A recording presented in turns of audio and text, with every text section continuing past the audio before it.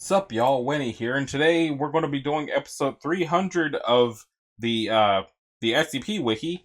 This is the episode where there's going to be 30 entries instead of 1 or 5, and also where I'm going to be changing the way that I title these videos so that the titles are shorter, sort of.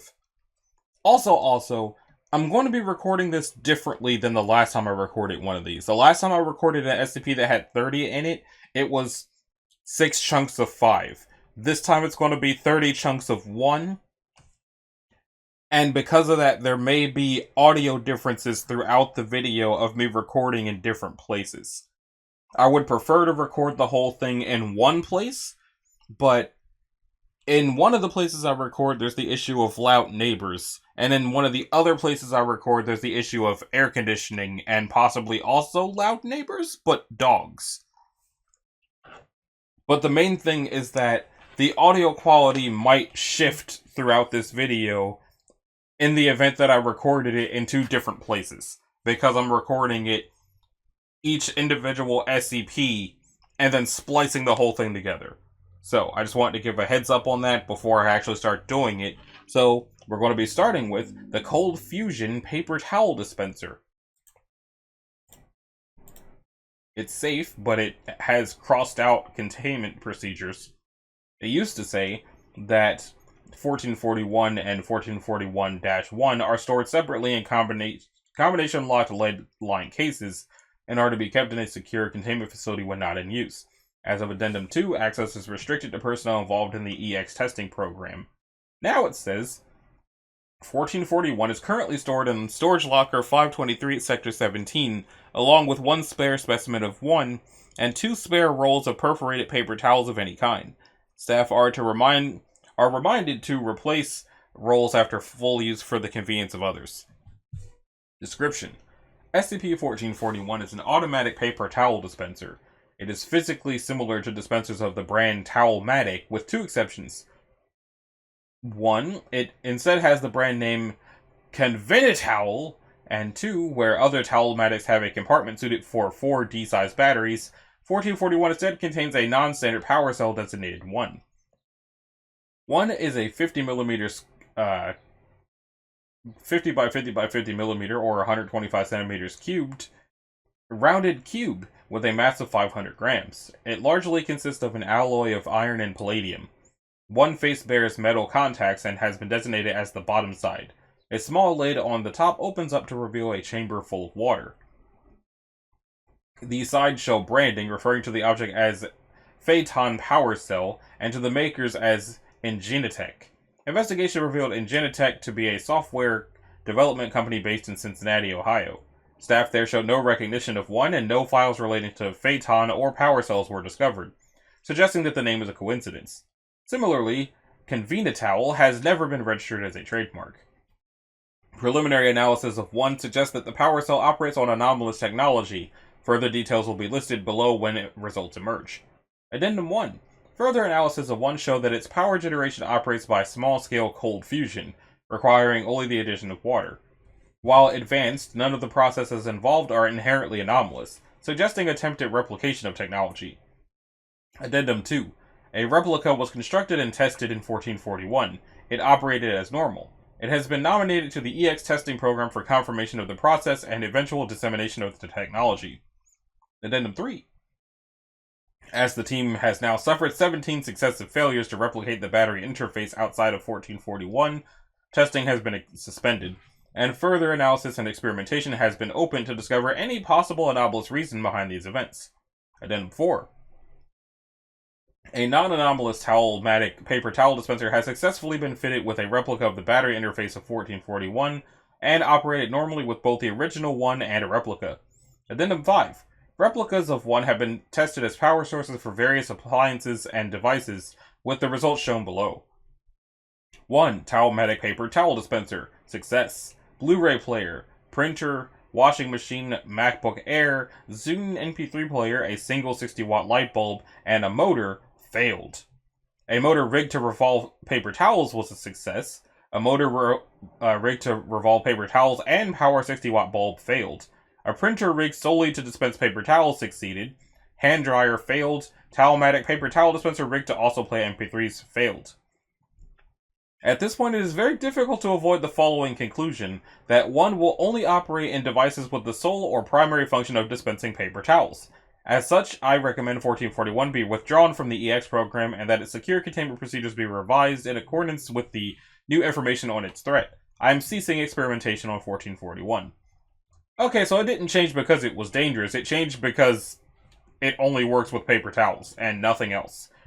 But if it's being used with something that can interact with paper towels, it will work. Interesting. Next up is Incorporated. What's Incorporated? Well, it's Euclid, whatever it is. Owing to the public nature of SCP-1442 and the large number of employees, or people employed by it who are unaware of its anomalous nature, containment has focused on keeping the employees of 1442 and the general public unaware of its anomalous nature, and on close monitoring of all activity by the containment team under the cover story of an SEC, U.S. Securities and Exchange Commission investigation. SCP-1442 is a corporation known to shareholders, employees, and the general public as blank blank Inc., which anonymously produces signals coded into stock trades, collectively 1442-1. The anomalous nature of it first came to Foundation attention in the 19-somethings, when automated Foundation monitoring of the New York Stock Exchange flagged an unusual pattern of high-frequency stock trades between 1442 and several other companies over a period of several months. Cryptanalysis showed that the trades formed an intelligible message in a simple code. An investigation by MTF Phi-1 hostile takeover into brokers and computers at the company demonstrated no awareness of the signals being sent on the part of any member or of staff or any anomalous activity from computers, and recommended that further study was warranted. After a decade of intensive study, encompassing interviews with staff, multiple detailed audits, and computer-aided analysis of patterns of asset purchases and capital transfers, it was postulated by Dr. Blank that 1442 comprises a fully sentient, sapient entity capable of informed decision-making and responses to its environment.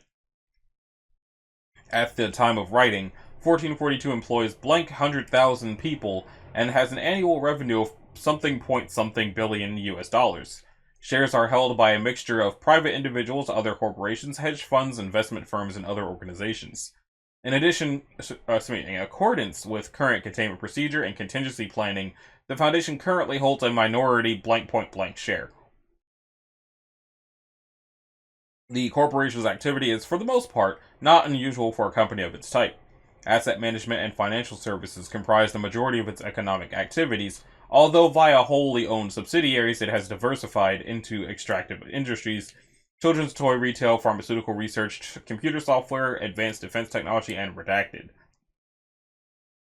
1442's employees and shareholders display no awareness of the anomalous nature of the corporation or of their roles as part of a larger cognitive pattern.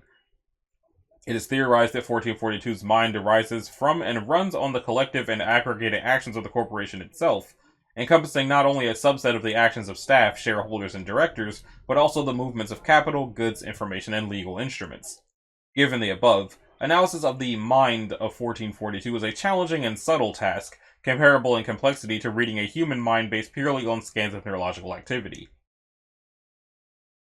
This has strongly hampered efforts to establish 1442's effective level of intelligence, memory, typical emotional responses, and speed of cognition.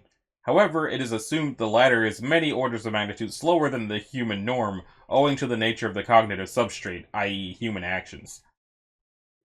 Not all actions performed by employees form part of 1442's cognition. Instead, it appears to exploit the existence of routine, semi-conscious, and habitual behavior by its employees for this purpose, especially amongst entry-level employees. Employees experience their behavior as freely willed, but are unusual in reporting higher levels of job satisfaction than the statistical baseline for their economic sector. Staff interviews typically feature self-reports of high levels of motivation, strong interpersonal relationships while at work, and a sense of being part of something larger.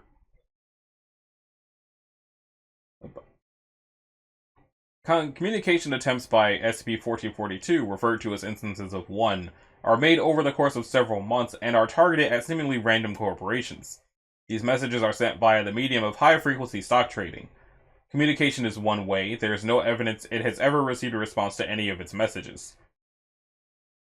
All messages contain a preamble attempting to establish the sentience of the sender, typically beginning with a sequence of prime numbers or the digits of pi, and a code in which to communicate. Despite the months-long process, the unique intelligible informational content of each message is brief, forming short sentences or sentence fragments, typically in English. Although SCP-1442 has been seen to attempt other language when communicating with multinational or foreign corporations. As yet, 1442 has made no confirmed attempts at communicating with human beings. Its perception of and attitude towards humanity both remain unclear. Addendum. Some selected examples of one once decrypted. Hello, I like your logo. I'm established 1984 $324 per share / Boston headquarters. You? You bought 2.6% of me. Why? Do you like me? Well, that's less sinister than something called Incorporated could have been, I'll give it that. But it's definitely also interesting.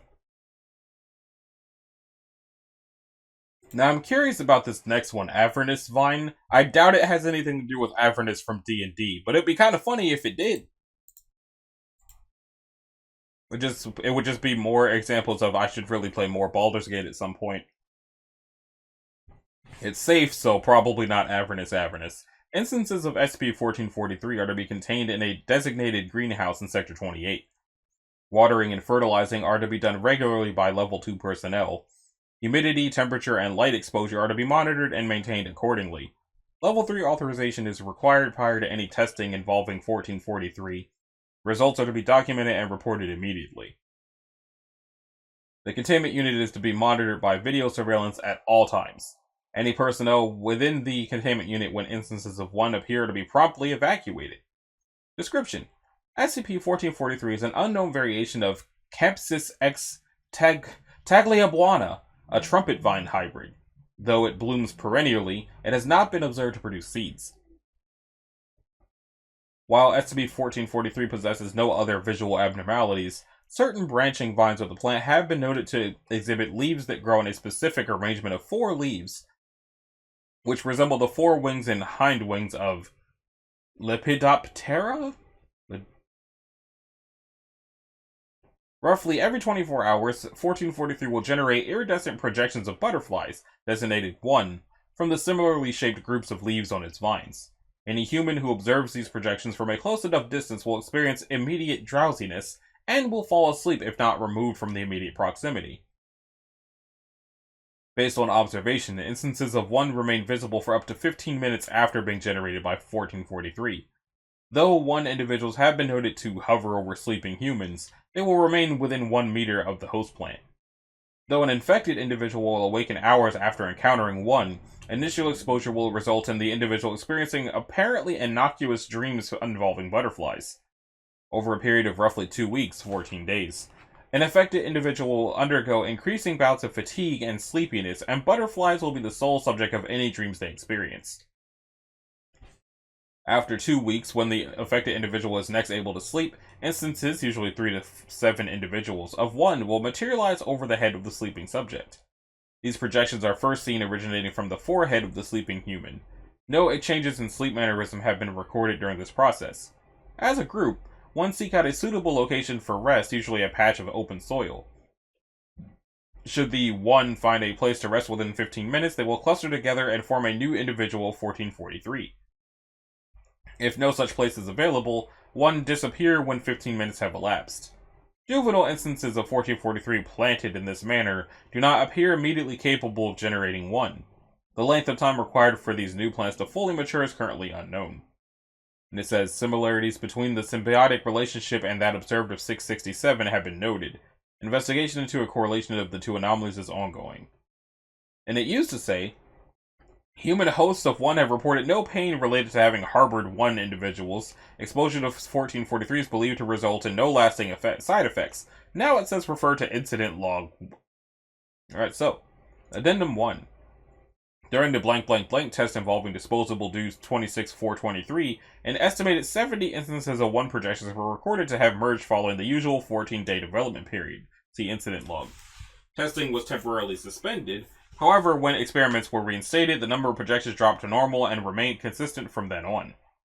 Excerpt from Incident Log 1.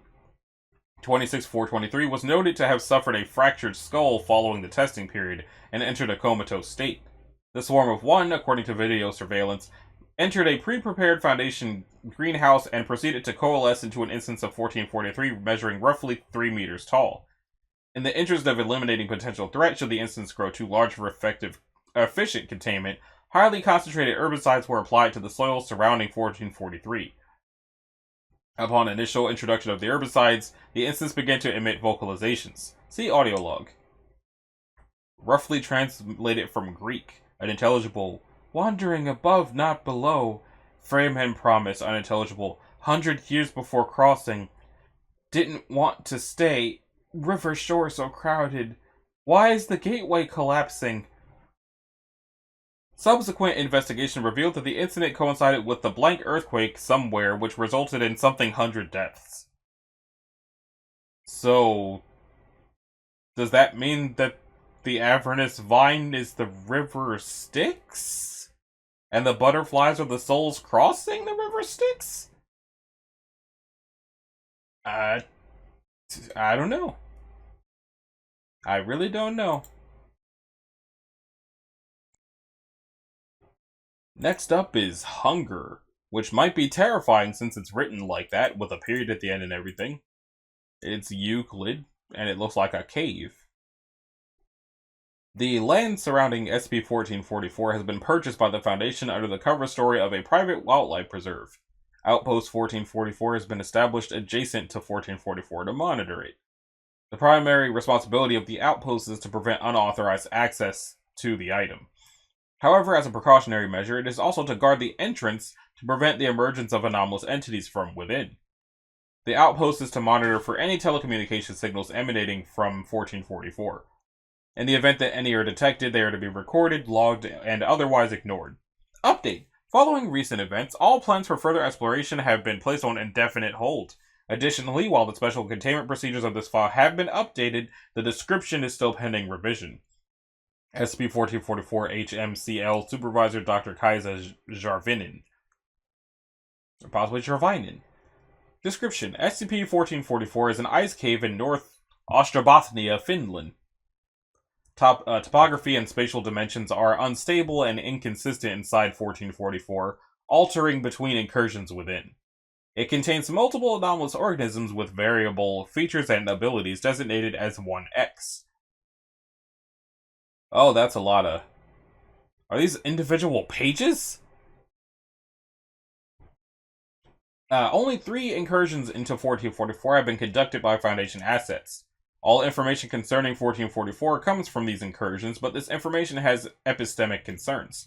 See log transcripts for further information. SCP-1444 was discovered after I.O. Beholder flagged a May 2013 Oulu newspaper article about an injured hiker as suspicious. The story was compared to previous articles involving urban legends around a monster cave and assigned a high probability of anomalous activity. The newspaper article detailed disappearance of 3 hikers and the recovery of a 4th member of the hiking party. This surviving hiker was discovered with a severe case of hypothermia and cranial trauma. The hiker testified that her hiking party had taken shelter in a cave and became trapped after falling in a crevice. This sounds familiar. Have I read this before? I know there was a day where I hit the random button on SCPs and just went for it, but this sounds familiar. The surviving hiker did not fall into the crevice and reported hearing the screams of both other members of their hiking party and unidentified creatures. After failing to find a safe descent into the crevice, the surviving hiker fled the cave and was discovered shortly thereafter. An interviewer was dispatched to investigate further, but unfortunately had their supplies of amnestics and veritants mislabeled. As a result, the memories of the surviving hiker were rendered incomplete, and the only useful testimony recovered was the location of the cave. So, first we have the exploration log of these disposable people. Exploration video log transcript. This is a long one. Oh man. Date June 12th, 2013. Subject initial exploration log. Mission command Dr. Jarvinen.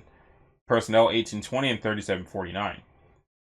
This is the first exploration into SCP-1444, Am I hearing my neighbors again? Don't y'all have somewhere else to go? Honestly. Which will be conducted by 2 D-Class personnel numbered 1820 and 3749.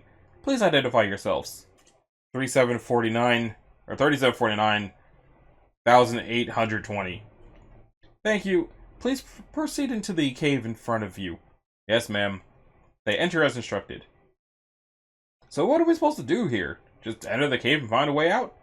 This is an initial excursion. We're not looking for much at the moment, just the audio-visual feed from within briefly cuts out with only static received by the outpost for 1 minute. After this minute, audio-visual is restored. Dr. Sharvinen, are you there? Yes, I'm here. The connection just cut out. Was there anything that could have caused that on your end? Just cave. Strange. Anyway, the purpose of this excursion is simply to locate any anomalous phenomena. In English, please. That was pretty fucking clear English. You're looking for anything weird. Noted. Why couldn't you just said that? Why do you always insist with this clinical bullshit all the time? Please proceed further into the anomaly. Your sentences will not be commuted if you do not comply. Fine. They continue within for the next 20 minutes before coming to a steep drop in the tunnel. Down, Miss Jarvinen? Doctor, and yes, please descend into the cave. They remove their climbing tools and descend the drop in the tunnel. 3749 stops midway down and motions for 1820 to stop as well. You hear that? Hear what? Like, a really quiet howl. Listen. Both of them stop all movement and cease making noise. A faint, nearly inaudible howl is picked up over the radio. Go find what's making that noise. We're still climbing. I'm sure we'll handle this as we get down, which shouldn't be long. Most of the way there. They reach the bottom of the drop and shine their flashlights around. The two are standing in a large cavern with 3 separate tunnels going in different directions. The howling is louder and is apparently coming from 2 of the tunnels. 3749 points to the right tunnel, which the howling is not coming from. How about that one? No, it's coming from the other 2. We need to go through those. You take left and I'll take the middle. Fine, but we're not splitting up. We need to cover our ground, figure out where this is coming from. I don't recommend splitting up. Left? Sounds good to me. Do we have any weapons on us? You should have been given knives. They're not really meant for combat, but I've seen them used for that before. Sounds good to me. Seems like they'll work well enough. They head down the tunnel, the howling becomes more audible and distinct. What does that sound like to you? Does that sound like a person? Yeah, it does to me too. I don't think that's an animal. Many animals tend to sound like people in their cries. Foxes, for instance, are like a woman screaming. I heard about that, but this feels different to me. I'm sure there's someone down there. Or something. You read all those stories about the monsters they have? What if it's something like that? Of course, I used to be stationed with a couple. Get your knife ready. They walk down the tunnel in silence with their knives drawn. They reach the end after 3 minutes. At no point does the howling stop. The tunnel terminates in a large cavern with a humanoid entity, 1A, crouched against a far wall. It is loudly howling. The cameras used by 1820 and 3749 do not capture a clear view of the entity. Jesus, what the hell is that? Is it even human? One of the hikers, maybe? There aren't supposed to be monsters in this cave, right? 1A rises to its feet. It stands approximately 3 meters tall, covered in shaggy fur, or shaggy white fur. The ends of its hands are covered in red stains, presumably blood. Neither camera is able to capture the face. 1A begins to howl louder. 1820 and 3749 run from it. During this time, the video feed from 3749 cuts out with no apparent cause. 1820 runs down a different tunnel than originally used to enter the cavern.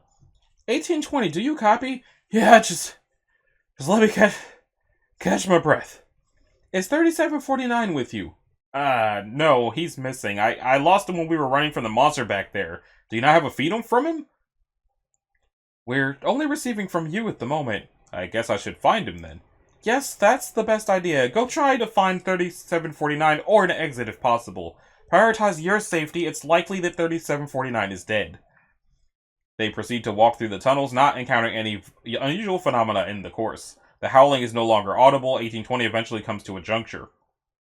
1829 shines his flashlight down both tunnels, illuminating 3749 in the right tunnel. Hey, I found you! Over here! That was pretty easy. Thank God! I don't know what happened. I was with you, and then I wasn't? I don't remember anything of what happened. Shit, must be the cave. Come on, let's try to get out. Did you find an exit out of here? Any luck? No, but I hate this fucking cave. Let's look for one. Finding an exit seems good at this point. We've gotten some good data so far, and we can end the exploration now. I'm glad you're happy. They continue to walk through the cave, coming to a steep rise. They use their allotted equipment to climb it, taking several minutes to do so before continuing through the cave. They walk around a corner, coming across an apparent exit and an unidentified individual, 1B. The external location of this entrance is unknown. Whoa! Why, hello. Who are you?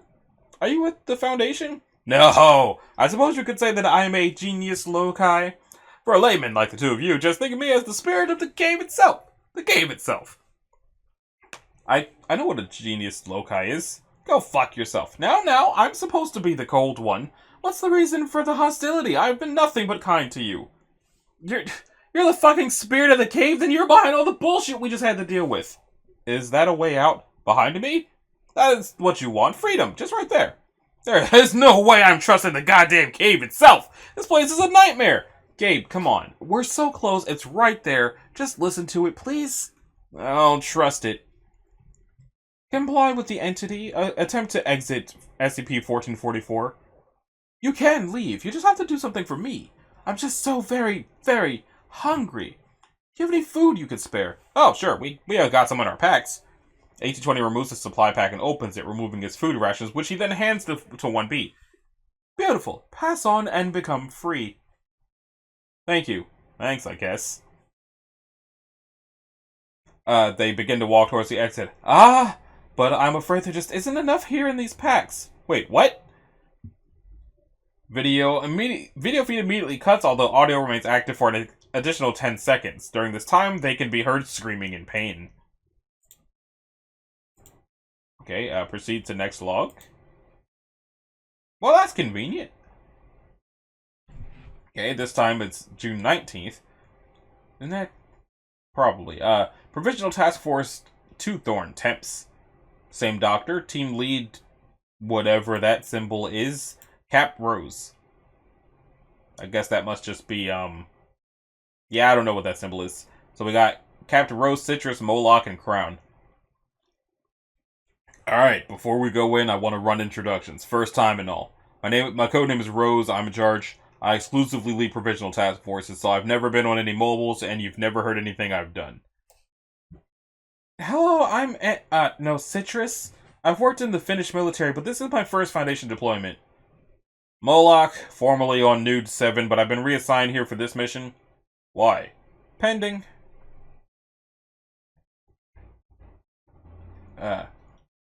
They gave me the code name Crown. I was once an esoteric coalition on a esoteric coalition strike team, but they defected to Foundation. Better ideology. A greenie, a probie, and a traitor. Just as good as any provisional, I suppose. Rose, are you ready? As I'll ever be, Doctor. Let's go, team. Task Force enters, switching their flashlights on once aside.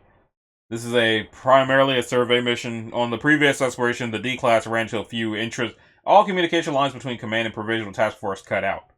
Again, they come back shortly later without external action. And finally, an apparent genius loci of the cave itself. Our current goal is to establish communication with that entity, if at all possible. Come in, can you hear me? Loud and clear, Doc. Why? Why wouldn't we? Communications cut out briefly on my end. We didn't notice anything, sorry. If they're back now, then we should be good? I think so. Proceed with caution and try to stay in regular contact, so we're warned if that happens again. Copy.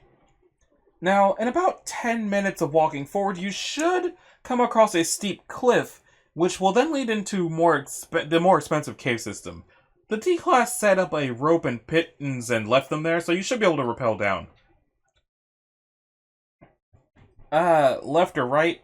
I'm sorry? We've reached a branching fork in the cave. Which way is the drop? That's unusual. I think that the initial descriptions of the cave had some accounting for inconsistent topography. Take the left. You heard her. Left it is. Did you get the chance to watch the files from the last exploration log, Captain? You weren't supposed to have access to those. We disseminated transcript logs and some pictures, but not the videos. Ha! I have my ways, Doctor. I saw the pictures, but I get your point. This cave system looks completely different, much darker, and there's water all over the ground. Somewhat expected variance? You can't expect the tunnels to be completely consistent throughout, I suppose. I don't know. This seems like a bit too different to me. Thorn 2 advances through the cavern in silence for 20 minutes. They emerge into an open cavern with a steep slope drop off to the left. There's approximately 1 foot of level terrain on the right-hand side. Moloch lights a flare and tosses it into the side of the slope. It slides down until the light fades into the darkness. That doesn't make any sense. Those flares are supposed to be visible for up to 5 minutes and from up to 15 kilometers away. It shouldn't have disappeared into the darkness. That slope's impossibly deep. Wait, what? Really? It's that deep? Don't fall in then.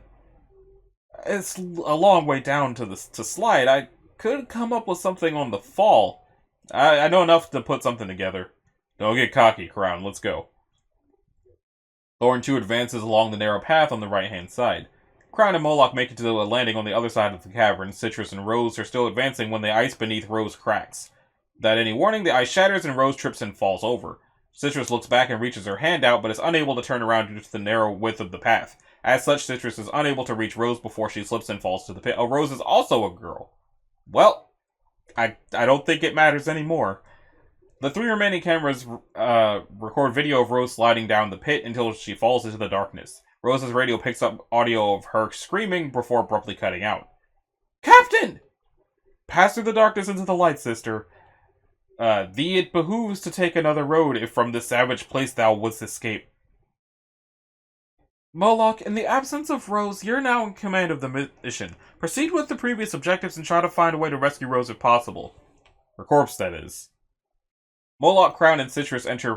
Are they all women, then? Or... I don't know. Moloch, Crown, and Citrus enter another cavern, this one with a low ceiling that emits light from an unknown source. The ground of the cavern is covered in rocks. It's pretty, at least. Odd that there's rocks around you. I guess the glacier is very thin where you are. There can't be much ice above you if there's light. Or it could be a wrinkle in space. You never know. These things are slippery to hold. Well, this seems like as good a place as any to sit down and take a breather. We've been hiking in here for a while, and we should take a quick stop, I think. The 3 remaining members of Thorn 2 sit down and open their packs, retrieving trail rations and thermoses. They begin to eat in silence. Rose is gone, isn't she? Almost certainly. If that slope was anywhere close to as long as Jarvinin said it was, then she's miles away from us by now. If space hasn't twisted around itself, that is. Reality isn't stable here. It's been weird. I feel like I'm walking through solid glass. Going through everything, but it could just... shatter? Break to 1,000 pieces? Do you think we're in danger? We're in the belly of the beast for certain. The genius loci... The spirit of the cave that appeared to the D-class. If the cave is alive, and I can feel something of that sort, then yes, that would be the beast. What do they teach you in the Coalition? I'm not one of the greats, but on my old strike team there wasn't a soul without talent. Even if it was just a little flame of power, they all had something. I learned a little. Can you teach us some of that? Maybe a spell or two? Not quick enough.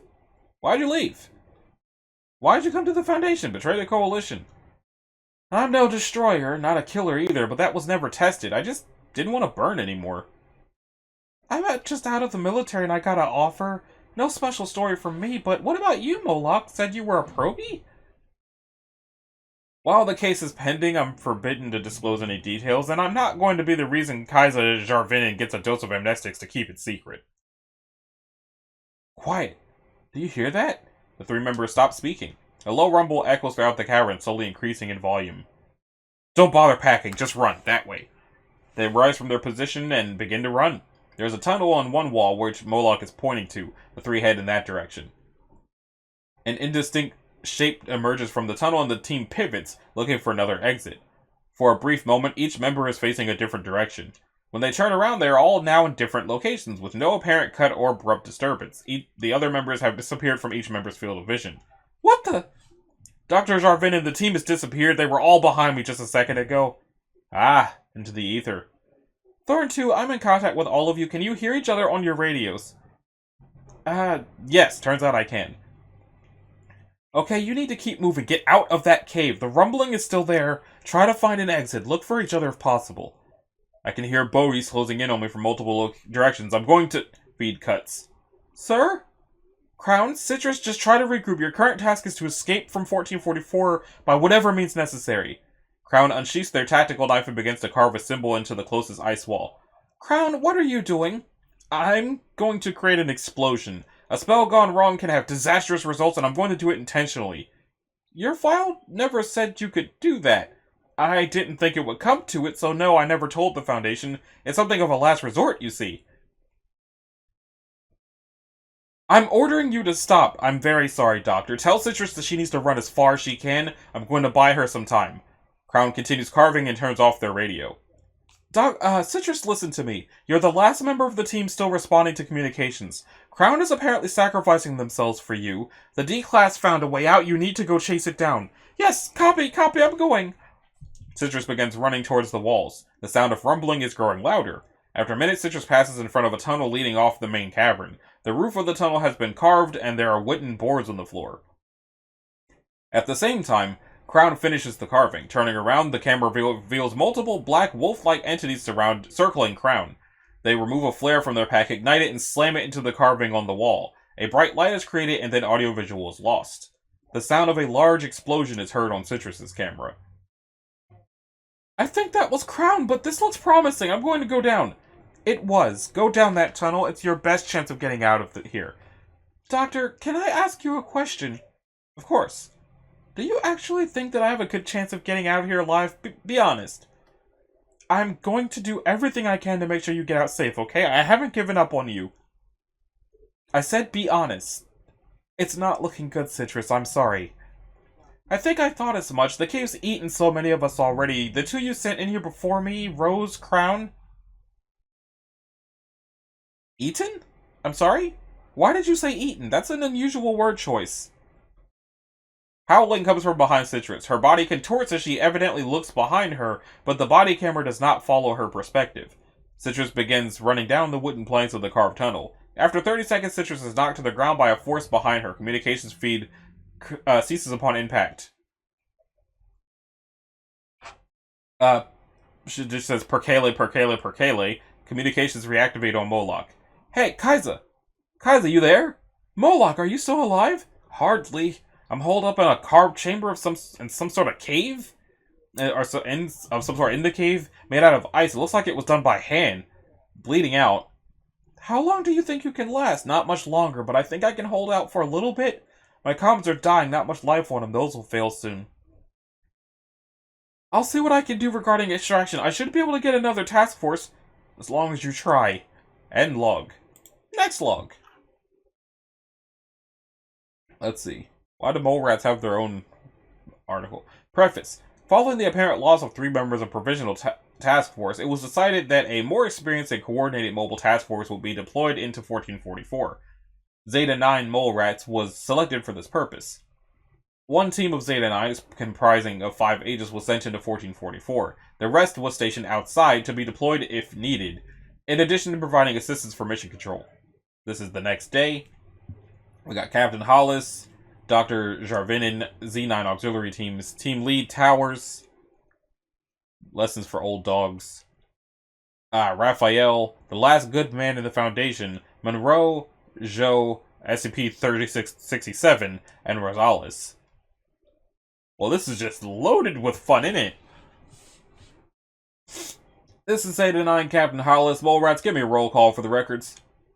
Sergeant Graham Towers, I'll be leading the mission today. Raphael, Sergeant Monroe, Explosives Handler. Lieutenant Francis Joe. I'm Corporal Medea Rosales. Rosales? That name sounds familiar. Any Foundation family? We're a prolific Foundation brood. My uncle is captain of the Jaeger bombers. My dad was head of the Archaeological Division for a couple of decades. My older brother is his successor. My younger brother's on Zeta 2. Perseus, Hector, Ulysses, and Achilles.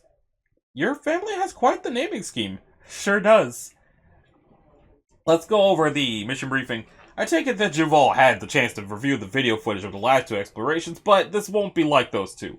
This time, it's a rescue. A member of Provisional Task Force Thorn 2 has been trapped within and is currently alive. His radio has died, but we're still getting a vital reading. Can't trust Provisionals with anything, can you? Nowhere near as good as us rats. Thorn 2 served honorably under the circumstances they were facing, if you say so. Alright, team. Before we head in, I'd like to discuss strategy. That cave has incredibly distorted spatial realities, but the thorn is in there somewhere. Now, in my experience, effects like this crumble under pressure, so if we break the walls and blow them up, space will start collapsing. If we're controlled about it, we should be able to collapse ourselves onto Thorn's position and then burst out. How reliable is that technique? We don't want to injure Moloch in the process of rescue. It sounds dangerous, but we've done it successfully in the past. If there's nothing else anybody wants to cover, we can head out now. The detachment enters 1444 while the other teams remain on the surface at the outpost. Colder in here. Not the worst I've ever had. It's an ice cave in Finland. There's a 30-second communication failure between the Zeta 9 and Command. No signals are recorded coming from the inside during this time. What's going on? Communications failure. It's happened both previous times the guys have gone in. It has to be related to SCP-1444. Current hypothesis is that they've reached the threshold of the actual anomaly. But the comms come back. About 30 seconds later, we gave the Thorn 2 and your boys better equipment than the D's. Didn't do anything. Don't trust it. Neither do I. 30 seconds after the beginning of the failure, signals return. Communications restored. Come in, Command. This is Zeta 9. We're picking you back up, Zeta 9. It seems you have reached the anomalous portion of 1444 itself. So, this is where the fun begins. Let's get straight to the point then and blast a hole in the closest wall over there. No time to waste. Right away. Step back, everyone. Z9 Monroe removes a long drill from his equipment and bores into the ice wall. He then removes an explosive charge and feeds it into the hole, securing a fuse line out. After clearing the explosive radius of the charge, he detonates it. When the debris clears, there's a large opening in the middle of the wall, large enough for an individual to pass through. Z9 walks through the opening into a large cavern. On the far side of the wall is an ornate wooden staircase, leading up to the side of the wall to a balcony 40 feet in the air. The tops of the balcony extend in either direction beyond the initial cavern. In contrast to other areas of 1444, this staircase has artificial lighting. It worked! Is that staircase going up? Wouldn't that take them out of the glacier? It would normally, but it appears the dimensions within the glacier don't correlate well to those outside of it. Looks like we found something, alright. Those are lights. There has to be a power source somewhere, which we should be able to follow relatively easily. Good point. The members of Thorn 2 that we were supposed to rescue gave his last known location as being in the middle of a carved section of ice, so a man-made section is probably close to that. Oh, good analysis, team. Follow those lights to see if you can find a source. They begin to climb. Careful, these are rickety. While Monroe, the last member of Zeta 9 in the line, is ascending the staircase, the stairs begin to creak before a board gives out from under Monroe. He falls quickly and tries to grab onto a railing, but they are covered in ice and he is unable to get a grip before falling 30 feet down. Monroe crashes into the ground and stops moving. Blood begins to pool around his head. Shit! What did I say? You need to get off those stairs as quickly as you can. They're not safe. You can assess the situation later. Yes, ma'am. Looks like we have to abandon Monroe. Okay, so Hollis is also a woman. Let's go. The rest of Zeta 9 is able to safely ascend the stairwell. There are multiple tunnels leading off from the landing that the task force has convened upon in several directions. The closest tunnel has metal railings, mats on the floor, and is carved directly into the ice. If you're looking for a power source, then the tunnel in front of you is your best option. I'm not sure that's In the command office, Hollis slaps Dr. Jarvin's shoulder and brings a finger to her lips. Good idea, Captain. Let's go. How long was he on the team? Monroe? Yeah. 3 years. Before that... 3 years. Before that, he'd been on the one task force that blows up houses. Can't remember the name. Love him, though. Home Improvement. Size 7. Yeah, that's the one. He wanted a little more danger in his life and a promotion. It's just that he died so randomly. Fell down a little and... That's a reminder. For all your bluster, you could just get cut down nice and easy. No fight or anything, just fall into the abyss. One member of Thorn 2 died the same way on the last exploration. Never changes, temps. You know, that place looks like something like a Foundation facility, don't you think? Just like one of the labs the eggheads love, white walls, professional and all. I think I can see the resemblance. Proceed forward, see if you can find any offshoots or terminus to the tunnel. Understood? Zeta 9 proceeds forward along the tunnel until reaching an end. The tunnel terminates in a staircase leading up, this one carved into the ice. The lights continue leading up into the new tunnel, which is solely composed of ice. Power source has to be that way, right? We found something good this time. Possibly. Yes, go on, proceed up those stairs. Zeta 9 ascends the staircase and reaches a new tunnel system. This portion of the system is carved with a high level of detail and it has several branching tunnels on the right side. I don't think I like Captain Hollis. It kind of feels like Captain Hollis just wants them to get eaten by the cave. Given that she's not letting Dr. Jarvinen say anything. Or Vinen, whichever. Cold. Captain, earlier you said something about the tunnels resembling a Foundation facility. Do you think that holds even truer now? Absolutely. Look around you for any identification. There's a plaque here. It's covered in snow. It says property of the Foundation. The bottom's obscured. Wipe it off. Does it say Department of Abnormalities? 1 second. Yes, it does. Captain Hollis mutes command broadcasting audio. Do you think this is all suspicious? How so? This is all too perfect. Far too perfect. This whole time the video feed has been molding to what we expect from it. Every time I mention or suggest something, it comes up. I mention it looks a little like a Foundation site, and then it perfectly matches one, and now it's a Department of Abnormalities bunker? What is that? Classified, but that cave is tailoring what our task force is finding, and is trying to make itself interesting to us. Captain Hollis unmutes audio transmission. Scope of the mission has changed. Rescue is no longer your primary concern, but securing this location. We don't know what could be in here, so proceed with caution. Any kind of anomaly could be present. Copy that, Captain. They continue along the hallways before coming to a door marked with SCP-1A0A. Joe opens the door and enters, followed by Rosales. Raphael and Towers remain outside. Inside the room is a humanoid statue covering its mouth with its hands. Three wise monkeys, This is anomalous, right? It's the Department of Abnormalities, you figure it out. Wonder what it could... The statue animates and reaches out to touch Joe. Although he flinches back, the statue lightly brushes his arm before returning to his previous position. Joe's arm begins to transmute into ice at the point of contact. He touches the ice with his uninfected hand, which also begins to transmute. He loudly and audibly sighs. Towers, I've been infected by an anomaly with a certain chance of death, requesting immediate termination. Towers and Raphael enter the room and observe Joe. For fuck's sake, Joe, what the hell was that all about provisionals? Take the shot. Raphael raises his rifle and fires multiple times at Joe, hitting him in the head and chest. Joe falls to the ground and his body continues to transmit into ice. Jesus! No touching that. Yeah, leave the body. Let's go. Eyes on the statue as we leave. The three remaining members of Zeta 9 exit the room, keeping camera feed on the statue as they exit. No more messing around with the anomalies. We need to find a central control chamber in here or something like that. Good idea. Go looking for that. The 9 proceeds down the hall until they pass by a chamber with a melted hole in the wall. Water drips down from the ceiling and debris is strewn throughout the hallway around the hole. The interior of the chamber is empty. Call Nine-Tail Fox. Captain, should we try to recontain the escaped anomaly? No, but keep an eye out for it, I suppose. It could strike at any moment, could come from behind at any moment. In fact, it might be sneaking up on you right... Hello. Raphael, Rosales, and Towers turn around. A collection of naked humanoids, collectively 1C, is standing behind them, completely blocking the hallway. Each humanoid is brandishing a bloody knife, axe, or other edged weapon. There are enough to completely block the hallway and a view of the others. Zeta and I collectively back up and draw their weapons against 1C. You're quiet. Who are you? What do you want?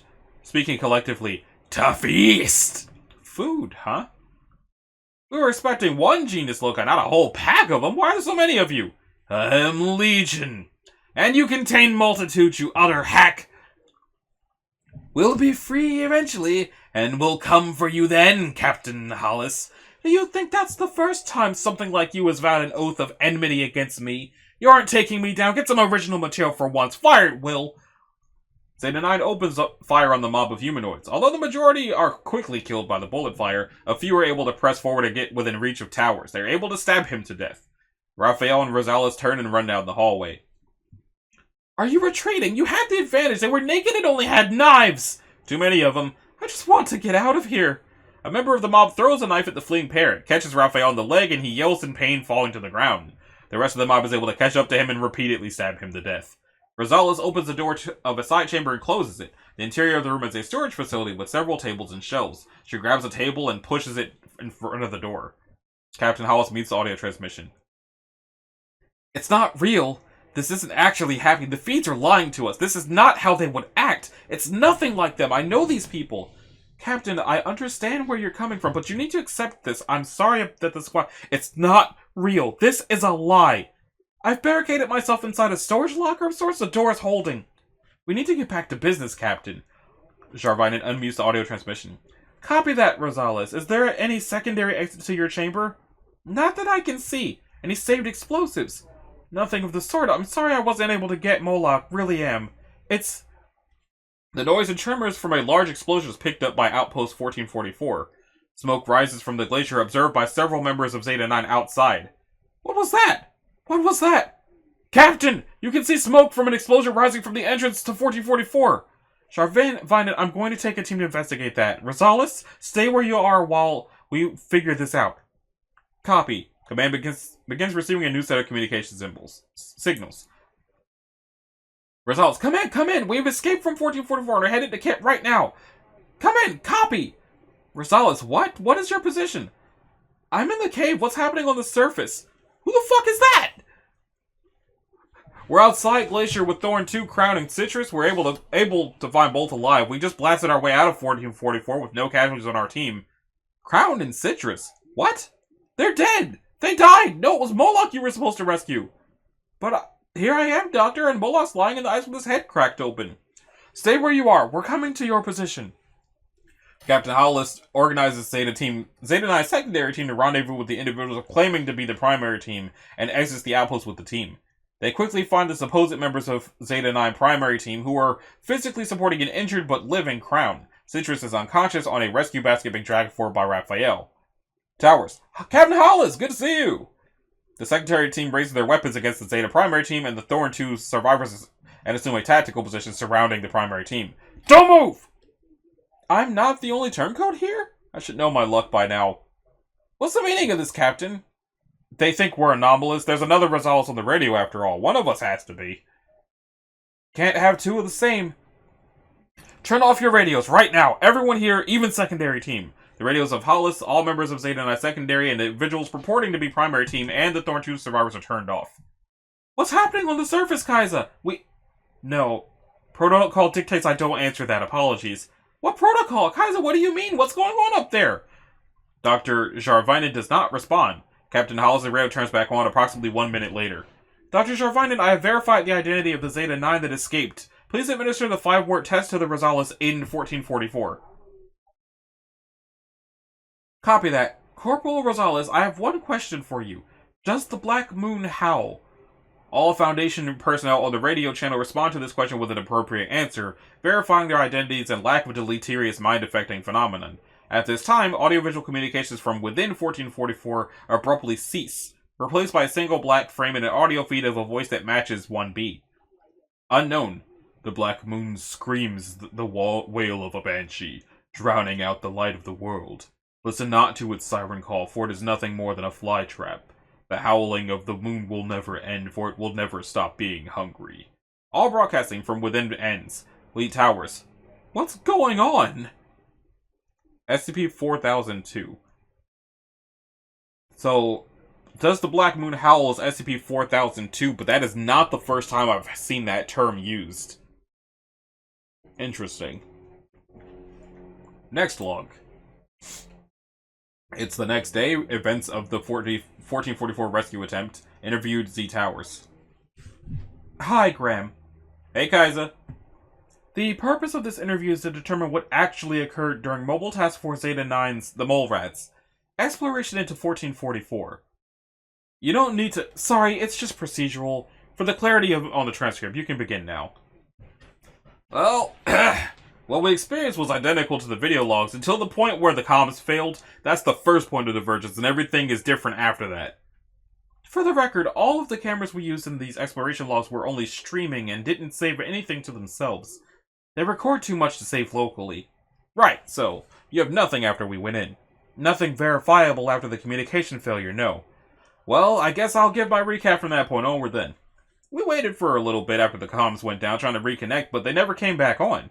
Since we hadn't gone very far, I made the decision to head back to the outpost and fix them. Standard operating procedure after the loss of contact with command, correct? More or less. But we turned around and all of a sudden there was an ice wall in front of us blocking the entrance. Don't know where it came from, since that was the only actual instances of reality warping we encountered. I told Monroe and Rosales to start working on drilling explosives into the wall, which they got ready for. But the explosion didn't come for a while later, right until you escaped? Right. I told them to wait for us to get back to lessen the chance of a hostile response, and so we wouldn't have to blow another hole when we actually were trying to get out of there. I took Raphael and Joe and marched a little forward into the cave. About 50 feet down there was a weak point in the cave floor. The hiker who escaped mentioned a crevice. Right. The ice was weak, so if you walked onto it, it'd give out from under you and send you falling into the ice. We shot it once and it crumbled. Radioed back to Rosales and Monroe and told them what we found. Once that was established, it was time to set up our climbing equipment. That took a few minutes to make sure everything was secure, and then I descended into the pit. Raphael and Joe waited at the top for me to give the all clear. Might be Zhao, actually. No, it's so. We got to the bottom of the cave. It opens up into a huge cavern. There were a ton of bodies down there, just covering the floor. A couple had been rolled away from the drop so you wouldn't have fallen directly onto the bodies. Those bodies were all covered in ice with the backs of their head cracked open and a web of blood stemming from the back. What about the survivors, the Thorns, Crown, and Citrus? Right. There were two of them off to the side, and they were glowing gold, embracing each other, breathing, although very slowly. I dropped down to the floor and poked the ground with the stick. No reaction, so I lowered myself to walk on the floor, but didn't disconnect from the harness.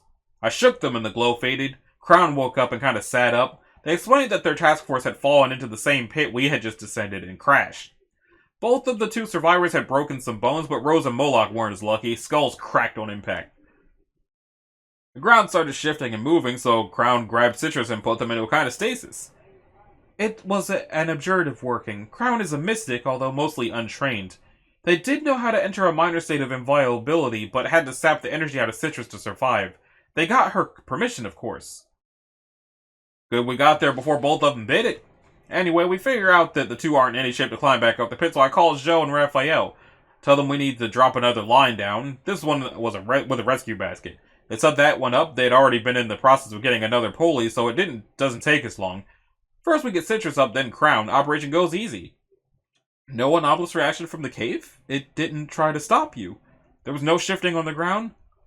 As soon as we made the plane, Crown and Citrus went back into being invincible, and, well, I pulled up a few feet, so I wasn't touching the ground. Whatever is controlling the cave, I don't think is very smart. And Raphael and Zoe didn't have any trouble deploying the bed and pulling it back up again? None. I helped get Citrus onto the basket, Crown went inviolable, and off we went.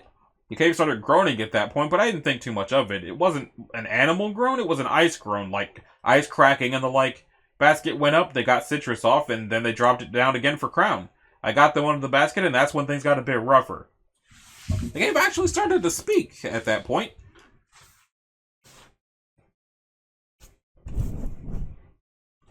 Sorry. Just checking my microphone. The ice started rippling, so I belayed myself back a few feet and gave the all clear to take Crown up. Raphael and Joe lifted him, and then I started to get a good handle on the situation. In front of me are dozens of corpses. Some are recognizable, 2 in D-class outfits, 2 in task force gear, the rest are just hikers. There's sounds coming from all around me, some voices screaming, others demanding that I stop, others begging me to feed them. Now, Doctor, you might look down on me for the next bit, but I don't really care. What did you do, Graham?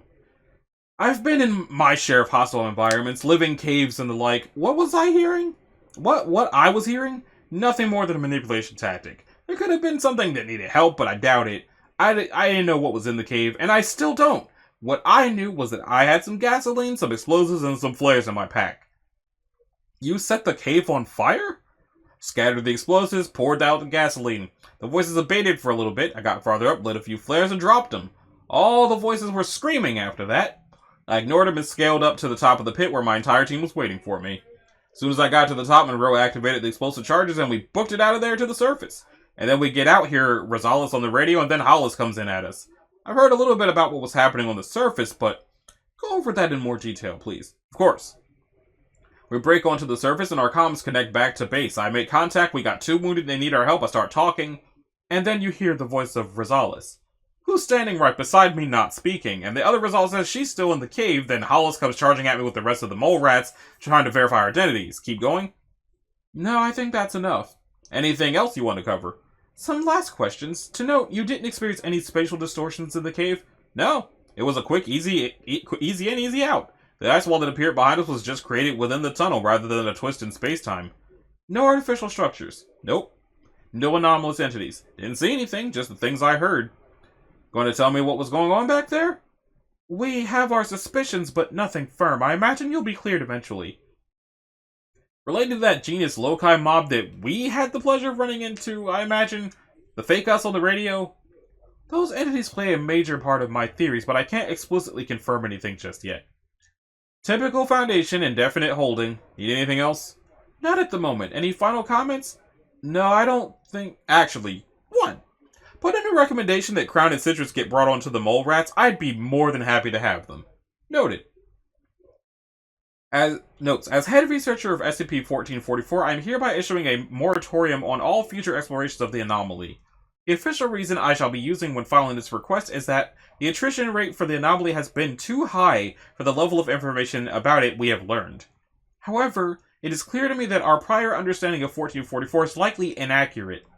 Evidence suggests that some entity desire us to send more individuals into 1444. We cannot give it what it wants. Well, dang. So it looks like the reason that they have to... Okay, so all exploration is canceled, and they need to update the file. So the reason they need to update the description is because it's not that the cave does things. The only thing the cave does is lure you into that hole, and then eats people at the hole. And it sounds like nothing outside of that hole in the ground is actually dangerous. And for all we know, him lighting the cave on fire may have actually neutralized it. But as SCPs go, as Euclid SCPs go, that is just plain terrifying. Alright, so next up we got an antique spacecraft. That sounds simple enough. And it says it's safe. A contemporary depiction of SCP-1445 dating to approximately 1400-something CE. SCP-1445 is to be kept in a standard storage chamber inside Storage Site 23, with standard humidity control mechanisms for purposes of antique preservation. The object is to be kept sterile and examined bi-weekly. Other additional antique preservation measures may be employed as necessary under the direction of the curator Mr. C, an expert in Ming Dynasty antiques from the Antiques Department. Guards posted at the entrance of the chamber are to search for and confiscate matches, lighters, or any other incendiary tools from visitors. Because public knowledge of 1445 existed prior to its containment in various degrees due to its history, information countermeasures have been deployed by the Foundation in order to prevent the spread of knowledge of its anomalous properties. In the Western world, where references to the object have been found in texts back to 1900-something CE, the history of SCP-1445 is to be branded as a myth. References to the object as such have been disseminated into the media, discrediting the actual accounts of the object. In the People's Republic of China, the aid of the Chinese government has been enlisted to restrict access to contemporary accounts of 1445, and to suppress the rumors of it in Chinese internet circles. Specifically, the government internet commentators colloquially known as the Five Mao Party have been instructed on the Foundation's behalf to disparage any users who allege the existence of the object, past or present, on the basis of the history of 1445 being entirely made up of superstitious beliefs. They were further instructed to redirect the attention to modern Chinese spacefaring achievements and divert the topic completely, using Chinese nationalism as a catalyst. Description: SCP-1445 is a wooden chair, approximately 0.75 meters tall, resting on top of a square base of 1.5 meters, with a height of 3 centimeters. The base suffers minor burn damage, presumably from its first usage. All of the wood material used in 1445 has been identified to be from Dalbergia odoriferum, which is commonly known as fragrant rosewood, a popular material for luxury wooden furniture during the Ming and Qing dynasties. When carbon dated, the object was determined to be about 500 and something years old, and to have been made around 1400 something CE or during the early portion of the Ming Dynasty. 11 rockets are attached to both the left and right faces of the base for a total of 22 rockets. The rockets have fuses that are suspected to regenerate after use. However, no other parts of the object display such regenerative properties and can be damaged as expected. Mr. C noted the furniture as a whole to be extremely well maintained for its age, attributable to the time the object spent in the vacuum of space. However, it has suffered minor damage from what have been determined to be micrometeoroid impacts, though the object was repaired and restored to the greatest extent possible after acquisition under the coordination of Mr. C.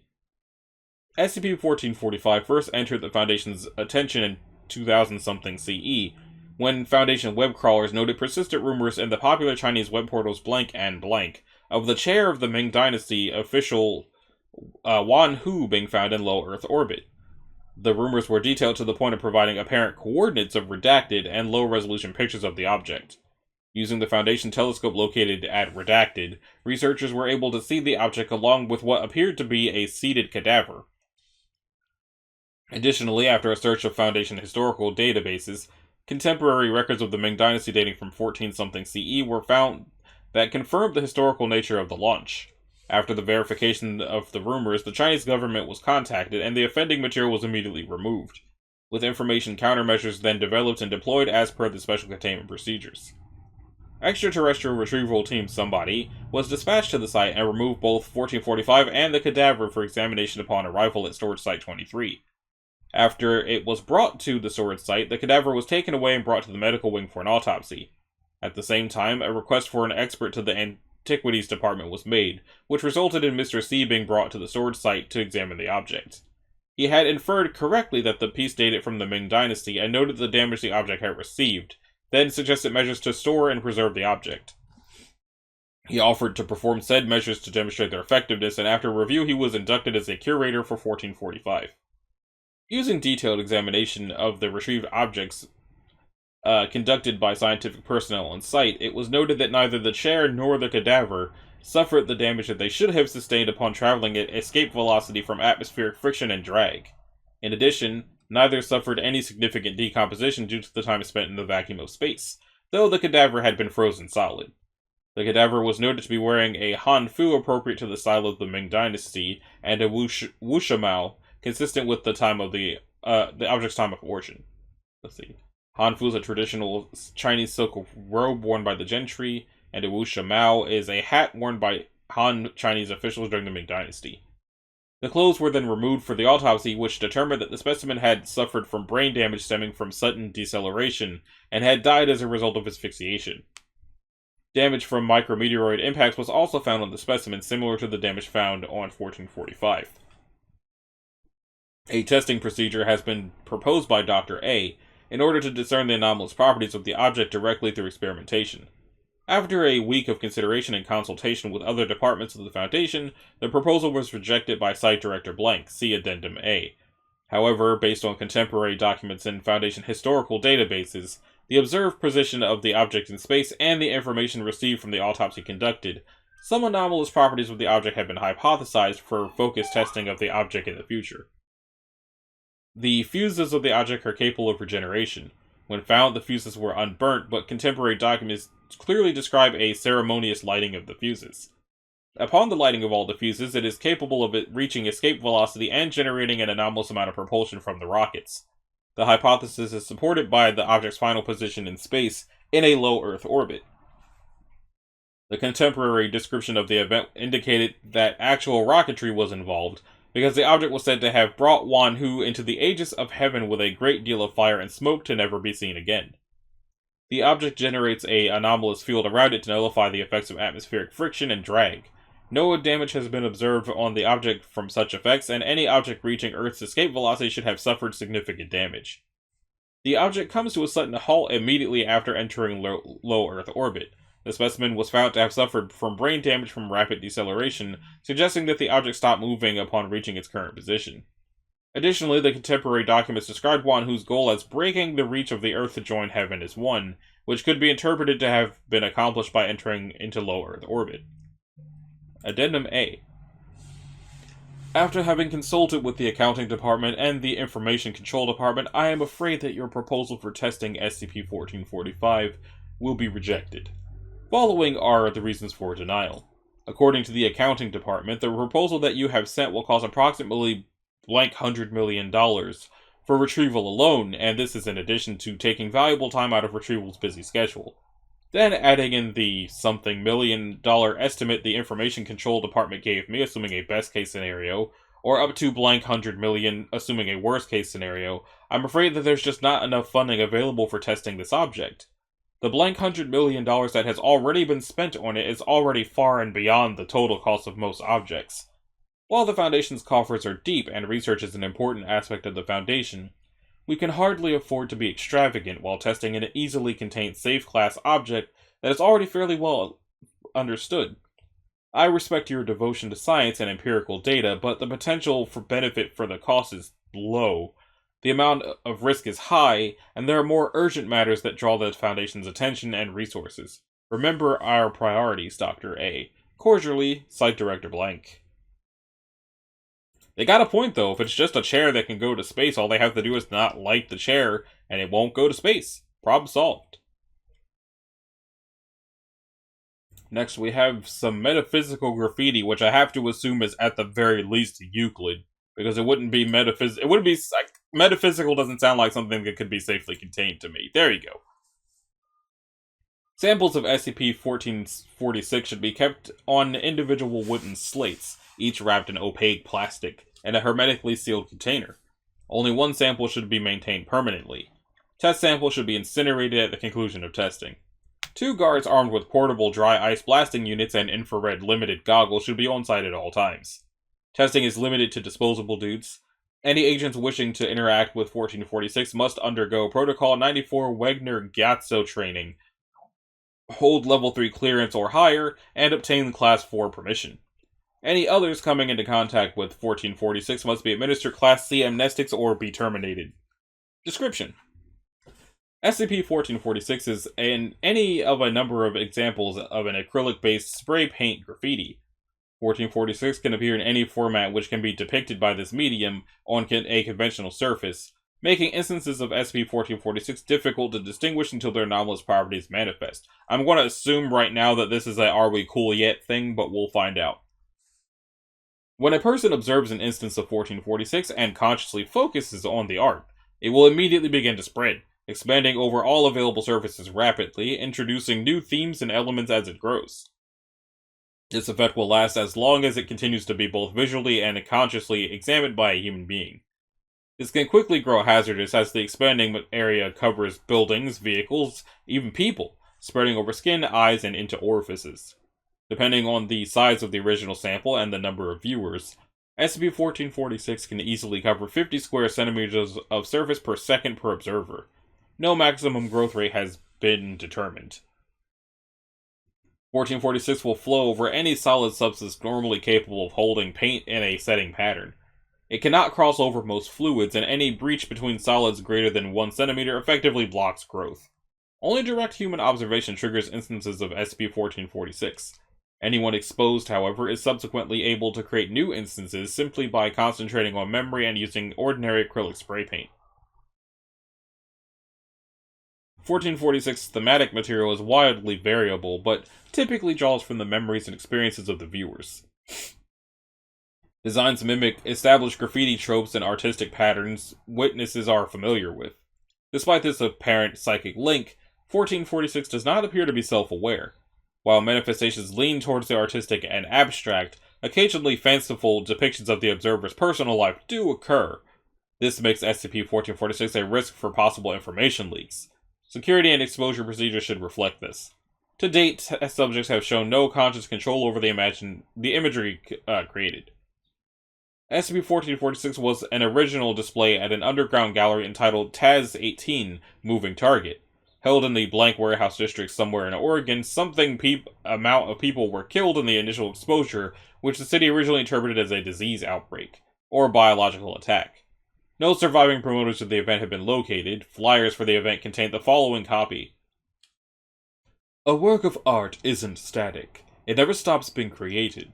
When paint touches canvas, the creation has only just begun. Now it's time for the painter to step back and the critic to step forward. The observer breathes life into art, each one changing its meaning, building on it. The art feeds on their ideas, their beliefs, their dreams and nightmares and perceptions. They imbue the creation with meaning. The interplay between the art and the patrons blossoms outward, smothering the boundaries between them until one wonders if there was ever a distinction between artist and audience at all, or if art is just a moving target. It is. Oh, nope, there it is. Are we cool yet? I had a feeling. It's. Whenever there's an artistic based SCP, it's usually those guys. Alright, next up we got Tulpa, which I'm pretty sure is a place, but the SCP is probably not a place. It's Keter, so maybe it is a place. SCP-1447-1's current containment unit comprises an airtight 2.5 by 2.5 meter cubed concrete container, reinforced with a 6 centimeter ablative steel plating and suspended within Bay 4. The cell interior is to be inspected daily and any damage reported immediately. Dented or otherwise structurally compromising plating is to be patched. A reserve of replacement steel plate of the appropriate gauge is to be maintained at 30 square meters. Discovery of any hole or crack in the plating should be considered a breach of containment, and 2's quarters are to be immediately secured. SCP-1447-2 is confined to his quarters, the location of which relative to 1's containment unit has been selected to minimize possible interaction between 1 and any other Euclid or Keter-class SCPs, as well as incorporating blast-proof screens and choke points to be employed in the event of a breach. Reasonable requests from 2 may be granted with the exception of any item which could facilitate external communication. 2 may also be consulted by maintenance staff on issues relevant to his primary area of expertise. However, following Containment Breach 1, 2 is no longer granted freedom of the facility. 2 is to spend at least 4 hours a day meditating on the following topics.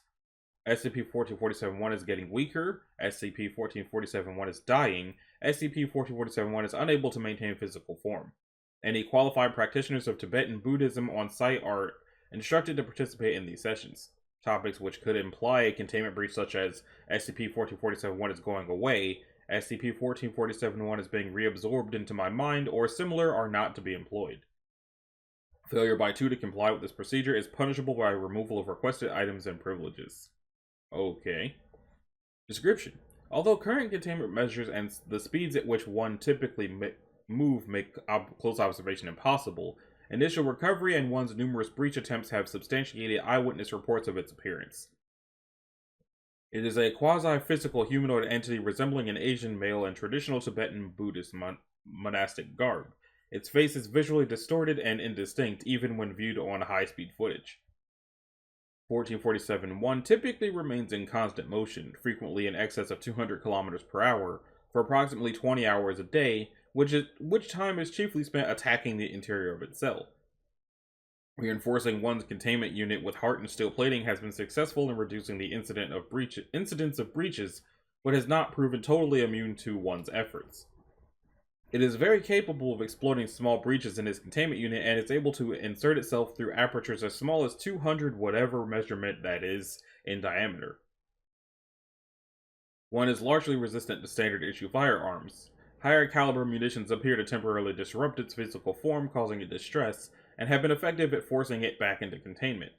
High explosives have proven effective at completely dissipating 1. However, when attacked in this manner, it has shown the capacity to rematerialize anywhere in the immediate vicinity, ignoring any intervening barriers. Furthermore, during Breach 5, 1 apparently goaded security personnel into employing explosives near the containment area of SCP-1000-something, resulting in an additional breach event. Attempts at communication with the entity to determine sentience remain inconclusive. Although 1 responds to questions, its vocalizations are largely unintelligible. Analysis has revealed them to be garbled versions of mantras in the Tibetan Buddhist tradition, repeated hundreds of times a second. 1 is not implacably hostile to human life and remains focused on reaching and killing 2. However, Foundation personnel who attempt to impede its progress are subject to attack, and if frustrated in its efforts, it has been observed to become indiscriminately violent. SCP-1447-2 is a 50-something-year-old Caucasian male who claims to be somebody else, or a computer engineer and software entrepreneur of some note. 2 has been unable to explain the continued activity in the public eye of his namesake, a figure who shares 2's alleged identity and life history, but has speculated that he may be an imposter hired by his business associates. His counterpart is to be kept under surveillance by Foundation personnel, as another possibility that is either 2 or his counterpart is an entity similar to 1. I almost want to say William Gates, but nobody writes his name like that. Recovery Log 1447. 2 claims that a lamasery, allegedly located in the Qinghai province, China, provided him with the location of Site-73 and arrived there at some point, seeking sanctuary from what he described as a tulpa. See Interview 21. 2 days later, Site-73 came under repeated attack by 1, resulting in the deaths of 2 agents. 2 was evacuated by a plane and the attacks immediately ceased. 2 was transported to London and subsequently moved to Site-60. 1 took under 3 weeks to locate the site, attempting to breach its security and gain access to 2. On-site personnel were ultimately able to funnel the entity into an early version of its current containment unit at significant cost in terms of expended human and material resources. Addendum 1. SCP-1447-2 has been informed of the death of his counterpart. He requested a full medical checkup, which was granted. Tissue and hair samples taken from 2 show no anomalous characteristics. 2 remains convinced that he will be successful in the destruction of 1 through the application of methods of concentration and meditative practice. Successive breaches have indicated no change in the capabilities of 1 to date. However, it is noteworthy that the entity's activity within its containment unit is severely curtailed during periods in which 2 engages in focused meditation on the abolition of the tulpa. Thermal imaging reveals that 1 is almost completely still during these periods, adopting the Vajra meditation position. Foundation consultants versed in the Tibetan Buddhist faith have posited that 1 may be sufficiently sentient to be able to meditate on its own existence, thus reasserting itself. Addendum 2. Proposals are under consideration to incorporate means of disrupting 1's meditation into its containment unit. The incorporation of a hydrochloric acid bath similar to that employed in the containment of other Keter-class SCPs is presently considered too likely to lead to a breach via the delivery mechanism. Other possibilities include microwave emitters to heat the interior of the unit and high-volume sonics proven to inhibit concentration. Current theories indicate that the death of 2 at the hands of 1 or otherwise is unlikely to result in the destruction of the tulpa given its current level of autonomy. Controlled infliction of pain on 2 shows no corresponding change in behavior on the part of 1. However, 1 is currently containable largely by virtue of the fact that it consistently seeks out and attempts to kill 2. Freed from this compulsion, the entity would become completely unpredictable. For the foreseeable future, containment efforts must focus on further reducing the incidence of breach attempts and minimizing the exposure of the other Foundation assets to 1. And then there's an interview between Dr. Rolfus and 2 on the 20th of September 19-something. How are you feeling today, 2? That's not my name. I understand that you claim to be blank. I am blank. We'll get to that. What is the nature of your connection to SCP-1447-1? That's what you call the tulpa, isn't it? That is what we call the entity that has thus far attacked 2 of our facilities in an effort to get to you. I created it. You created SCP-1447-1. Yes. After 85, I resumed my travels in India and Tibet. I guess I was seeking a spiritual experience. You were a tourist. Yes, of sorts. I found a group of monks in Qinghai who said they would teach me how to create a tulpa. What did you hope to accomplish? Well, a tulpa is supposed to be a thought form made visible and tangible to others through intense meditation. Answer the question. I thought I had. I guess I didn't have any ulterior motives to manifest my thoughts to impose my will on reality. Isn't that enough? You couldn't control this tulpa. At first I could. I wanted to manifest the Buddhite. You probably know him as the Fat Buddha, but he wasn't a Buddha, he was a folkloric deity. The monks told me to choose something else, but I became fixated on it. If you don't mind me saying so, footage we have of SCP-1447-1 does not resemble the Fat Buddha. No, over time he changed, became thinner, meaner looking. Its behavior changed. Yeah, I imagined him as a jolly, a prankster, who would play practical jokes on me and the other monks, but over time they grew more and more spiteful. What happened?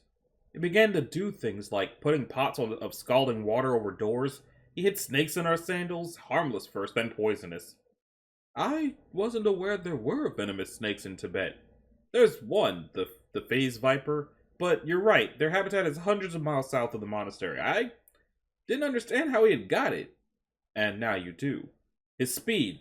Yes, one day I realized I couldn't visualize his face anymore. That was a turning point.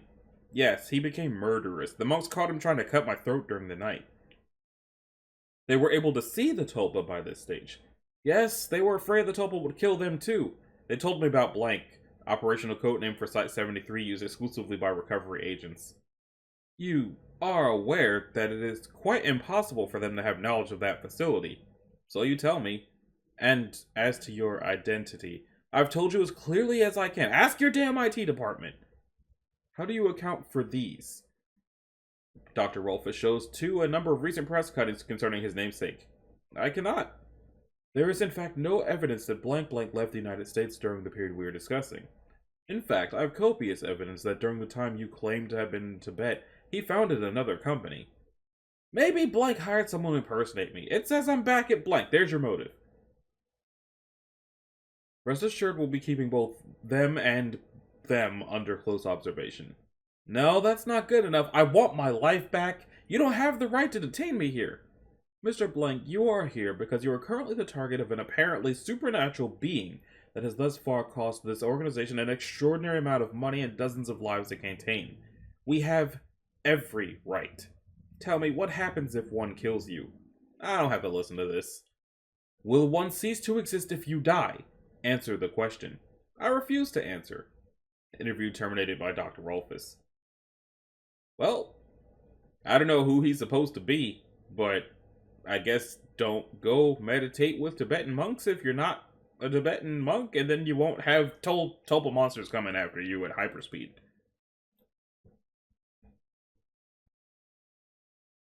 Moving on, we have legend tripping, which sounds like it's one thing.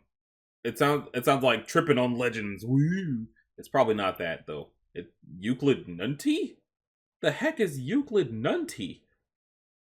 The first confirmed instance of one, a church near Blank, Missouri, vacated by 1448 and 1846. Mobile Task Force New 6 Triple Dog Daredevils is tasked with tracking SCP-1448 to the best of their ability. Active members of New 6 must appear to be between the ages of 12 and 18 and have experience in undercover work. Support personnel also require experience in undercover operations, but may be of any physical appearance. Once 1448 has ceased migration, New 6 will pose as minors and make regular reports regarding any statements made about the area inhabited by 1448, hereby 1. Footage, images, and reports of 1448 are to be discredited. Each instance of 1 is to be purchased by an appropriate Foundation front company and closed to the public when possible. Otherwise, the Foundation is to cooperate with the appropriate authorities to acquire the area under eminent domain. Any minors approaching 1 between sunset and sunrise are to be detained and questioned, then administered amnestics and released. If possible, false memories detailing the failure of any task they came to accomplish should be implanted. Description: SCP-1448 is an incorporeal entity that appears as an opaque black object roughly 8 meters in diameter with a rapidly shifting physical form. It only absorbs visible light and very dim light, rendering it invisible to the naked eye from shortly before sunrise to shortly after sunset, and difficult to see otherwise. However, it is several degrees cooler than its surroundings, allowing it to be tracked by infrared sensors. Except during migration events, 1448 will display no activity whatsoever. It emits indistinguishable whispering noises at roughly 10 decibels during migration events. SCP-1448 will only remain in one area for a period of between 3 months and 10 years, with the median time of residence being 15 months. At this period of time, 1448 will leave and travel to a new destination at a mean speed of 65 kilometers per hour and a height of between 1 and 15 meters. It will normally travel approximately 950 kilometers before choosing a new habitat. It tends to inhabit man-made structures, although by no means will it restrict itself to artificial habitats. In every recorded instance, one has been an area accessible to the public. One has, in past years, been churches. In all cases, churches inhabited by 1448 have always been over 53 years old at time of migration. It rarely inhabits other religious centers. Cemeteries. Cemeteries inhabited by 1448 frequently have larger than average gates. Said gates often require frequent maintenance to prevent rusting. Caves. Subterranean areas that have been frequently become colonized by bats after 1448 departs, if they were not already home to bats. Trees and stumps over 2 meters in diameter. Oak trees are the most common tree for 1448 to inhabit. A variety of abandoned buildings in varying states of disrepair. 1448 has attempted to inhabit SCP-1084 on 5 separate occasions, in each case compounding redacted. Densely forested areas.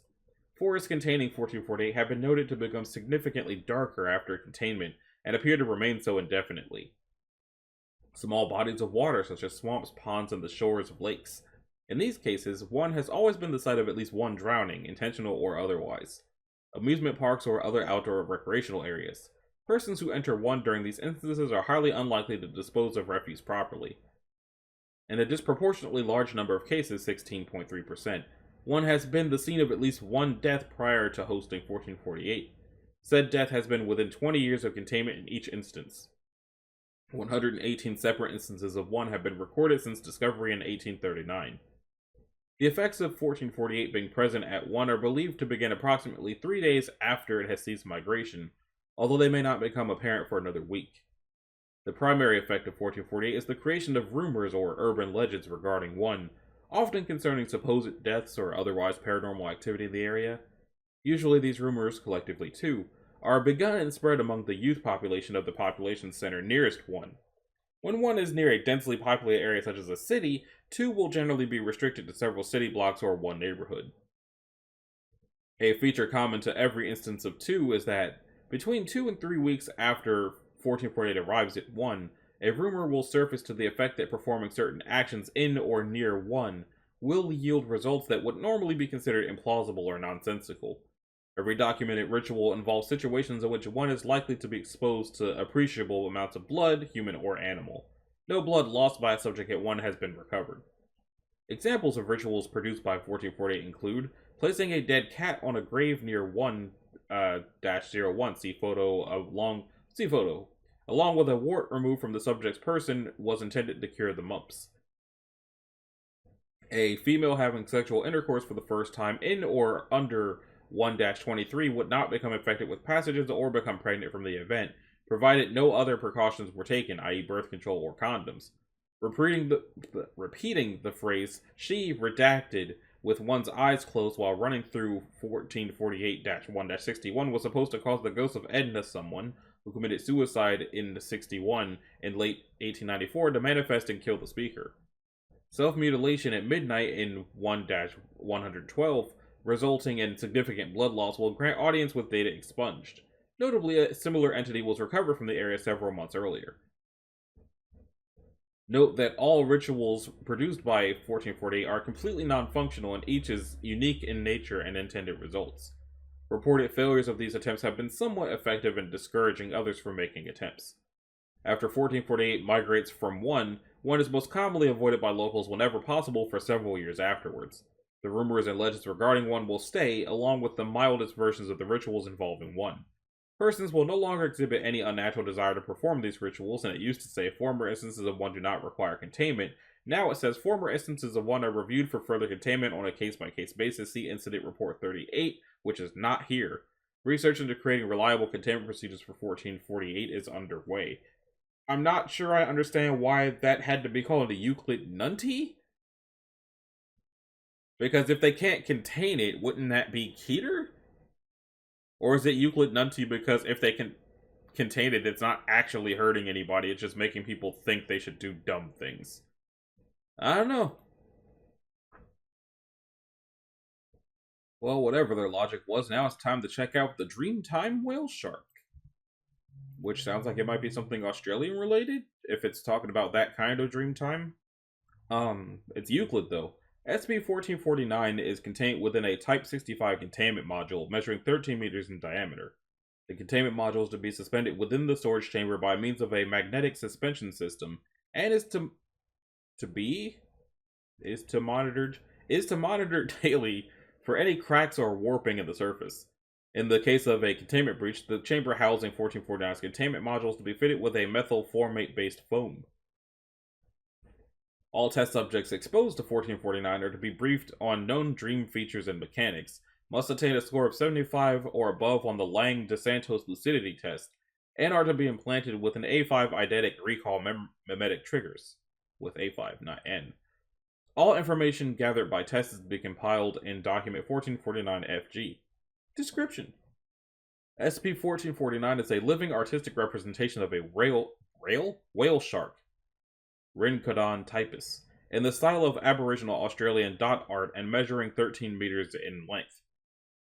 1449 does not require any sort of nourishment or other usual physical needs. While in an aquatic environment, it will exist in 3 dimensions but is capable of shifting to a 2-dimensional form when presented with a continuous solid surface.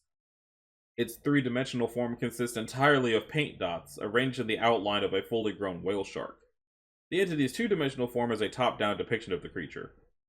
Its behavior is similar to that of non-anomalous members of the species while in an aquatic environment. However, 1449 will move inland at night once approximately every 50 to 75 days, generally in areas of low population. It has been witnessed to move at least 400 kilometers inland. No purpose for this activity is known at this time. Individuals that enter REM sleep within 2 kilometers of 1449 will experience vivid dreams, which share the same setting and inhabitants, interacting within multiple separate continuities. All dreams will begin with the subject holding onto the tail of 1449 and left within swimming distance of the shore. 18 unique entry points are currently known, with each point of entry existing in a separate continuity of the setting. For example, in Continuity 1449-1, the river Upyu was created by the serpent Irula, while in Continuity 2, Irula is dead and the river was dug by the members of the Willipina tribe?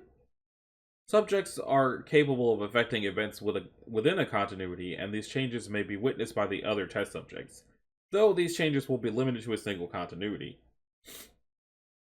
Throughout all continuities, the dream environment is a series of island chains and small continents set within a large, shallow ocean. Inhabitants of the area are generally humanoid in appearance, with several rare sapient species of non-human appearance. Inhabitants are not aware of the nature of test subjects, insisting that they are simply travelers from afar. Addendum 1. Notable events, entities, and locations within the dream environment include Test 3. First interaction with a non-human sapient species. Entities were serpentine in body structure, measuring approximately 10 meters in length. They were encountered again in Test 16, 23, 40, and 56. Test 9. Subject witnessed a migratory herd of platypi, each estimated to weigh in excess of 2,000 kilograms, led by 6 heavily tattooed humanoids standing at 3 meters in height. I didn't know that the plural of platypus was platypi. Test 14. Subject was mauled by a bunyip. No permanent damage sustained. Test 29. Subject was accepted as apprentice to Gray the Rabbit Hunter, completing 3 successful hunts before the end of test. Test 35. First observation of serpentine creature with prismatic scales, measuring an estimated 90 kilometers in length. Subsequent observations occurred in Test 90 and 91. Test 54. Subject effected major changes within Continuity 11 by initiating the arrest of local slave trader, which led to the execution of the slave trader. Test subject was considered a local folk hero by inhabitants upon the subsequent visits to the continuity. Test 76. Discovery of approximately 100 tons of molten white plastic and computer circuitry within the caldera of an extinct volcano. Origin unknown. Test 81. Test aborted by subject due to local rugby riots. Addendum 2.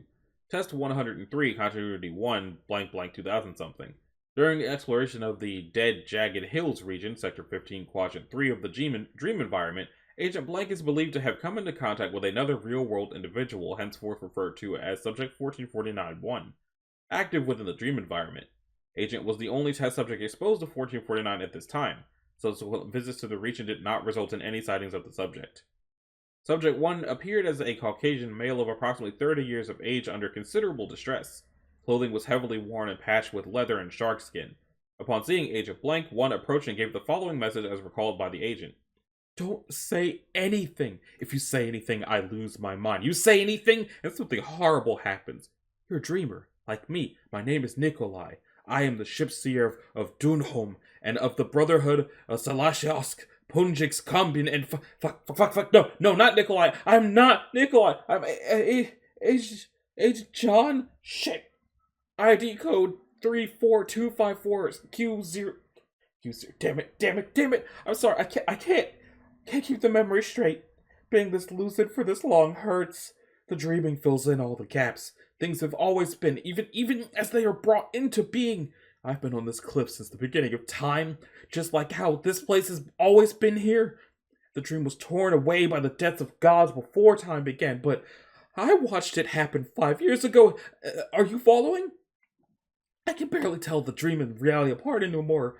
My world has always been the way it is, and we made it like that. We heard the dreaming, the shark, that's how we see it. We heard it, killed it in our world, and the dreamtime poured out like it spilled blood, and we made this big scar here, and things are wrong. Fish walk, and ghosts haunt the stones, and women give birth to plastic children, and the leech fields stretch out forever, and the seas of human blood, and the center eats cocaine and caviar to panda skull bowls, and the crushed backs of opal bears and acres of broken glass, and it has always been like this.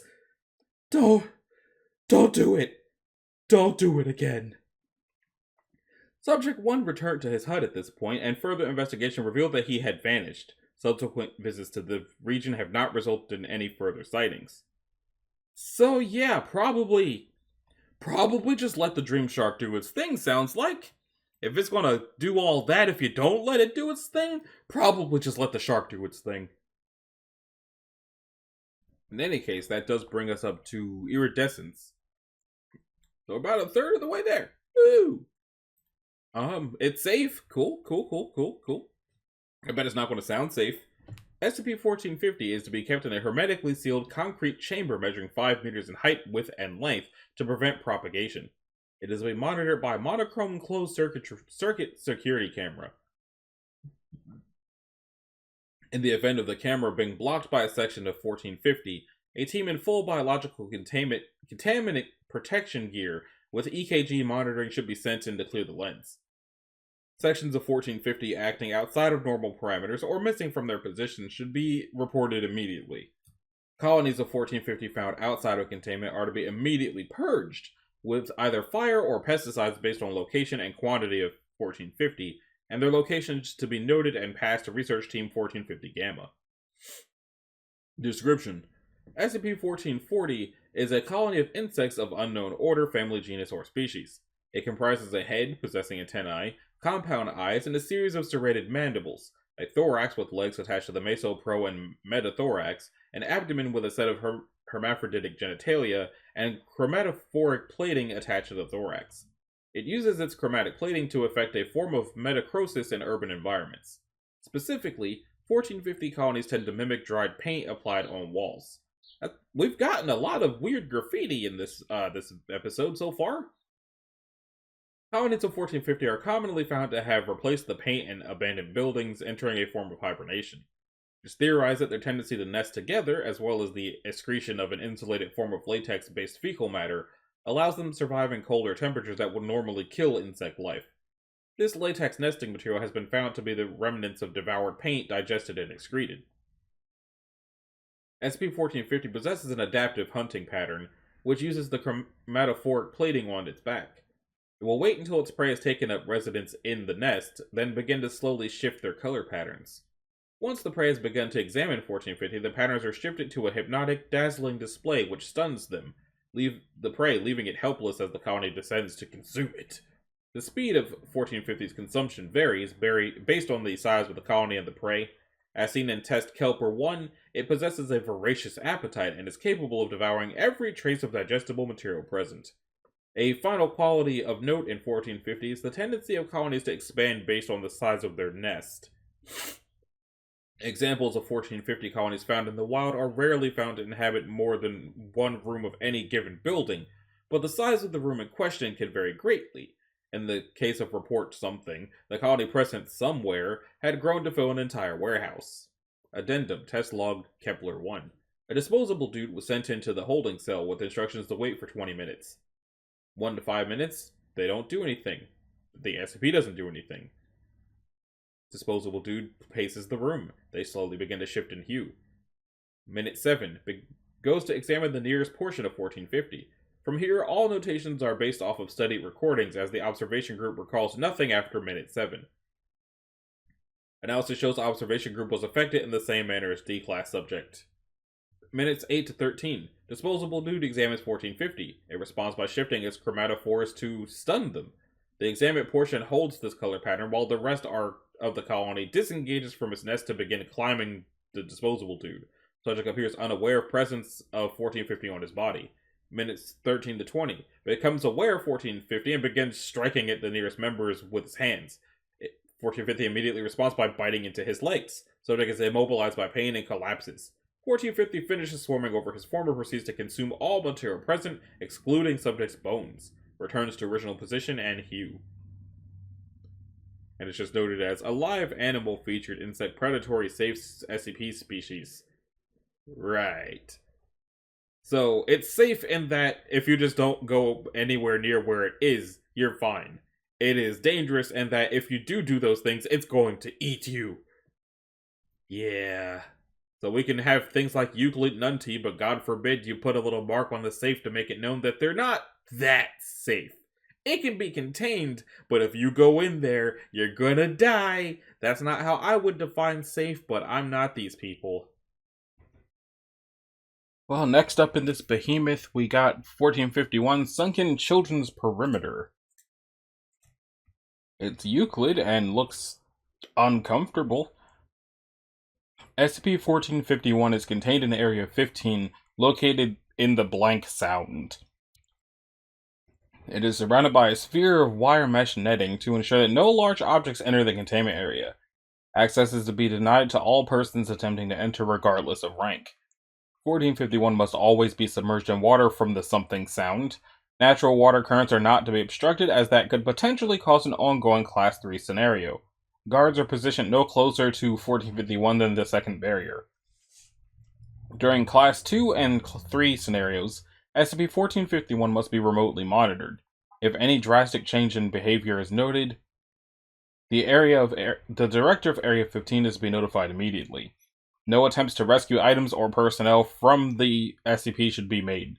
In the unlikely case that the Blank Sound begins to drain, Protocol Tempest is to be enacted. Okay, this is sounding increasingly less Euclid by the second. SCP-1451 is a set of metal statues, 26 in total, individually referred to as 1 through 26. All appear to be of children with heights ranging from 1.32 meters to 1.43 meters. It can be in 3 distinct states of motion, referred to as Class 1 to 3 scenarios. Yeah. During a Class 1 scenario, no movement is detected.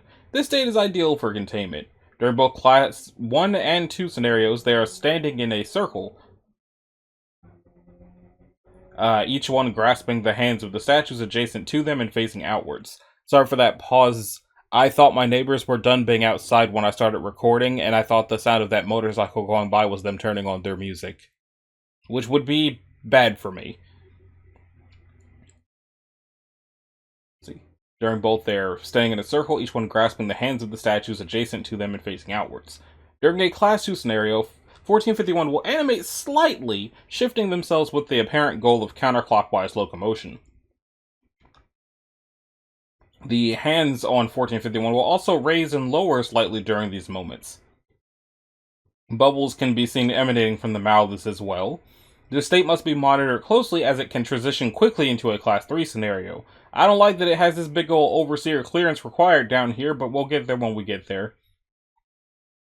When a solid object with a mass greater than 40 grams enters the circle, the center of the circle formed by 1451 hereafter the activation area, it will animate and attempt to destroy said object. This is known as a Class 3 scenario. Fortunately, small natural currents are present around the item, with the effect that small light objects cannot enter the circle in the center of 1451. It has shown remarkable strength and agility in this state, though the extent of these qualities has not been found. 1451 have been observed utilizing multiple different tactics when neutralizing a target, including multiple martial arts forms, pressure point application to humans and machines, and highly coordinated teamwork. After eliminating and disposing of solid materials, 1451 instances will return to their original positions and revert to a Class 1 scenario. They have ventured as far as 1.3 kilometers away from the activation area in order to neutralize a target. Attempts to intercept them between neutralizing a said target and returning to the activation area have been met with what is referred to as a Class 3.5 scenario, where it will become hostile but instead focus on returning to their original position and circling the activation area. It avoids attacking its separate parts, even if it would normally be motivated to do so. So the clearance required is for the partial manifest of recovered materials and recovered document. Note, the full manifest of recovered materials is in document 1451-5-H12-8X4. One damaged Scranton box, which says see document N9QC66VN4AHQ4708. Scranton boxes are Foundation technology reverse engineered from data expunged in order to provide a physical container safe from most reality bending. Recovered document: approximately 20.9 kilograms of bricks scattered inside and outside, approximately 4,000 kilograms of containment grade concrete. Recovered document. Oh, it's just a whole other entry. Okay. The document was recovered from a Scranton box, though evidence suggests that the box did not function perfectly. Item number: data lost. Object class: up. See, I knew it didn't sound like a Euclid. It's from another dimension where it was Keter. Area 56 located at a depth of something 100 feet in the something sound.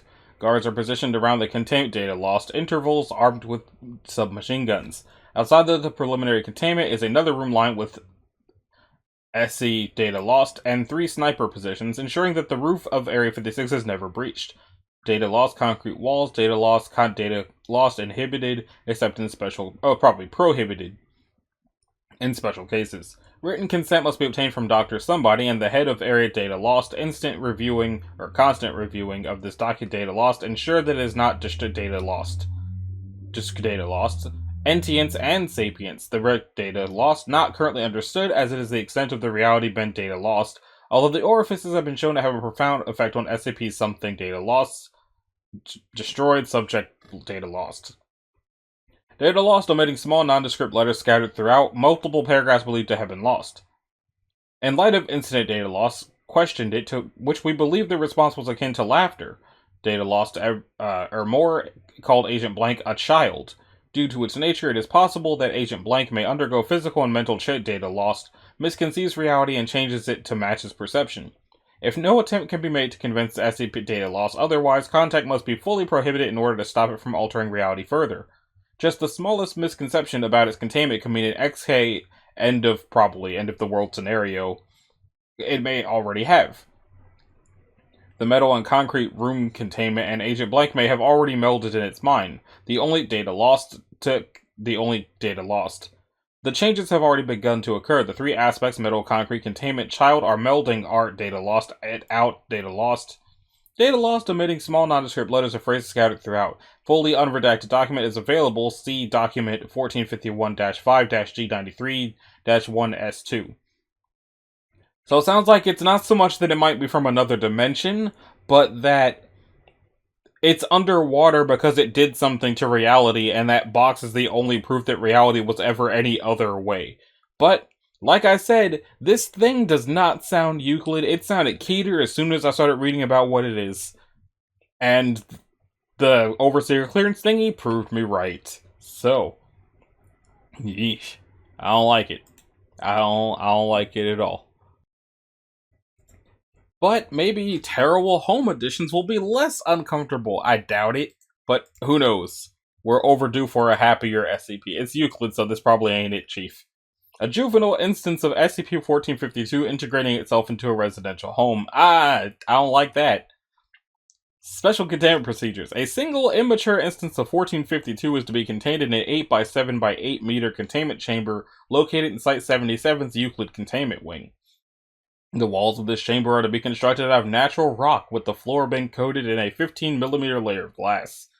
If it integrates itself into its containment chamber, it is to be detached. Why not just say detached? From the chamber it has integrated itself into and then relocated.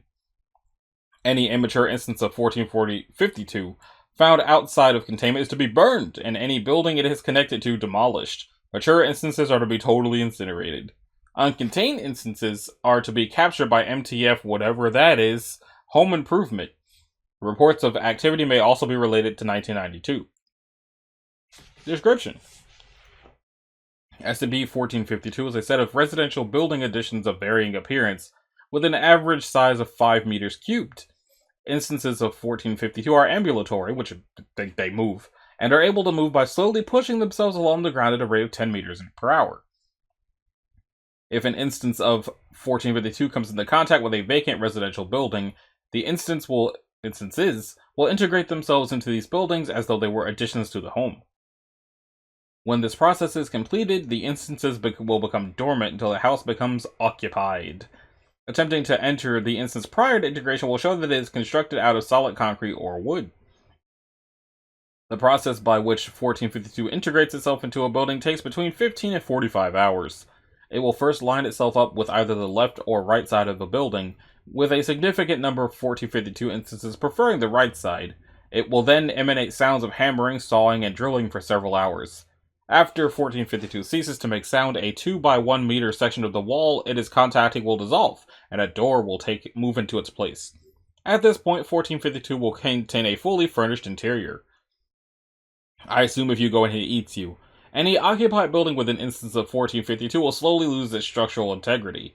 In addition, any electronic item within the building will become unusable within 2 weeks of being in the building, unless it is stored in 1452. The instance will become larger as the house becomes weaker, adding additional rooms and furnishings as time goes on. Approximately 3 months after this process begins, the house will collapse and 1452 will take its place. At this point, the SCP is considered to be mature and the second stage of its effect will initiate. Mature instances of 1452 will continuously produce immature instances. These will integrate themselves onto any home near 1452. The interior of the mature one will slowly fill itself in until it is a solid block of whatever the original building material was, such as wood or concrete. It will continue producing such instances until it is destroyed. SCP-1452 was originally discovered in the town of Danville, Pennsylvania, after residents in a poor section of town began reporting that their homes had grown additions to themselves overnight. Investigating Foundation agents discovered several mature instances of 1452 and an immature instance in the process of integrating itself into a residential home. Due to the large number of SCP-1452 infested homes, the neighborhood was razed under the pretense of toxic waste in the area. It was classified as Euclid on September the 18th, 1997. Honestly, up until the part where it said that it fills itself in so that it's a solid block of whatever it started as, it didn't really sound that bad. It's like, well, it's just becoming a bigger house. Sure, it ate the original house, but if it's fully furnished, why not just move into there? Because then it'll solidify into a solid block of wood and then everything inside dies. Interesting. But that was indeed... it was slightly more cheerful than the last one, but not by much. So, after that, we have Opalus probandi? Opalus probandi? I'm not sure how to pronounce that, and I don't think it's going to teach me. It claims to be safe, though. SCP-1453 is to be stored in a standard secure containment safe equipped with a dual-key lock. Under no circumstances are any personnel to touch it, even if wearing hazardous material gear. Should movement of it become necessary, it must be moved by robotic equipment. Any research relating to 1453 must be documented with video equipment. In the event that any person under Foundation employee who has worked with 1453 is accused of any major unsanctioned criminal misconduct, either within the internal Foundation administrative apparatus or in the external judiciary, Foundation lawyers are to review both all incriminating evidence and the security records relating to SCP-1453. In the event that the accused did come into physical contact with it, specific measures must be taken. If the misconduct is being handled internally at the Foundation, this evidence must be deemed admissible to the relevant misconduct hearings. If the misconduct is being handled in the external judiciary, following the conclusion of the trial process, if the accused is found guilty, He/she is to be turned over to Foundation custody. He/she is then to be retried without prejudice within a closed Foundation hearing, adhering to the same legal standards as the external judiciary, with the accused contact with 1453 entered into evidence. Okay. Description. SCP-1453 is a polished and cut black fire opal, approximately 3 centimeters long, 2 centimeters wide, and 1 centimeter thick. Any individual who touches it will find themselves accused of a serious crime capable of destroying their reputation and good standing within their community. The accusations will be made within 1 week to 6 months of touching 1453. The length of time between the physical contact and when the accusations occur appears to be random. While 1453 was originally believed to affect any individual or organization which possessed it, it is now known to simply affect individuals who physically touch it. Additionally, no individual is known to have been accused as a result of 1453 more than once. The complainants in cases related to 1453 have invariably documented corroborating evidence, including personal and third-party testimony, exhibits, documentary material, and/or demonstrative evidence. The origin of this evidence and the means by which it comes into the possession of the complainants is completely unknown at this time. Though the complainant always has had a prior relationship with the defendant, the circumstances of this relationship varies: friends, co-workers, spouses, family, etc. All complainants have appeared sincere, as have witnesses testifying on their behalf, regardless of their previous views or relationships with the defendant. All defendants have proclaimed their innocence with equal apparent sincerity. In relevant judicial or administrative proceedings where knowledge of 1443 has not been entered into evidence, the frequency of the defendants being found guilty or at fault is 15% higher than the frequency of defendants in comparable cases in which 1453 was not involved. Whether this represents a statistical anomaly or demonstrates that SCP-1453 has not affected the impartiality of the proceedings is not known. To date, it has proven difficult to determine if all allegations made against persons who have touched SCP-1453 were due to its effects and thus fallacious, or whether these individuals did in fact commit the crimes of which they were accused. To the best of the Foundation's knowledge, however, no allegations made against individuals who were either currently in possession of 1453 or who had come into contact with the object within the past 6 months have been shown to stand up to scrutiny if knowledge of 1453's effects is taken into consideration. It is believed to have existed since at least the 3rd century BCE, but did not come into possession of the Foundation until 2000-something. Addendum: known accusations relating to SCP-1453. The following is a list of known accusations made against individuals who touched SCP-1453. Note that, given the particular circumstances of each defendant, all of these allegations were capable of destroying the defendant's reputation and good standing within their community. So we got corruption, blasphemy, sexual harassment, sexual assault, incest, sodomy, battery, assault, kidnapping, apostasy, rape, magic, murder, plagiarism, treason, causing a containment breach, and data expunged. I'm not really sure how some of these are something you can be taken to court for, but I understand most of them. But yeah, it just sounds like don't touch this rock and you should be A-okay, depending on your situation. If you're in the Foundation already, you're not going to be A-okay. You're going to be whatever the opposite of A-okay is. Speaking of being A-okay or the opposite of A-okay, next up we got sibling rivalry, which is claiming to be safe. Each member of 1454, see now that already sounds messed up, is to be housed separately in a standard cell of the type used to contain safe-class humanoid SCP entities. Standard rules and regulations pertaining to contained humanoids are to be applied. During good behavior, SCP-1454 may be allowed to perform menial tasks not related to SCP containment in exchange for access to approved entertainment and reading material. Individuals are not to be brought into contact with each other directly or indirectly except for testing purposes. All members of 1454 are to be kept on standby observation at any time another member is undergoing testing, surgery, or is at a significant risk of life-threatening danger. Use of amnestics on any 1454 specimen is to be avoided except as a last resort. Description: SCP-1454 consists of 4 human males, designated 1 through 4, each 36 years old at the time they entered Foundation custody in 2000-something. All 4 are in good health, and display no unusual physical impairments for human beings of their age. DNA testing has indicated that the individuals comprising SCP-1454 are genetically identical to a degree similar to identical twins.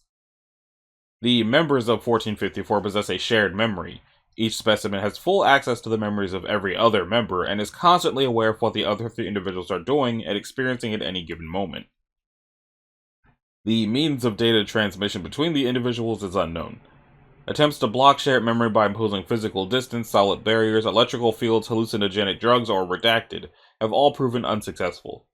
Use of amnestics upon one member of 1454 similarly affects the other 3 with regards to the memories deleted. All 4 members act independently of each other. In spite of the shared memories possessed by the 4, no evidence of a hive mind or group consciousness has been observed. Individuals have demonstrated no ability to consciously induce another to act. All 4 members of 1454 have been diagnosed with a unique psychological illness related to their shared mental state. Each individual member is unaware that there are 3 other humans identical to him and possessing the same shared memory, and is of the belief that he himself has personally experienced all the memories that his mind has access to. All individuals are of the belief that this state is typical of human beings, and in interviews have neither found it unusual nor made any attempt to explain or rationalize having several simultaneous and contradictory sets of memories. When 2 or more SCP-1454 individuals are brought into each other's presence, each will fail to recognize the other as a duplicate of himself and will become extremely confused and agitated as a result, often leading to physical violence. 1454 was discovered by the Foundation in 2000-something when all 4 individuals comprising it simultaneously threatened to commit suicide by jumping from the windows of 4 separate tall buildings in downtown somewhere. Examination of government records found that the individuals, who all identified themselves by the name Eric Blank, had all lived and worked in the Blank area. All 4 possessed identical driver's license and social security cards and had filed tax returns each year claiming income from 5 sources. 1 birth certificate, 5 houses, 7 automobiles, 6 college degrees, and 7 marriage licenses were found to be associated with the name. A death certificate was also found to be associated with the name, belonging to an individual who had been killed in a drunk driving accident 2 days prior. Which is probably why they were trying to do that. So, interview. Interviewed number 1 by Dr. Somebody at some point in 2000-something, but it was 12:37 in the afternoon whenever it was. Good afternoon, SCP-1454-1. How are you doing today? Great, thanks, and call me Eric, if you insist. I'd like to ask you a few questions, if you don't mind.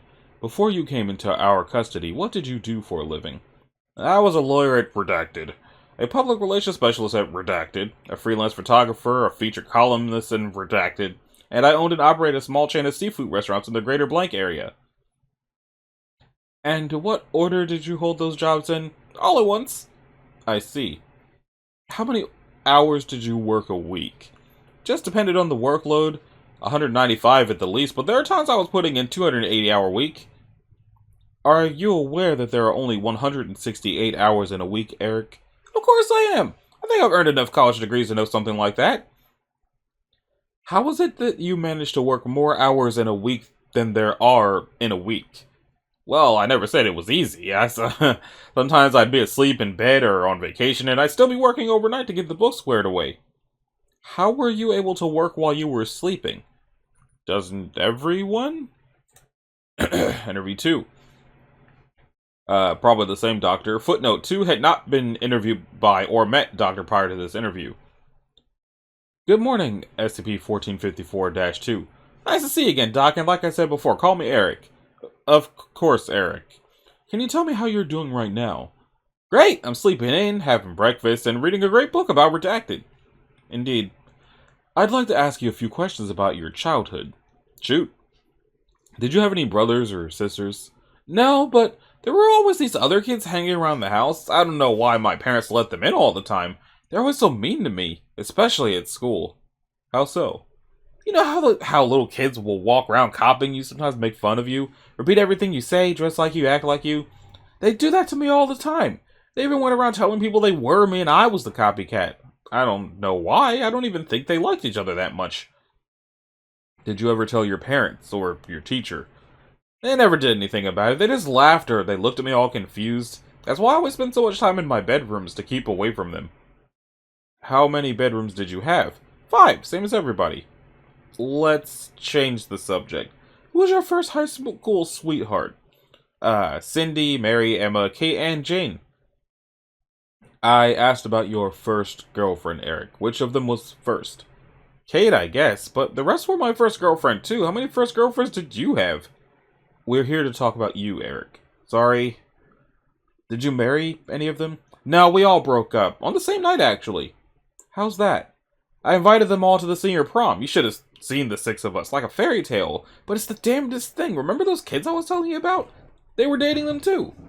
Could you explain that? Well, I went to get Kate a glass of punch, and when I was dancing with Cindy, I looked over and saw one of them kissing Emma. So I went over to yell at him, and he starts copying me again like when we were little. And he's telling everyone that I stole his dates. Then I see Mary with the other one's arm around her shoulder. I got my ass kicked that night, but I dished out as much as I took.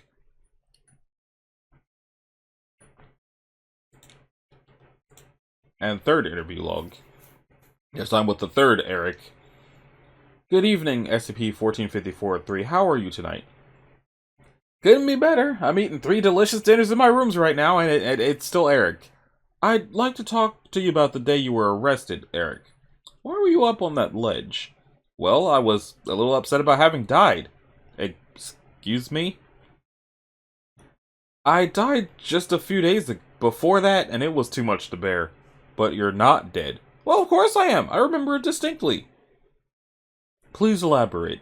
I was driving home from the office, and this car on the other side of the road swerved and hit me head on. My seatbelt came undone, and I got thrown through the windshield and landed face first on the pavement. I couldn't move, and I was bleeding all over the place. The paramedics showed up and started talking about how I was going into shock and they needed to get me to the ER, and I was starting to crash, and then I died. I see. What happened after that? I was pretty upset about it. I called my wives right away, but they didn't understand, so I came home early from work, canceled my dinner date with my new girlfriend, and caught the first plane back from Detroit to be with them. What happened the next day? I went to my jobs and everyone was acting like they'd seen a ghost. They were saying they'd heard about me dying on TV. I saw it on the news myself, but I don't understand why it was such a big deal. Everyone dies for the first time sooner or later, right? They even said they were already making plans for the funeral. Did you go to the funeral? Of course, put on my best black suits and went with my wives, but what I saw there was what really set me off. What was that? It wasn't me in the coffin at all. It was one of those other assholes. Here I am, dead, and they still think it's funny getting themselves killed just to piss me off. I tried to explain to my wives, but the rest of them were there too, and they were all telling me leave my wives alone, like I don't know my own wives. That was when I had enough. I took off and decided that if I couldn't even get away from those bastards at my own funeral, maybe they'd leave me alone if I ended it all. So yeah, that's about how I thought it was going to go. There used to be 5 of them, but 1 died, and the rest of them were like, this is weird. But I guess if they all have the same brains, they also all make the same decisions. They just, since not everybody they interact with has a bunch of duplicates, then they wouldn't be dating the same people? Or however I want to phrase that? I don't know.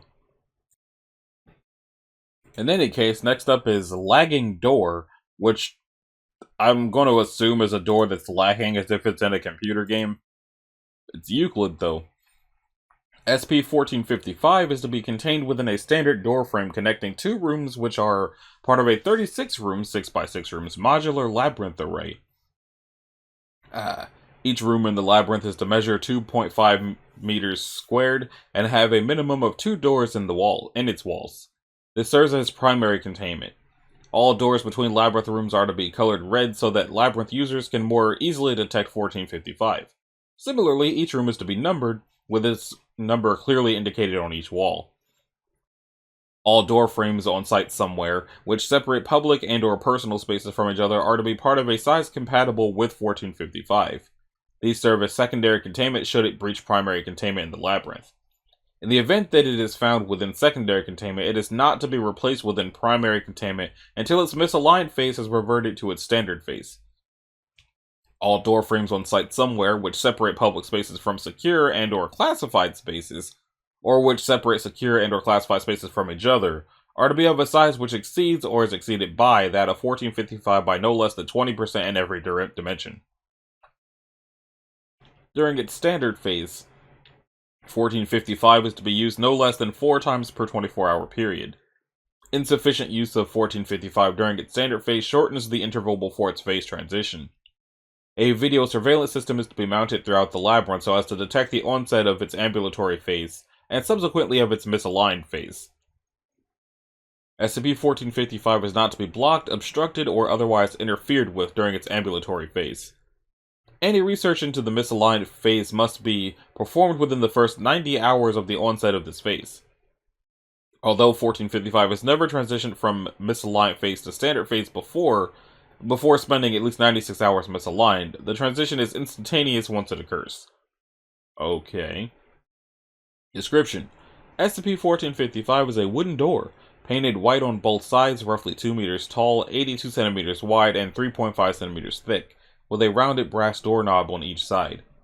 When in its standard non-anomalous phase, it functions as a normal door, standing in a door frame as it separates 2 spaces from each other. After an interval of at least 6 days, shortest observed interval 6 days, 2 hours and 14 minutes, longest observed 22 days, 9 hours, 51 minutes, see document 257-HNB for detailed statistical analysis. 1455 will transition to its ambulatory phase. The duration of the non-anomalous interval can be significantly extended by frequent use, see document 5KW93 for parameters of what counts as use. Upon transition to its ambulatory phase, SCP-1455 will animate, unhook itself from its hinges, and begin to hop around its environment. During the ambulatory phase, it responds to interference by teleporting itself away. The reason why it hops if it is capable of teleportation is not known. However, it is suspected that data expunged. If its ambulatory phase is undisturbed, it will seek out another door within a door frame. Upon locating a suitable door, it will instantaneously install itself within the new door frame, while simultaneously installing the new door within 1455's original door frame. This marks the transition to the misaligned phase. During the misaligned phase, the spaces adjacent to 1455's current and previous door frames are conjoint to each other, reflecting the previous location. Instead of doorframe A linking rooms 1 and 2, and doorframe B linking rooms 3 and 4, as is normal, doorframe A links rooms 1 and 4, and doorframe B links rooms 2 and 3. This has been shown to be effective from both sides. Further experiments with this phenomenon have revealed data expunged. After an interval of at least 4 days, shortest observed interval 4 days 26 minutes, longest 11 days 17 hours 33 minutes, see document 257-LG for detailed statistical analysis, SCP-1455 will transition to its standard phase. Note: as a result of incidents 23 through 27, all experiments which involve moving 1455 to new locations while it is in its misaligned phase are preemptively denied. 05 somebody. Study of the physical composition of 1455 has been hindered by the fact that all attempts to remove samples of it for analysis have instead produced samples of other doors. Similarly, attempts to leave markings on the surface of 1455 have instead left markings on the surface of other doors. This is hypothesized to be a further manifestation of its property of warping space towards other doors. All forms of passive analysis indicate that 1455 is a normal door, with the exception of data expunged. This implies data expunged, which is considered probable, but for obvious reasons cannot be verified. This is another one of those SCPs where they use data expunged so much that I feel like the person who wrote this SCP just couldn't be bothered to actually write anything interesting and so expunged it. Which to me makes this a bad SCP. Because if you have data expunged in all these places, but you have all the rest of this bullshit explaining it, then you might as well have just not written it at all.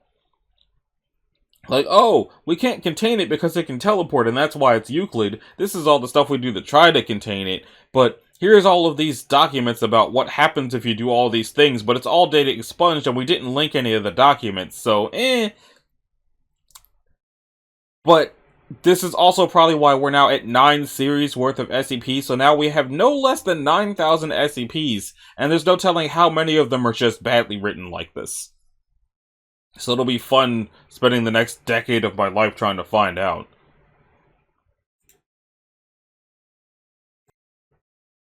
But anyway, now it's time for 1456, which is just called You've Won!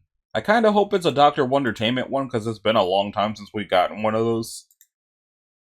But just glancing up and down this page doesn't look like it. It's Euclid. Media and advertisements in the city of somewhere in Colorado are under observation by Foundation personnel for the first stage of 1456. A Foundation outpost disguised as a call center, Sentry, so this was written by somebody in Europe, has been established in the town and is operated by TF Omega-16, the contestants. The Sentry maintains 60, no, 90, no, 160 unique phone numbers, all publicly listed to Agent Blank. Upon identification of instances of one, the number presented is immediately called in sequence in order to intercept prize instances. Agent Blank's listed residence in a block radius is to be monitored during active phases. A localized media campaign designed to discourage the population from entering the contest presented by one has been running for 16 years. Description: SCP-1456 is a series of anomalous phone-in contests advertised in print, radio, local television, and billboards. The advertisements vary considerably in content, claiming to represent organizations both fictional and real, presenting a contest or contests, promising financial or physical prizes to winning callers. Each will predominantly feature a unique phone number. Collectively, these advertisements are referred to as instances of one. Instances of one appear spontaneously with no discernible external source. Billboards and print examples appear while the medium is unobserved, affecting sets of billboards owned by the same organizations and full runs of local newspapers and periodicals simultaneously. Radio and television instances appear to replace regularly scheduled, legitimate advertisements. In either case, no discrepancies have been noted by the owners or operators of the transmission medium. Calling the number provided by one with a local phone number that has not yet been used to call in will result in a win or lose result. Lose results are a simple tone, commonly described as harsh or grating, played 3 times before disconnection. A win result is a chime followed by a male voice announcing, "You've won!" Attempting to call in multiple times with the same number will result in a continuous and increasingly loud instances of the lose sound, escalating with no known upper limit until the phone is disconnected. 3 days after a successful win result, a prize, loosely consistent with the advertised prize, will be delivered to the winner, defined as the owner of the phone number used to make the winning call. The prize appears at the residence of the winner through varying means depending on the contents, by methods both mundane and anomalous. Sample prize instances. For a full list of recovered prize instances, refer to Document A, which is probably not here. Instance 54. Advertised prize, $500 cash prize. Delivered mechanism, a homeless local deposited the prize on the doorstep of residence. When questioned, he could not recall the event. Delivered prize, $500 in assorted bills and small change in a blank envelope. Instance 143. Non-specific cash prize. Prize spontaneously manifested traveling at speed through the front window of the residence. Prize was contained inside plastic bag along with a brick. Delivered prize, stolen wallet belonging to someone, a local resident. Instance 567. Trip to Rome. A taxi was waiting at the curb of the morning of delivery. Driver identified as a local resident but cannot provide records or reason for arrival. The driver presented Agent Blank with a one-way ticket on Air Blank to Rome, leaving from JFK Airport in New York. Driver refused to drive Agent to the airport and would not leave until paid. 985. A sports car. Delivery mechanism. A truck belonging to an unidentified towing service delivered prize. Truck vanished upon leaving observed area. Analysis of footage indicates that the truck corresponds to no known make. Delivered prize, a Nissan 350Z heavily damaged in an apparent crash. 2 bodies located inside, identified remains and license plate linked with automobile accident in Germany 2 days prior. Instance 1121. A Caribbean cruise. Delivery mechanism, spontaneous appearance 50 meters above ground level. Delivered prize, roughly 900 kiloliters of seawater, a small yacht, and several hundred instances of marine fauna. And then they probably dropped 50 meters to ground level onto the person's house. So definitely not Dr. Wondertainment, but it's something. Just probably just hope that you win to only call in for the money. It may show up in weird ways, but at least it doesn't drop a yacht and a chunk of ocean on your house.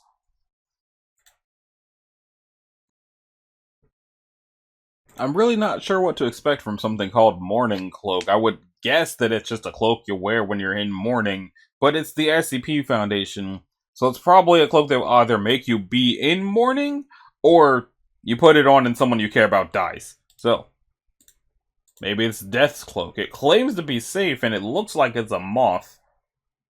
I don't trust it. SCP-1457 is to be contained in a 5-meter cubed containment area furnished with host plants appropriate to its apparent species. It is to be fed every 24 hours by designated personnel, say Addendum 2. Hopefully it's actually in here. Humidity, temperature, and light are to be maintained in the containment area to prevent causing stress to 1457.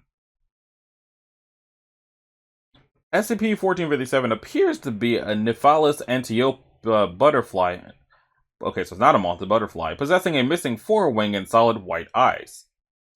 Despite the tattered condition of its wings, it is still capable of flight. Possibly due to its unique feeding habits, 1457 does not show signs of aging. SCP-1457 is capable of transferring memories between humans through skin contact. Why is that its own link? Okay, that's a story. Test results thus far invariably indicate that the memories transferred pertain to experiences involving isolation and tend to incite a desire for sympathy or company in the affected party, which also leads to a story. When 1457 undergoes stress, the dark blue markings along its wings begin to luminesce. While in this state, 1457 will broadcast memories gathered from all humans it has been in contact with.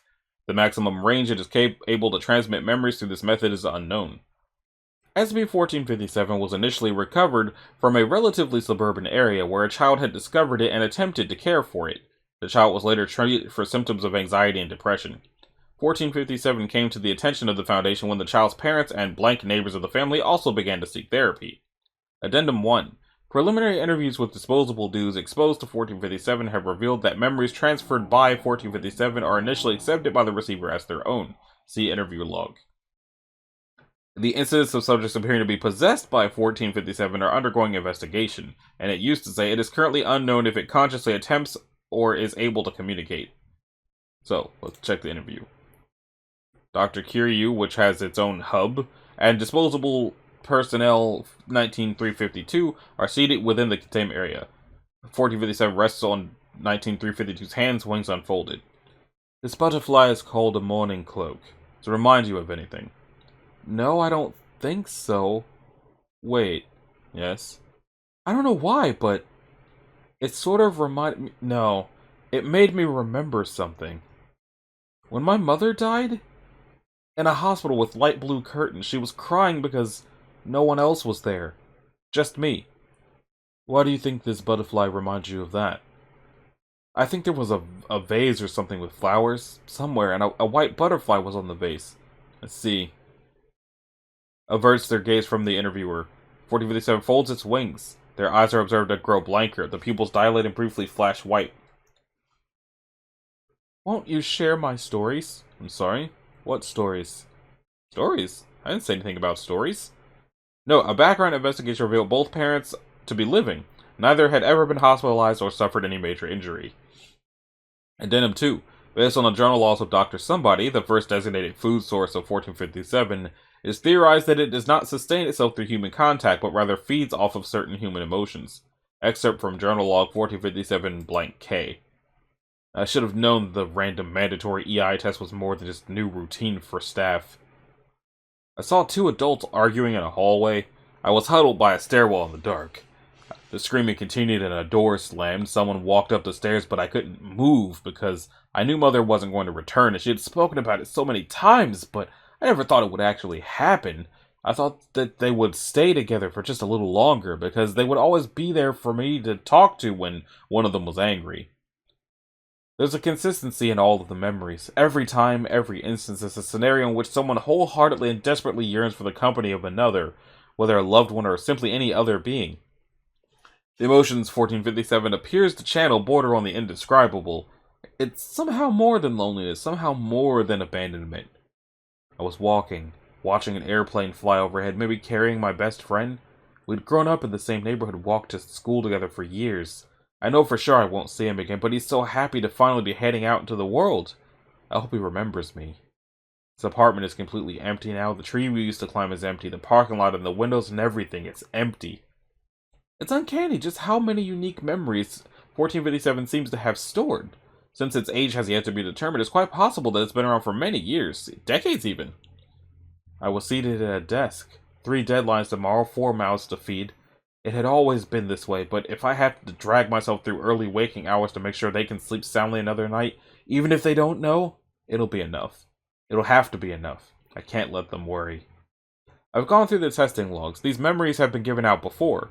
It seems that if 1457 makes contact with the same human multiple times in succession, the memories given will be in reverse order of its acquisition of them, with the most recently acquired memories being transmitted first. So, if I keep this up long enough, will there be a point where the memories end? Will I know when I received the memory that started it all? I was eating dinner alone. This was the first birthday Dad wasn't around to celebrate. There were still funeral arrangement papers scattered across the table, and the radio was chirping the song he liked to sing for Mom. Outside, the sky is gray and miserable and pouring cold rain, but I know at least they're not alone anymore. Data redacted. I can't help but wonder how it transfers emotions as well as the memories. I also wonder about the vividness. I wonder why the memories linger. I know they're not mine, but nevertheless, these are common scenarios, common sob stories. At any given time in the world, there is always despair, and as much as I try not to think about it, I feel sorry for them all. But I don't know what 1457 wants from me, because every time it passes a memory to me, I don't feel anything. It talked to me. It actually talked to me. I don't quite remember how. I just heard a voice in my head when it landed on my hand. It sounded like a child whispering, "There is no giving or taking. There is only sharing." I saw a residential area.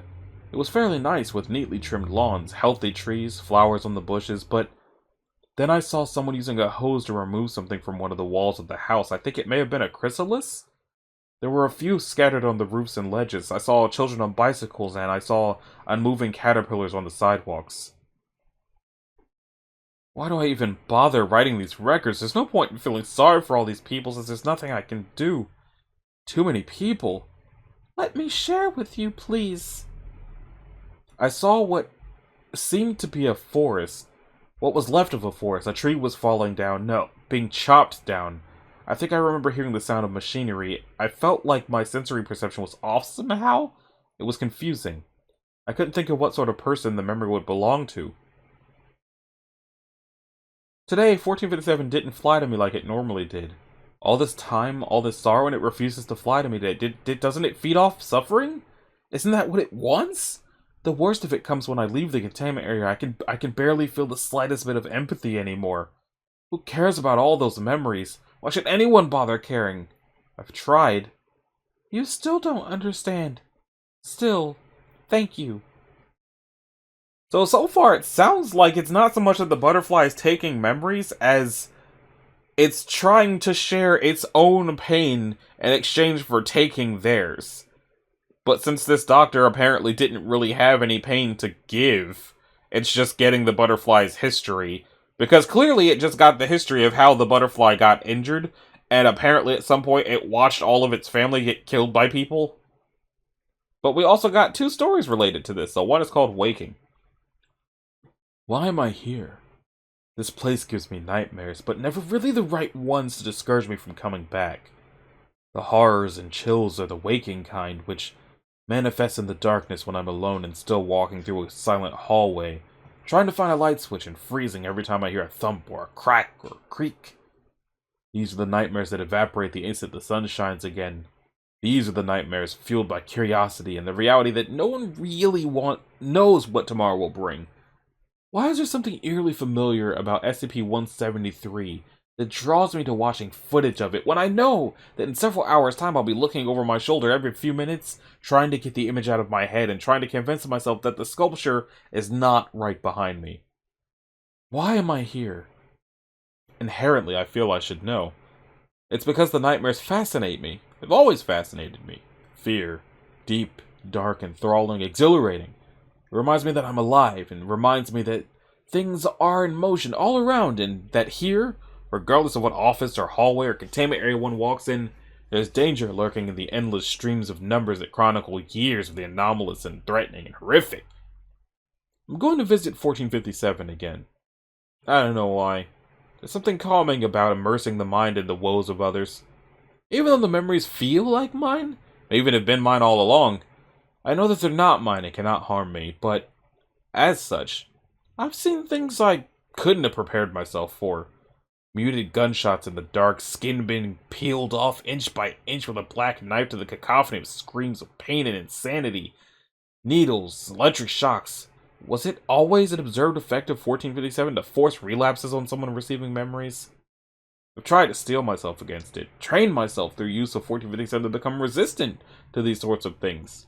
Empathy, which I once believed to be my strongest quality, can no longer be used as a shield. Before, when I saw those pairs of broken eyes, I would be able to do something about it. Now, all these memories, all these stories, all these tragedies, so close they're almost tangible, and yet completely beyond my reach and my help. I don't understand how a butterfly could have possibly witnessed all of them. I'm not the spectator anymore. 1457 removes the protections that distance others. This little life form carries the deaths of mothers and fathers, the sights of suffering friends, the crippling hopelessness of being without anyone to confide in, without anyone else who knows the extent of the pain and the meaning of the tears. It's all useless. It's not like anyone else will volunteer. I've applied for medication, but I've heard whispers that until my mental health starts to show serious signs of deterioration, all my requests will be denied. The Morning Cloak even somewhat remembers me now. Flies to me whenever I enter its containment area, becomes agitated if I happen to have forgotten to remove the sterilized gloves.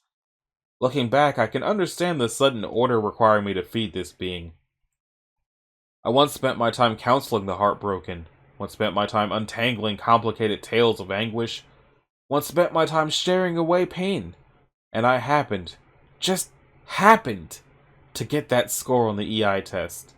Emotional intelligence. I once thought it meant something different. I once thought that conquering my fears meant admitting I had them and refusing to confront them until I was ready. Things are different now. I don't know where these memories have come from, but with each broken heart or shattered soul or scarred mind, I don't know if I've become stronger or weaker. These are bootlegged experiences, false images, and maybe in the end all I am is desensitized, because I know that the memories don't mean as much, don't strike as hard to me, but what happens when these memories are replaced by realities? I swear, with all this strain, I'm surprised I haven't developed a heart condition. The butterfly doesn't care, or perhaps it doesn't know enough to realize how uncaring it is, but then I never know. Maybe no one really knows. Maybe no one will ever know. It lives to eat and make sure it keeps eating.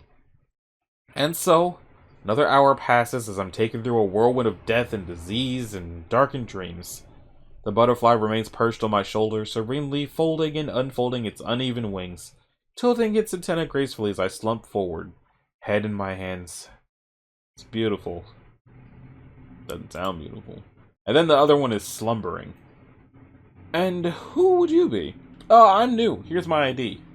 You're the person working with that butterfly 1145 something, right? Feeding duty or something like down the stairs, second hallway. 1457, yes, I believe I am. Good luck. As far as I know, it doesn't bite, spit fire, snap necks, eat people whole, create... Well, that's good to know, I guess, and also, if you don't mind me asking, counseling is available.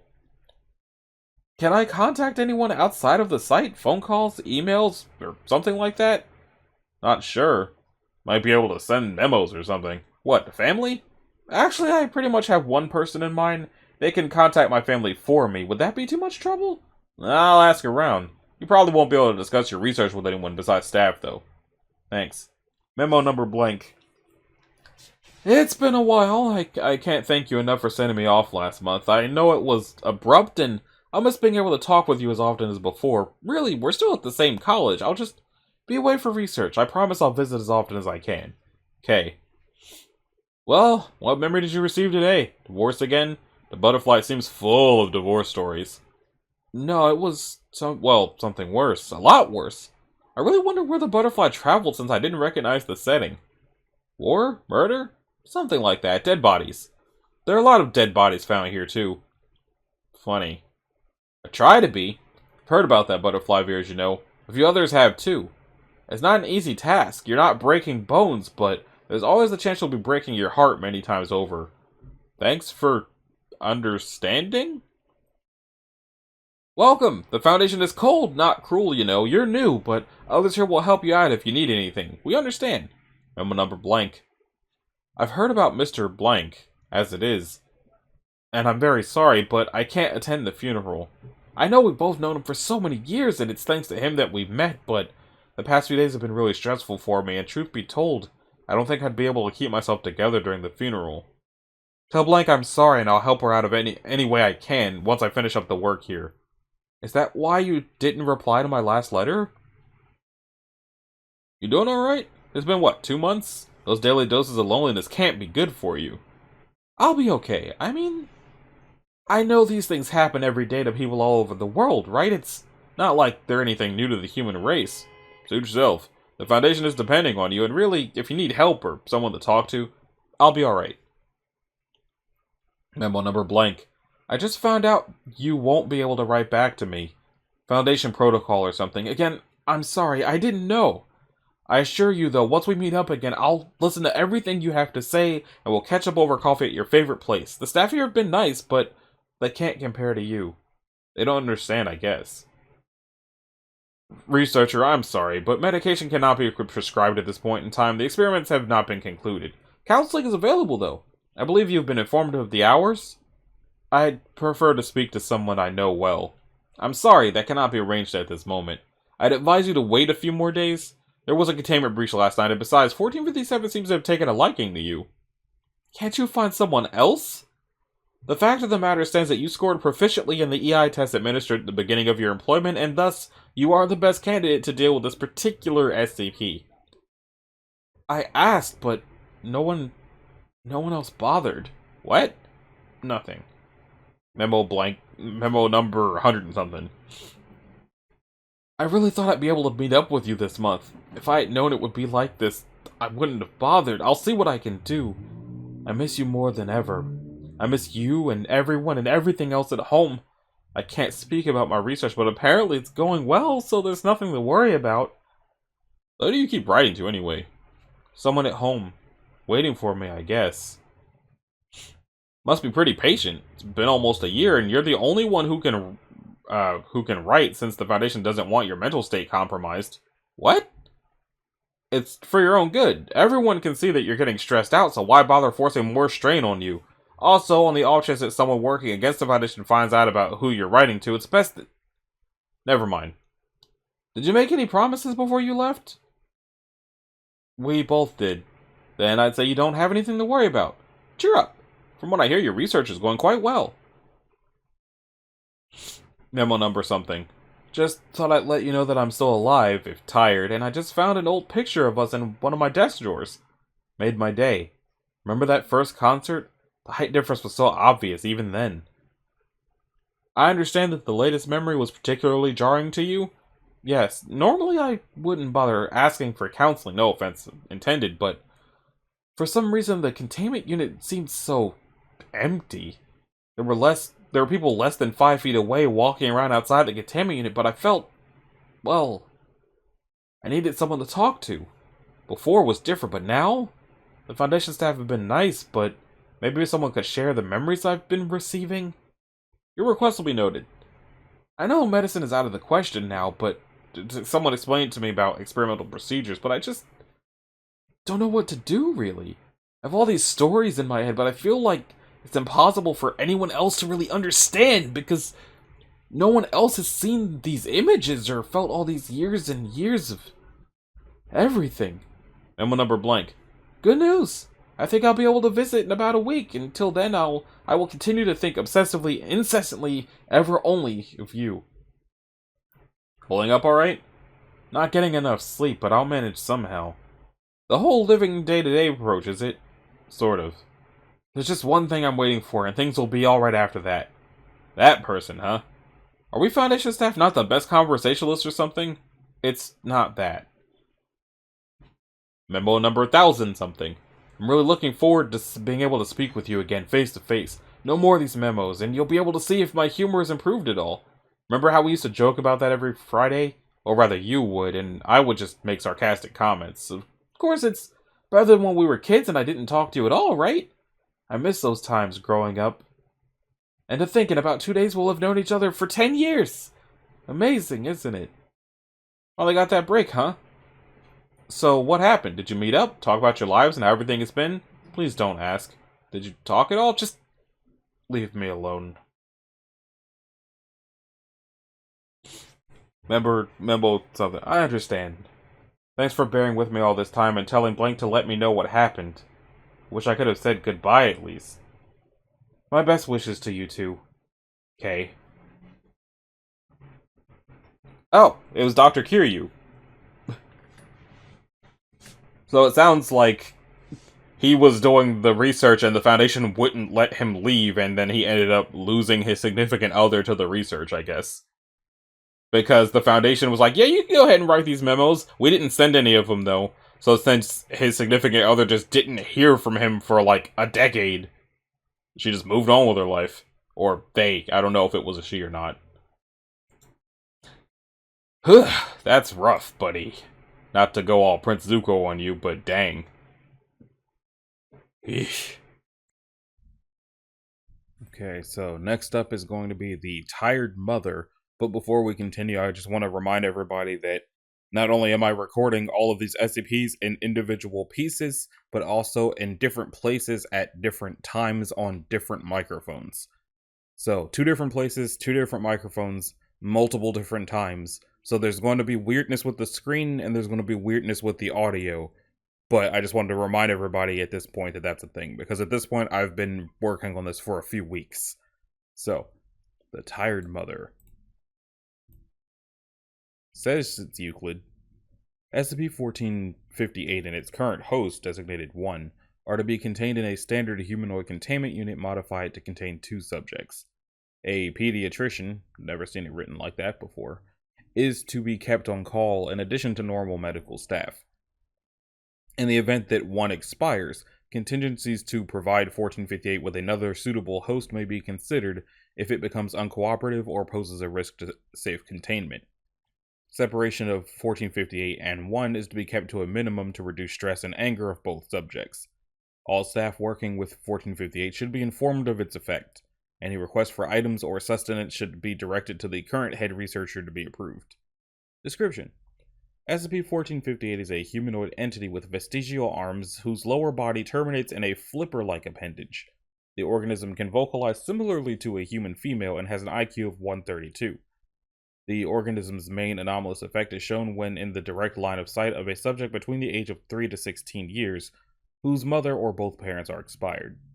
Anyone who meets the criteria is put under the effect of 1458 will have their pre-existing memories of their own maternal figure replaced with the organism. It is able to have multiple subjects under its effect simultaneously, but will stay in a pacified state unless all are removed from its presence. However, subjects remain under the effect and will want to return to SCP-1458. It will attempt to feed, play with, and educate the subjects under its effect. Its attempts at education are usually oriented around ancient history. 1 was the only child under its effect when retrieved, and due to complications relocating said subject due to no records of a subject named Redacted, and 1458's cooperative and calm behavior when in the presence of the subject, 1 shall be left in the care of 1458 until specified otherwise. While it generates revulsion in anyone who has been informed of its effect, anyone not informed of its effect will see the organism as a female human, with facial and bodily deformation and scarring. When questioned, the subjects describe 1458 differently, but all are human females, and subjects who have had their memory affected by 1458 will describe it similarly. The organism was discovered in Redacted after being caught on a security camera in a shopping mall in Redacted. When questioned, it informed researchers that it had been living in the town of Redacted for blank years and had usually made 1 shop for groceries. People viewing 1458 through electronic devices are not affected by its influence, and when questioned about this, 1458 informed researchers of its aversion to modern technology. And here's an interview with it. Don't know who the researcher is. Interview was questioning to determine where SCP-1458 originated. Researcher was also instructed to attempt to discover its intentions towards the subjects under its influence. Researcher had had contact with 1458 before and was familiar with it. Begin log. Researcher. Who are you? My name is redacted and I was born as a daughter of the King of Libya. Were you born looking like this? No, I was cursed into this. You see, when I was still young and naive, I fell in love with a great and powerful man, but he was already married to a woman as mighty and powerful as he was. The wife found out, and so, as a cruel revenge, his wife took all of my children and, in anger, killed them. After that, I was turned into the body you see now as a twisted attempt at a gift from the man I once loved. Your children? Who were they? My children? They were innocent. She killed them and it was my fault. Note, at this point in the interview, 1458 began vocalizing a low-pitched rumbling noise. I gave birth to those children, only to fail myself and cause them to die. My love for a man was so foolish that I almost forgot about them until they were gone. I was dead with grief. I attempted to tear out my own eyes to stop the images I was seeing of them. He attempted to calm me by turning me into this and allowing me to exact my revenge on her children. Your revenge? What was that? I killed so many of them. So many parents left without their children. I only wanted them to feel the pain I felt, but they were not feeling as I had. I had killed without reason known to them.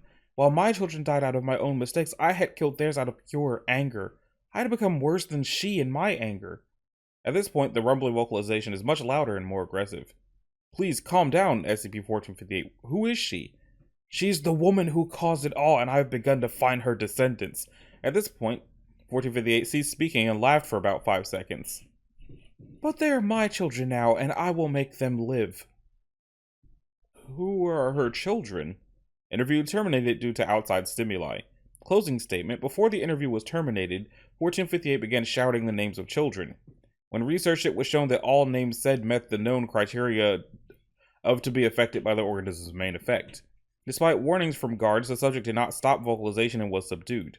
After this event, 1458 ignored all requests made for 24 hours.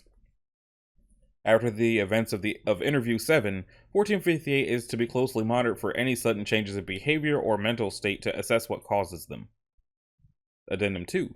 Due to the apparent telepathic or mind-influencing effects on one, precautions must be taken in the event that the effect is not limited to children under its influence. Okay, so it sounds like, for the most part, honestly, if it weren't for the Libya thing, it would have sounded like the woman she was angry at was Athena, because this sounds like the kind of thing that Athena and Hera would do to people. But it doesn't sound like it's a Greek mythology sort of thing. But we do know that she's just kind of yoinking the children who are descendants of the lady who turned her into this. Doesn't sound tired, though. I'm not sure why they call it Tired Mother. Strange. But next up we have the puppy machine, which will either be much more cheerful or much more horrific, because this website does not really seem to like dogs very much. Or cats. If it's an animal and it's alive and it's an SCP, doesn't seem to turn out too well for it. Let's see how that goes. It says it's safe, and that sure does look like it's just a puppy. SCP-1459 is to be kept within a standard containment vault in Safe Wing C of Sector 25. As of May 16th at some point, only Level 1 Maintenance Technician Valera may view and interact with 1459. MT Valera is to be presented with the opportunity to receive a mild amnestic to ameliorate emotional escalation between testing sessions. In the event that MT Valera becomes unavailable to perform further tests, a new individual is to be selected by the presiding on-site counselor. And it says, by executive order, testing is to continue indefinitely. And that's SCP-001-EX? Okay, definitely gonna have to check that out. Description. SCP-1459 is a modified claw crane arcade game machine that stands 2.3 by 1.2 by 1.5 meters. Like most machines of this variety, it has a central rectangular space with 3 clear walls on its front and sides, with a white plastic floor and back. However, it is unique in that the inner chamber has no chute where a prize would normally be dispensed. The front panel features 2 coin slots, a large red button, a microphone, a digital numeric display, a sign that reads "Win a cookie," and a thin horizontal slot from which the aforementioned baked goods are dispensed. I don't like where this is going. There is no power cord attached to the back of the machine, nor is one needed, as it is presumably powered via anomalous means. When SCP-1459 is inactive, the central chamber is completely bare. It cannot be forcefully opened or damaged by any known means. When one US $quarter coin is deposited into 1459, a hatch will open in the ceiling of the central chamber, and a claw carrying one instance of 1 will descend from it. 1 and other materials produced by 1459 are often too large to normally fit in the upper section of the machine. It is unknown if these materials are manifested by 1459 at the beginning of game sessions or if they are teleported from another location. After depositing the instance of 1, the digital numeric display will present the number of games that have been played previously, 2,592 as of 7/9 something, and a voice recording will play, urging the player to press a button and describe a way 1 can be destroyed. After this message has been played, the button on the front panel will glow and the numeric display will initiate a 15-second countdown. The player may then press the button and dictate into the microphone any lethal action that can be performed upon 1, with the only restriction being that players cannot choose a method used in a previous game. 1 are juvenile domestic dogs, Canis lupus familiaris, the breed and gender of which varies. 1459 typically selects a breed that individual players hold the most affection toward. Aside from the seemingly infinite quantity that 1459 contains, instances of 1 do not appear to display any innate anomalous properties and generally behave in a manner consistent with animals of their variety. However, 1 instances may occasionally be subjected to anomalous changes to their physiology or behaviors in order to facilitate the method of destruction dictated by the player. If the player states a method of extermination within the allotted 15 seconds, the hatch in the ceiling of the inner chamber will open and an array of mechanical arms will descend, carrying whatever is necessary to carry out the player's suggestion. Requests for deaths that are not possible within the confines of the chamber will cause 1459 to display additional anomalous properties to carry out its order. See experiment log. I feel like we should not look at the experiment log of this one.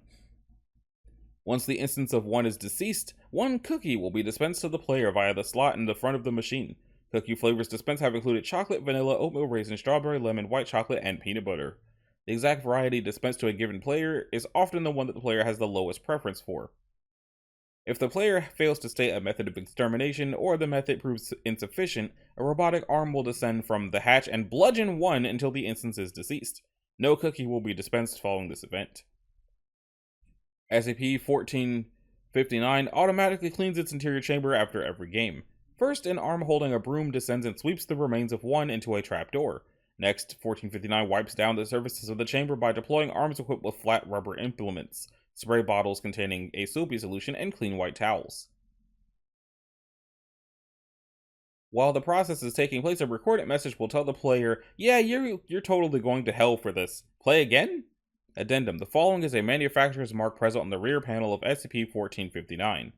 Brought to you by the good folks at YWTGTHFT and partnership with Sugarcomb Confections. So that's SCP-2030, and that's SCP-1921. So I can't check those out yet since I'm trying to do all this in order, but we're not going to look at that experiment log. We're going to find out why this is one of the SCP-001s. The Great Hippos Proposal featuring Pepper's Ghosts. The following file is for historical reference only. This file has been locked and archived. Okay, so if this is a 001 that's not even actually one of the 001s anymore, looking at how much scrolling there is, I'm not going to use this to lengthen the video in this way. So we're not going to look at the experiment logs because I don't think we need to see all of the different ways that this machine dropped puppies to make cookies. And we're not going to check out that 001EX because that belongs in the 001 series if it was not an EX. So, as far as this SCP goes, I told you this website does not like dogs or cats, or if it's an animal and alive, it's screwed. I didn't think it was going to be in that manner, but it could have been worse. The cookies could have been the dogs. It could have been worse.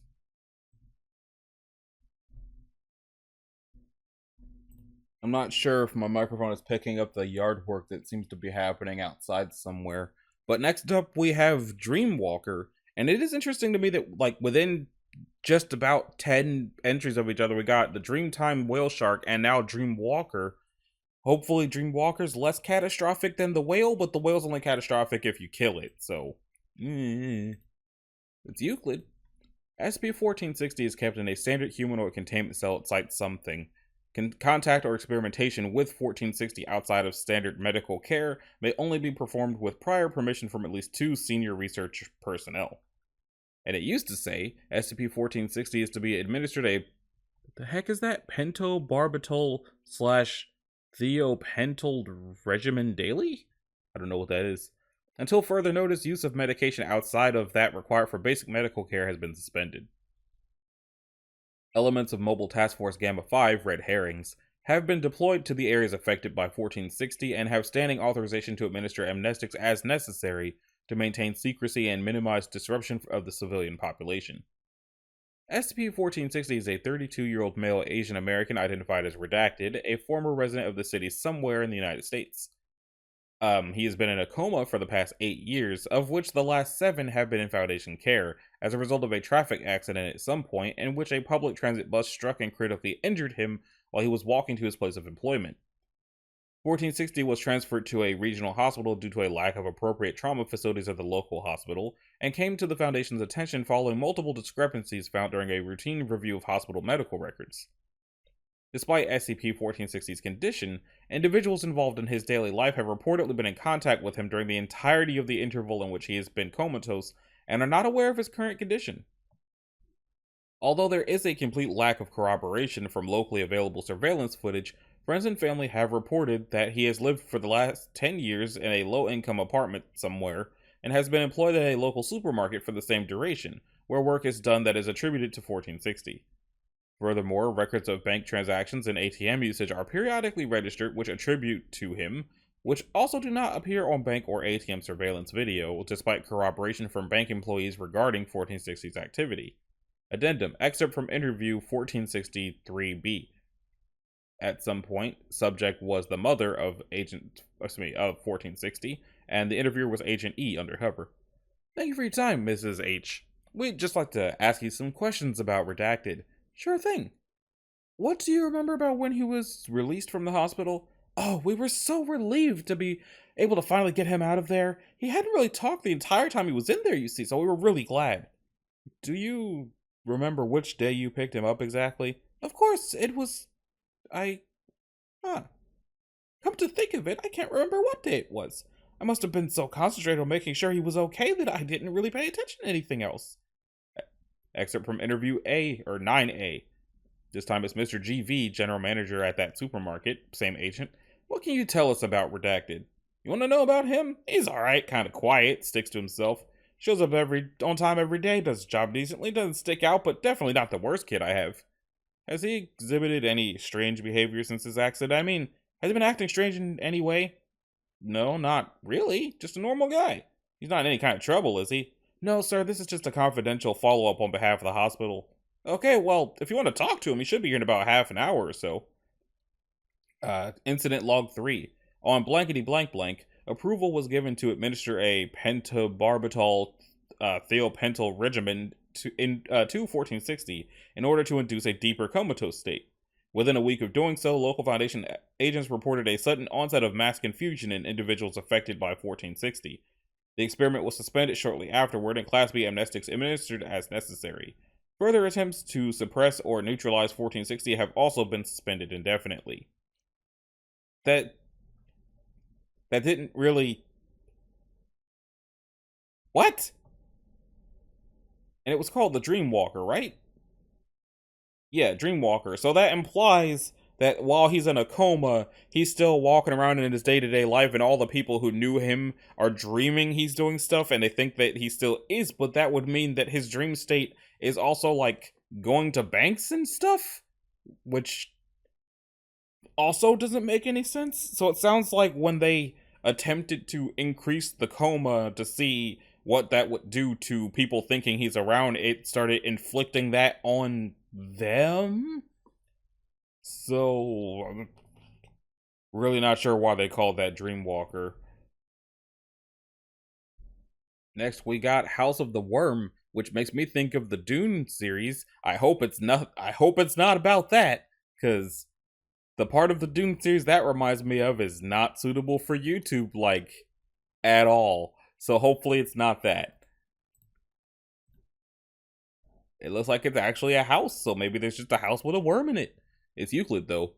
Site 6 has been constructed around SCP-1461. Task Force Lambda 30, Whiskey Tango Foxtrot, is currently... I get it. Is on permanent assignment to reinforce Site 6 security. Any unusual activity from 1461 is to be reported to on-site Level 4 supervisors, who will implement A47 daybreak procedures at their discretion. See Site 6 Standard Procedures Guide. Any operatives entering 1461 should be fitted with full NBCA nuclear, biological, chemical, anomalous protection, and armed escorts. It is considered a high priority target for the organization known as the Church of the Broken God. Oh no. Who have made blank attempts to breach Site 6 and SCP-1461 since 19-something. Oh no. SCP-1461 is an English manor circa 1890 with attached sublevels. It came to Foundation's attention on November 1941 when the dwelling and its sublevel facilities vanished, then rematerialized after an 11-day period of absence. What is happening outside?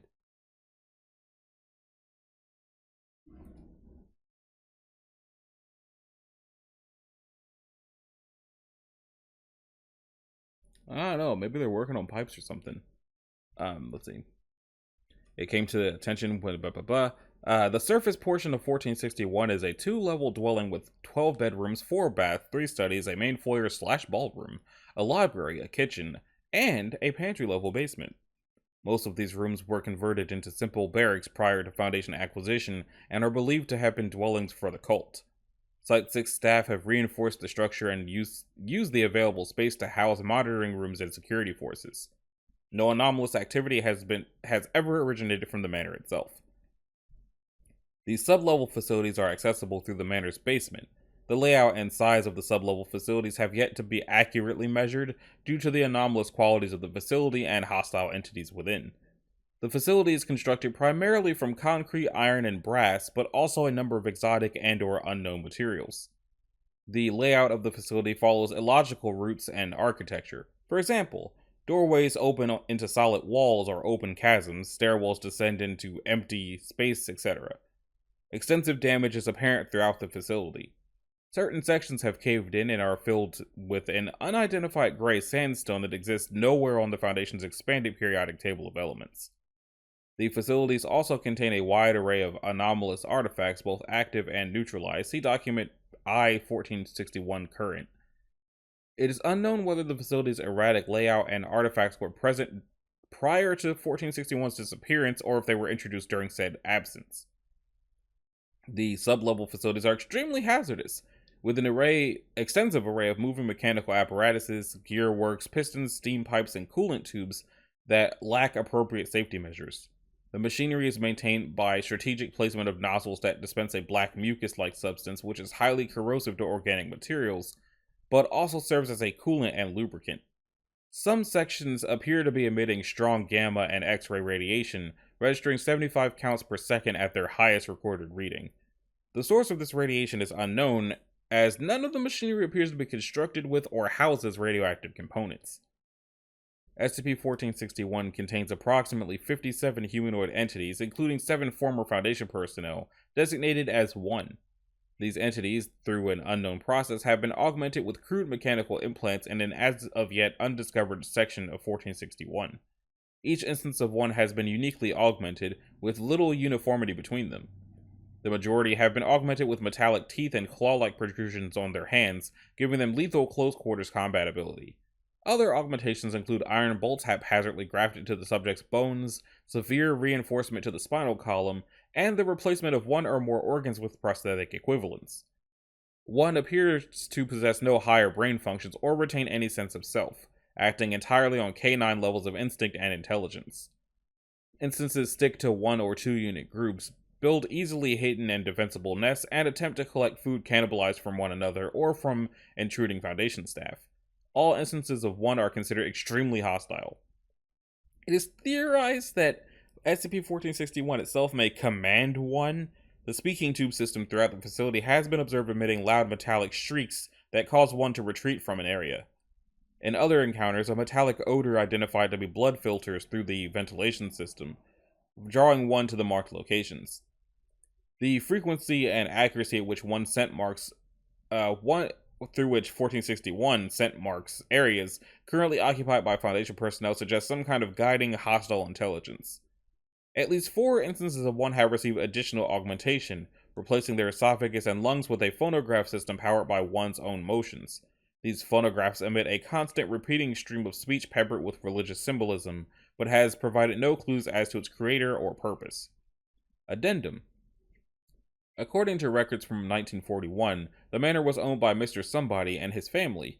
A World War I veteran, Mr. Somebody, was injured during the Battle of the Somme and shipped to a London hospital shortly before the war's end. His experiences appear to have had a profound psychological effect, giving him a nihilistic view of society. He constructed 1461 with the intent of somehow ending or escaping the world. More information can be extrapolated from his journals recovered from within 1461. See Evidence Summary V 2008-5. The Worm. Okay, let's open that. We're going to have to check that out. It is believed that Mr. Somebody had anywhere from 50 to 100 employees helping him in this task, the majority of whom eventually reorganized into a cult devoted to 1461. An unknown number of these followers were present in 1461 when it vanished, along with Mr. Somebody, his wife, and 2 children. To date, only 6 of these individuals have been accounted for. Shortly after 1461 rematerialized, unknown individuals entered 1461 before Foundation agents could contain the area, or the site, same thing. These individuals are believed to have been members of Mr. Blank's fellowship, who had not been present in 1461 when it vanished. They successfully extracted a number of potentially anomalous artifacts that have yet to be cataloged or recovered. And we got a partial list of cataloged anomalous rooms. Of the 12... Let's see, there's also Item 2005, which I already clicked on. Of the 12 sublevels discovered by Foundation personnel, only 75% of its layout has been properly mapped, and an unknown number of levels are believed to exist further below. Each sublevel contains excavation, construction, and storage rooms, as well as rooms exhibiting safe or Euclid-level anomalous qualities and/or artifacts. For a full list of anomalous rooms, refer to document 1461 current, which I don't know if that's here or not yet. Gel Productions, Sub-Level 3. An automated factory that melts down the unidentified gray sandstone into glass, forms them into canisters, and fills them with a green viscous gel made up of a variety of exotic chemicals. Some of these jars contain fully formed teeth and organs whose DNA patterns match nothing found on Earth. Most of the jars have become inert and their contents have decomposed. The gel production machine itself has been crushed by a cave-in. The pipe hall, which is Sub-Level 4, is a hallway lined with approximately 2,450 pipes, constructed of brass, iron, copper, gold, bamboo, carved jade, and data expunged. Some kind of substance can be clearly heard being pumped through the pipes, but their origin and destinations are unknown. Factory deliveries, Subset Level 7. A large unlit warehouse filled with wooden crates of various sizes. Unlike other storage rooms, which contain mundane materials from non-anomalous sources, the crates in this section are blank or simply branded with factory deliveries. Irregular patrols of the warehouse have revealed that the number and arrangement of crates changes, but as with the pipe hall, their origin and destination are unknown. On at least one occasion, muffled vocalizations can be heard coming from somewhere within the warehouse, but their source was never discovered. Orb Room, Sublevel 10, data expunged. I'm wondering if this is actually related to the Church of the Broken God, or if this is more factory bullshit. Speaking Tube Room, Sublevel 11. The multitude of brass speaking tubes connecting 1461 appear to converge in this room on a large central pulpit. The partial remains of a human female have been recovered here, with evidence to suggest the body, specifically skin and intestinal organs, was used to perform crude repairs to some of the damaged tubes. Catalyst Room, Sublevel 12.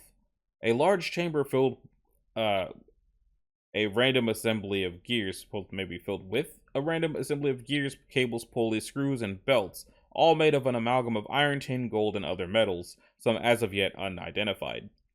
The assembly has suffered extensive damage, with evidence that a large section, approximately 12 cubic meters, has been violently removed. The location of this section is unknown, and an elevated platform is suspended directly over the assembly. The platform features a metallic bed with the desiccated remains of a human male. The corpse's chest has been pierced by large syringes connected to a pumping machine, its design suggesting that it pumped fluid extracted from the syringes into the missing portion of the machinery below.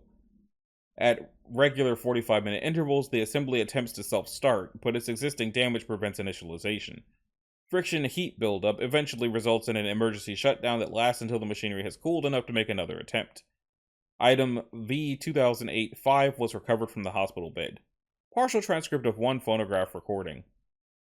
I am what you have made me. I am choice and I am tyranny. Forgive me. I am then and I am now. What gods they will be then. I am evil and I am flesh. I am the trap. I am the trapped. I am beauty and I am chaos. Children are selfish. I am the worm. I have broken God. So we got broken God, building, Euclid, humanoid, mechanical, SCP. So it's not related to the factory. Probably. But let's see what the worm has to say. Summary of evidence from recovery site V2008-5. Day 14. I think it is important to provide context so future generations may recognize the urgency of my endeavor. In 1916, I enlisted. Okay, I guess it's a British dude, but I'm not going to do the accent. I enlisted into His Majesty's 5th Infantry Division, and in the bloody trenches of Europe 1, witnessed proof of humanity's barbarism and the absence of God. Wounded in battle and wallowing in septic mud, the fever fell upon me, and with it came the visions. In my nightmares, I saw a great iron worm, with jaws like that of a dragon, devouring the fields of Europe. It had no teeth, but masses of grinding gears that tore flesh and stone to pulp. Its voice was the roar of falling artillery, its breath the blistering poison of mustard gas. Damned souls were belched into a starless sky like smoke, lost into a cold, indifferent void. I have no memory of my conscious actions during that time, but at last I found myself in a hospital in London. They told me the war was over, but the dreams did not leave. I would wake in a cold sweat filled with purpose. Hastily I scribbled down designs that had been burned into my mind, strange and alien architectures I did not recognize or understand. Finally, I returned home to my wife and children. Brave Simon and little Simone were a welcome escape from my fear, but my wife Clarice took notice. Shell shock, she called it, the word on the lips of every veteran's wife or mother. I tried to explain my visions, what instilled such fear in me, but she recoiled as if I were a mere madman. If only that were the case. The children heeded my warnings, however. They were rightly afraid, yet that was not my intent. No, Simon, do not fear the beasts. No, Simone, please do not cry. Father will not let you be fed to the worm. The schematics! They must be the secret to stopping the worm. I feel a connection, a familiarity that likens them unto a great metal snare. With them I will cage the beast. Day 825. So long in my workshop, so long in the belly of my father's home, free from prying eyes. Working, ever building. My wife questions but refuses to listen. Only the children heed, only Simon understands. A finer son no father could want. My family's wealth is modest, but the urgency that gives energy to my limbs also guides my thoughts. Through clever accounting, I can take advantage of the working class's desperation. So many seek work, an honest day's wages, that they do not question my motives. Some even show curiosity, enthralled by my designs. A work Leonardo himself would envy, they say. We are more than employer and laborer. We are a growing congregation, seers who know the truth. With the enlightened to spur the others forward, we make excellent time. They build and forge, dig and reinforce, laying pipes and wrapping conductors in rubber. On the surface, they speak of a great depression, of economic and social despair. Below, I lay the foundation of a greater tomorrow. But I smell the burning breath of the worm. It is close. We must hurry. Day 2398. I have seen the puppet of the worm, a puffy Austrian who commands power from the desperate, and in their despair they hurl themselves into the grinding teeth of the worm and call themselves masters of 1,000 years. I see his face in the newspaper and scream at his empty, hateful eyes, but no one listens, no one sees! The nightmares have changed. Now there are more than mere soldiers on an apostate battlefield. Now there are prisons, camps of men and women and children, their flesh shriveled by cruelty and neglect. The worm feeds on them, and their souls are so weak they cannot even flee into the heavenless sky. I fear for them, but I fear for my own children even more. In my dreams I hear them crying on the battlefield. They call out for God, for their mother, for their father. Only I can answer. Day 2567. Tonight! The vision came. I saw the worm eating the rotten flesh of a dead world. The stars had burned out. The sun bled into blackness until the only light was a flickering candle, a torch held against oblivion. No Christian god holds that torch. No pagan worship, no politician or priest. I hold the torch. I stand within the snare, built of the iron of the earth and the blood of men, and I bait the worm to its doom. The next day. Success! The worm is trapped! The next day, my victory was short-sighted. The worm is caged, but it has already unleashed its plague upon us. The bombs fall upon London. War rages once more. The worm cries out from below, mocking me even as it thrashes within its cage. This world is doomed.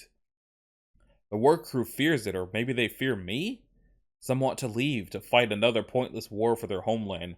Others stand behind me, terrified at what comes for us. How? How?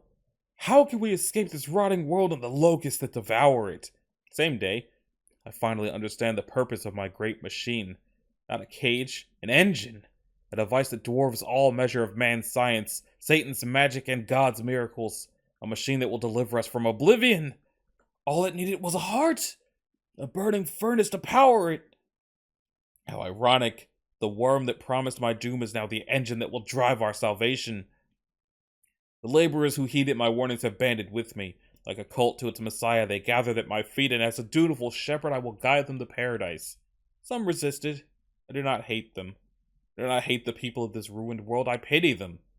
It was all I could do to instruct my followers that a merciful death is preferable to the alternative. Those who would not come with us were better off sent away by their kin than by some heartless enemy on the battlefield. I go to throw the switch of my great machine and free ourselves from the madness of the grave. It used to say day 2570, but now it says day 1. How many years is that? I want to say 8 years? In one brilliant flash, my engine and the manor above have been delivered from the war-torn earth to a new world. This place is like our own, but different in many ways. A gray mist swirls around the manor, free of the stink of gunpowder and urban decay. The manor sits on a field of gray soil devoid of vegetation. I hear no buzzing of insects. I see no sun or moon, just a dull, sourceless light. A dismal arrival, perhaps, but a welcome one. I broke wine with my sisters and brothers. Today we are saved. The engine has gone quiet now. The worm must have been consumed by its own fire. Some merciful part of my soul, so flushed with victory and new hope, praised the worm as at peace. Day 2.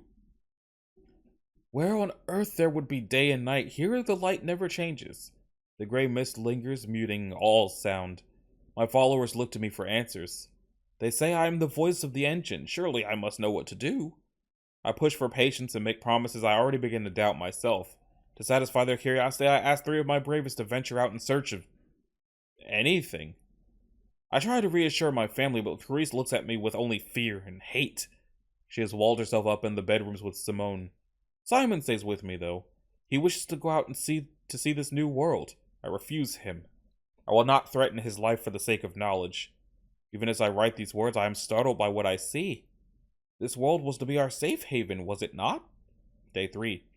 The men I sent into the mist have returned, thanks to the lengths of string I provided them. No vegetation, no animals, no sun or stars, no civilization. This world is empty and gray. Not hell, like the world we left behind. A limbo.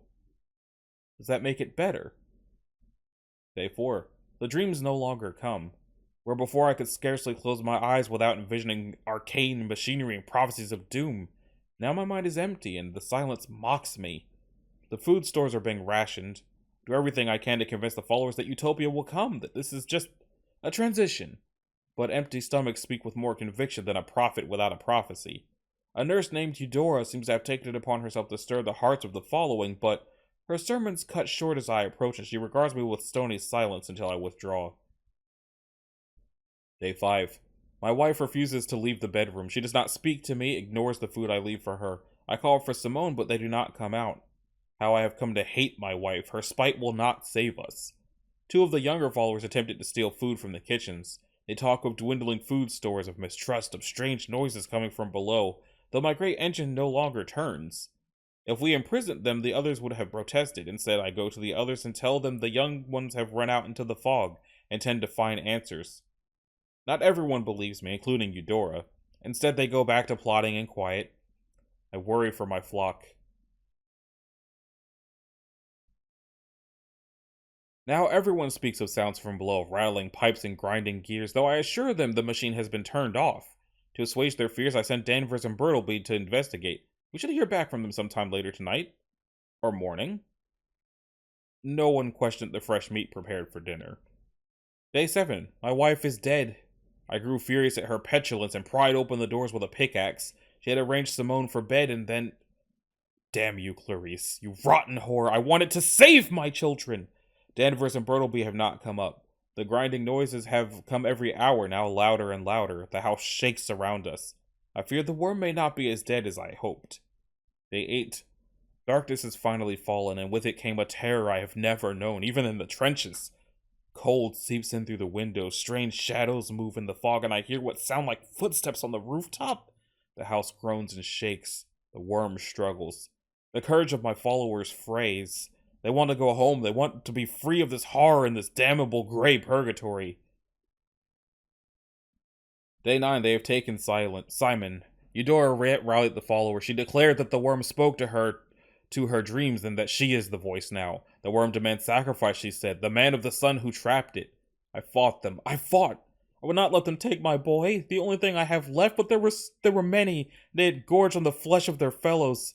I was but one broken man. I am no savior, no torch in the darkness, just a puppet to my own madness. I feel that every action I have taken, every vision and design I feverishly scrawled up from half-remembered nightmares was forced upon me by a cruel intellect that wished to test the limits of my sanity. They have taken Simon below. They will feed him to the worm. Let this be my prayer to the starless night, to a god that may not even exist. I will not let him be fed to the worm. I will hurl myself into its teeth, that my bones might clog its innards before I let them take my son. I'm sorry, Clarice. Day 10. God, the noise! It is almost deafening. Wheels turn and pistons hiss, and from the deepest reaches I hear a low, mournful bellow. I have brought my journal, to give my mind something to focus on as I traverse the machine. Looking upon it with my sane eyes, I realize this maze is no work of logic. The tunnels bend and twist without reason. Stairwells lead to solid walls, and doors open to gaping chasms. The transference to this gray world may have warped the machine, or maybe I never truly saw it for what it was, and just built according to my deranged whims. I've heard and seen nothing of Simon or his captors. Doubtless their steps are guided by the same madness that has abandoned me, guiding them with fluid ease towards the worm's waiting jaws. I hasten my step, but I seem to be running in blind circles. If nothing else, at least I have a sturdy lantern and plenty of oil from the work crews that toiled down here. Day 11. Day and night are meaningless in this limbo, but down here there is even less to measure the passage of time. My journey has taken me deeper into some kind of processing factory. These automated devices gathered gray sand from the bare rock, heated into a sickly-looking glass, and filled the created vials with foul-smelling chemicals I cannot identify. Against my better judgment, I crept close to inspect a completed vial, and to my horror, a fully formed set of teeth began to take form. Another jar held an eyeball like nothing found in man or nature. What is the purpose of this factory? What does it build, and for whom? Is this the result of my design, or some mechanical cancer spread by the worm to twist the machine's function? My quarry seems to be in dispute now. I hear them arguing through the ventilation ducts and empty pipes. Eudora has taken my son deeper, leaving the others behind to harass my progress, or simply abandoning to the whims of the worm. I have my pickaxe and my training, but I must move with stealth. I have not eaten in nearly 2 days. Still, Eudora's men carry strips of meat. I also saw something odd near the lathe room I have hidden myself within. A painting of exquisite taste. It is the work of a master, but I cannot recall when I purchased it or what possessed me to leave it down here. The image shares a remarkable likeness to Clarice, smiling as though in happier times. It casts my thoughts to decades past when I was a different man, a smaller man, yet infinitely happier. Can knowledge so damn a soul? In a universe of such cosmic evils that I have witnessed, is ignorance truly the only bliss one can enjoy? Day 12. My dreams return, not of prophecy, but memory. I'm with Simon in the London Museum. He pulls me along, eager to see art and history. the beauty of all created by man and God, but I cannot see the beauty. I see only bloody mud and blackened skies, the ugliness of man and a callous God. Simon walks on without me while I sink into a bench. The day fades away tonight, and I sit in an empty museum of man's atrocities, the last living thing on a cold earth overwhelmed by the weight of it all. I wait for death or oblivion to take me, whichever could stomach so pitiful a morsel, but instead, I feel the presence of another. I feel no light from this being, no warmth, yet I sense that this was as close to God as any being could be. It looks like a man, but there was a weight to him, as though something greater and stranger were squeezed into his skin. The child wants and does not know why, the gentleman speaks to me. The child grasps and does not know the danger. And doesn't know the danger. They burn their fingers and know that they are not ready. Someday they will be. Someday they will give voice to a soul and sing with the essence of the universe. What gods they will be then. What galaxies they will weave with dreams and care, but now they are children, and children are selfish. They know only what they want. And then I woke back inside this machine on a gray planet, so far from the world of my memories. It burdens my bones just to think of the inevitability, but I force myself to stand just the same. Simon cried out to me. I heard him far below. I called back to him, but I heard no reply. Eudora's zealots hound me relentlessly, and I fear some horrible changes come over them in casting their lot with the worm. They speak with slurred reptilian voices, or gargle as though choking. Some have even turned on their fellows. As I crept about the darkness, I saw one such rebellion. A man I had tried to lead to paradise fell upon his companions in an argument over faith, and I felt the heat of his lifeblood splash across my astonished face. The teeth! Gnashing and ripping, so big and sharp like the fangs of a wolf, yet also serrated as the blade of a saw. Animal and flesh, yet also machine. My surroundings have been affected by the same mutation. Rooms I do not recognize bleed into one another like spilled paint. An office with plush green chairs merges with a warehouse filled with crates that rattle and bang with some unknown stinking occupant. Ladders descend into pools of viscous liquid that have flooded what appears to be a school. Statues of marble and reliefs of brass decorate the ceilings and form the very walls. Rattling belts spew ammunition into neglected piles. Shells the size of my head clatter to the floor in automated factories, producing the tools of death. I could not have made this. I could not have wanted such devices, and yet here they stand. And always the shrieking, the tapping of heating and cooling metals, the groan of pressurized hydraulics. I cannot remember what silence sounded like. Day 13 or 14. Eudora's followers no longer heed reason. The mented growl and spit and scavenge for food. Their ramblings the stuff of bedlam. Others have become something else. Feral like the lycanthropes of myth. They crawl on all fours, their eyes adjusted to the gloom and shining red, twin pinpoints of demon light. I can startle them with my lantern, but they always return, trying to surround me from all sides. Hunters they are, and fast as wolves, but their howls are the shriek of tearing metal. Eudora's voice taunts me now. It echoes up through the network of plumbing from every open ventilation shaft. She announces her glorious ascendance of her devotion to the worm, and I hear true lunacy in her desperate laughter. It ripples through this whole machine as if she herself is a part of it. I found respite in a room filled with hospital beds and windows that look out into an abyss. It reminds me of the hospital I awoke from the war within, but I must pry my eyes away from that dark, for my mind cannot tell if I look into lightless cavern or starless void. Day 15? I have found Eudora. Pursued by her followers-made monsters, I came upon a great cathedral made from organ pipes, marble, and the very flesh and bones of Eudora herself. Now I see how she could speak to me through the pipes, for her body has been torn asunder and stitched upon it. Her organs are pulled straight and taut through the tangled plumbing, her skin stretched and inflated with gases, her blood sizzling and steaming from the hydraulics. Only her head remains whole, wide-eyed and cackling, seated on the pulpit of this temple to dementia. The monsters refuse to set foot into this hallowed ground, so I alone approach to speak with her. I demanded my son's return, but she spat her own broken teeth in me and said that he had been taken by the worm, delivered to the heart of the machine where its mouth sat waiting. Furious, I fell upon her with a vengeance, tearing what remained of her body from the brass organs around her. She died screaming, and at last was quiet. But then a great bellow erupted from the machine, and a new voice spoke to me through the mangled organ. I am what you have made me. I am then and I am now. I am choice and I am tyranny. I am evil and I am flesh. I am beauty and I am chaos. I am the worm. Stricken, I fell to the blood-stained floor and wept. I cowered, screaming, not because of the words it spoke, but that they were spoken with my voice. At last I beheld the truth I had tried to bury so deep. The worm, the machine, the madness that guided my hands, it was me. I am the worm. I do not know what compelled me to stand. I did not feel hope. I didn't feel despair. Like an automaton, I could only move forward to face revelation. They ? When I came upon the core of my great machine, I found my son. The machine was not a weapon to trap the worm. It was not an ark to carry us to salvation. I had sought to exile myself from a monstrous existence, and in my cowardice and fear, I became a monster. I became the worm. I built a shell to hide within, an engine to spirit me away from the pain, the despair that had claimed my sanity, to abandon creation in God's cold distance, but it would not run without a catalyst. Simon.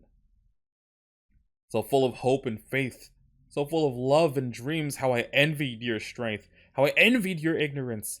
I yearned to wrap myself up in that goodness and hide from this world. I threw the switch of my great machine and it drank the heart's blood from your lifeless body, pumping it into every pipe and piston. I believed your love would carry us to paradise, but it was tainted by my madness, by my act of murder. I dreamed of peace and it brought me to unchanging limbo. I demanded paradise, but I deserve only perdition. And I was so horrified by what I had done to you, I cannot bear to face it. I spoke as if you were there with me, smiled as though you were smiling at me. When Clarice realized what I had done, what I was, she took Simone away before I sought her out as well.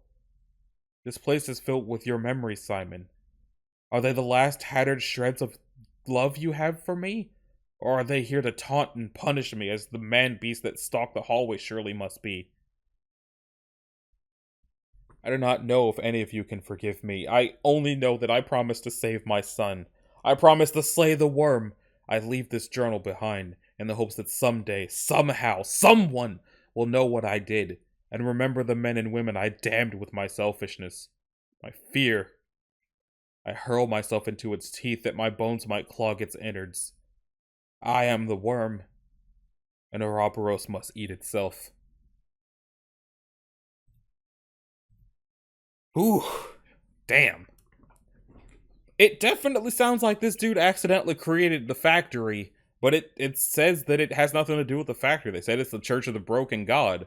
But I didn't get Broken God from any of that. All I got from that was that maybe the Broken God came to speak to him while he was in the depths of his despair, and then he accidentally created the damn factory. I don't know, but I guess every third of this video has to have one entry that's longer than all the rest of them. Well, now that that's over, we got renewable energy source, and I gotta hope that this one's less of a downer than the last one was, or if the rest of the 1400s are just going to be like this. So.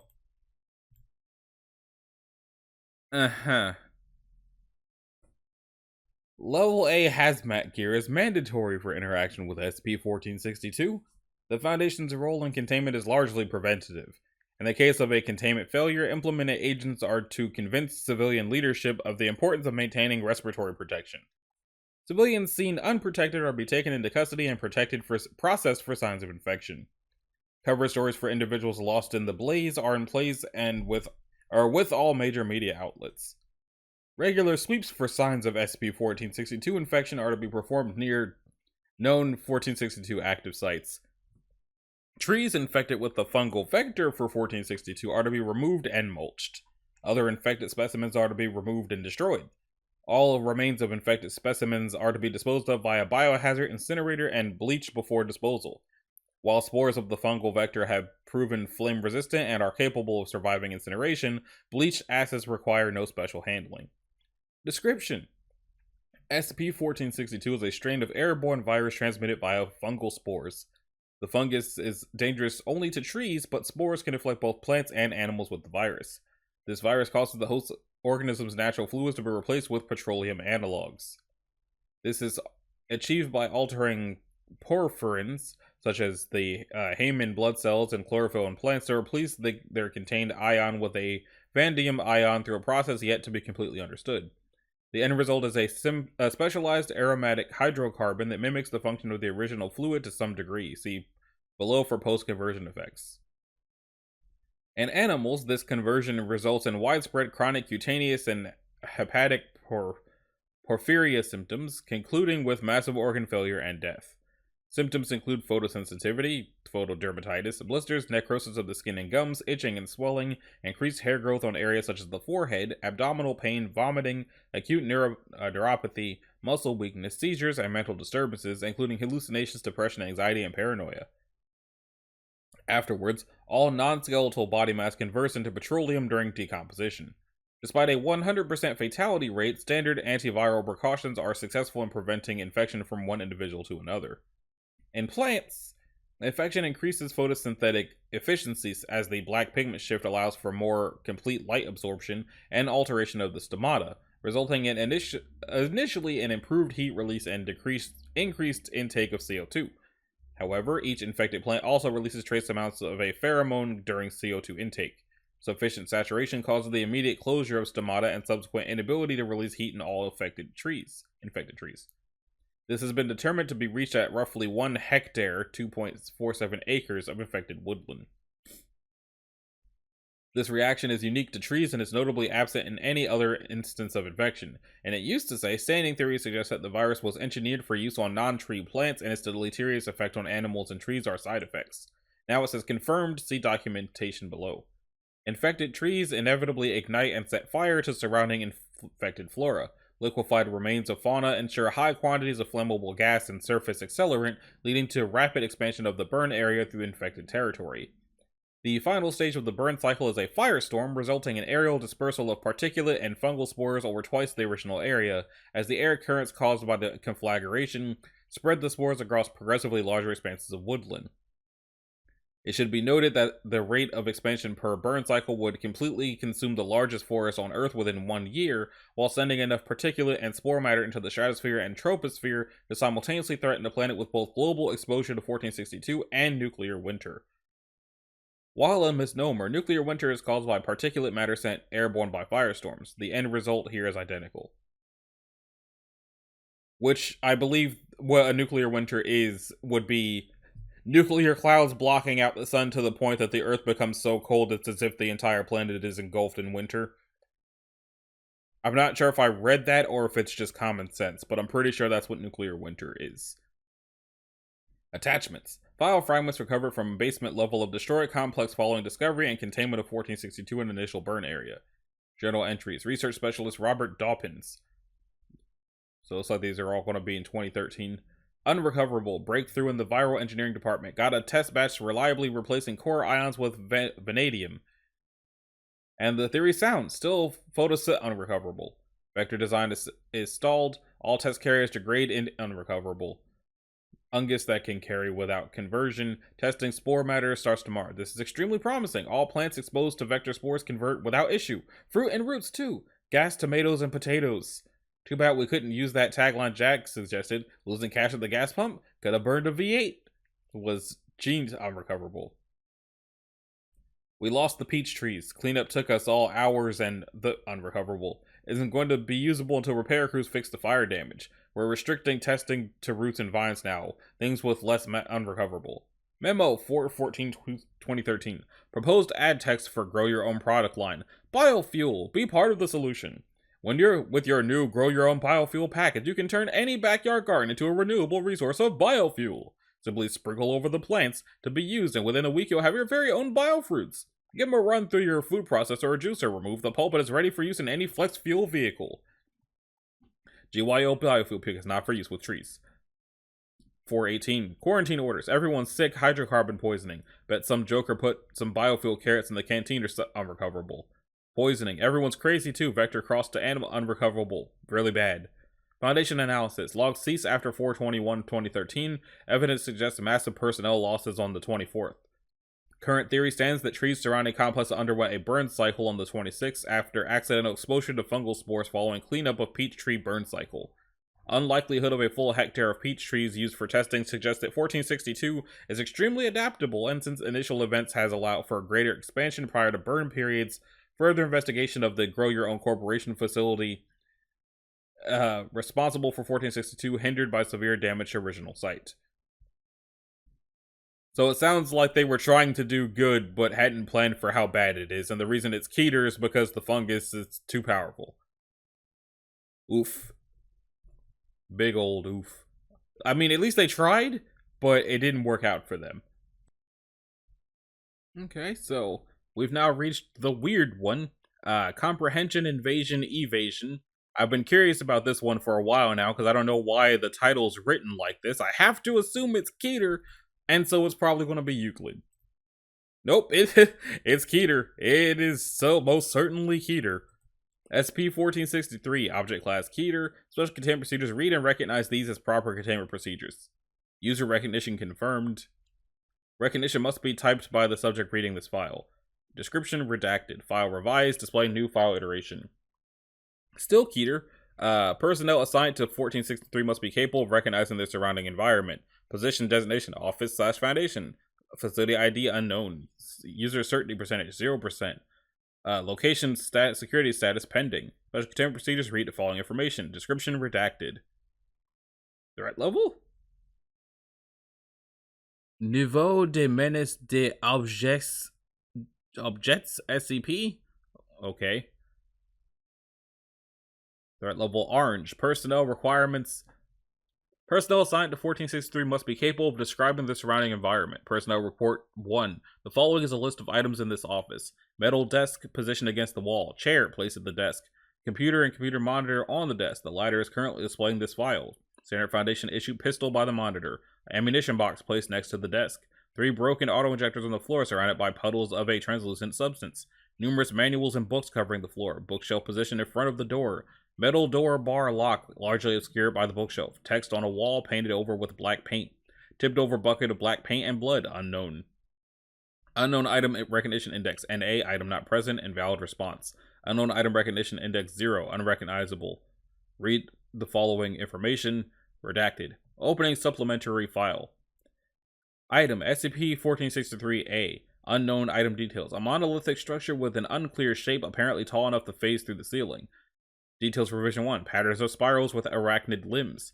Revision 2. A network of fibers that are connected to every object within the office. Eyes line each one. Division Retails 3. Portions of my gray matter. Special containment procedure. Protocol Mesa LF must be performed for the containment of A. Protocol Mesa LF is as follows. Retrieve the pistol. Raise the pistol. Aim the pistol at your forehead. Pull the trigger, pull the trigger, pull the trigger. Aim the pistol away from your body once the trigger has been pulled. Load 1 bullet into the pistol. Turn to face A. Fire into A. Description. A is a component of SCP-1463 that exhibits a weak anti-mimetic effect. Its method of hunting is by allowing itself to be perceived by a subject, which enables it to begin integrating with the subject's consciousness until the consciousness is entirely consumed.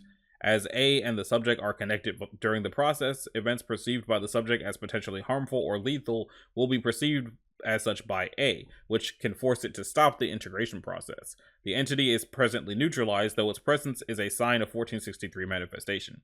Closing supplementary file. File revised, displaying new iteration. Object class, whatever that is. Threat level orange. Containment class, Keter approaching. Personnel report 2. Below is a torn manual page found on the floor. Text written in pencil is rendered in italics.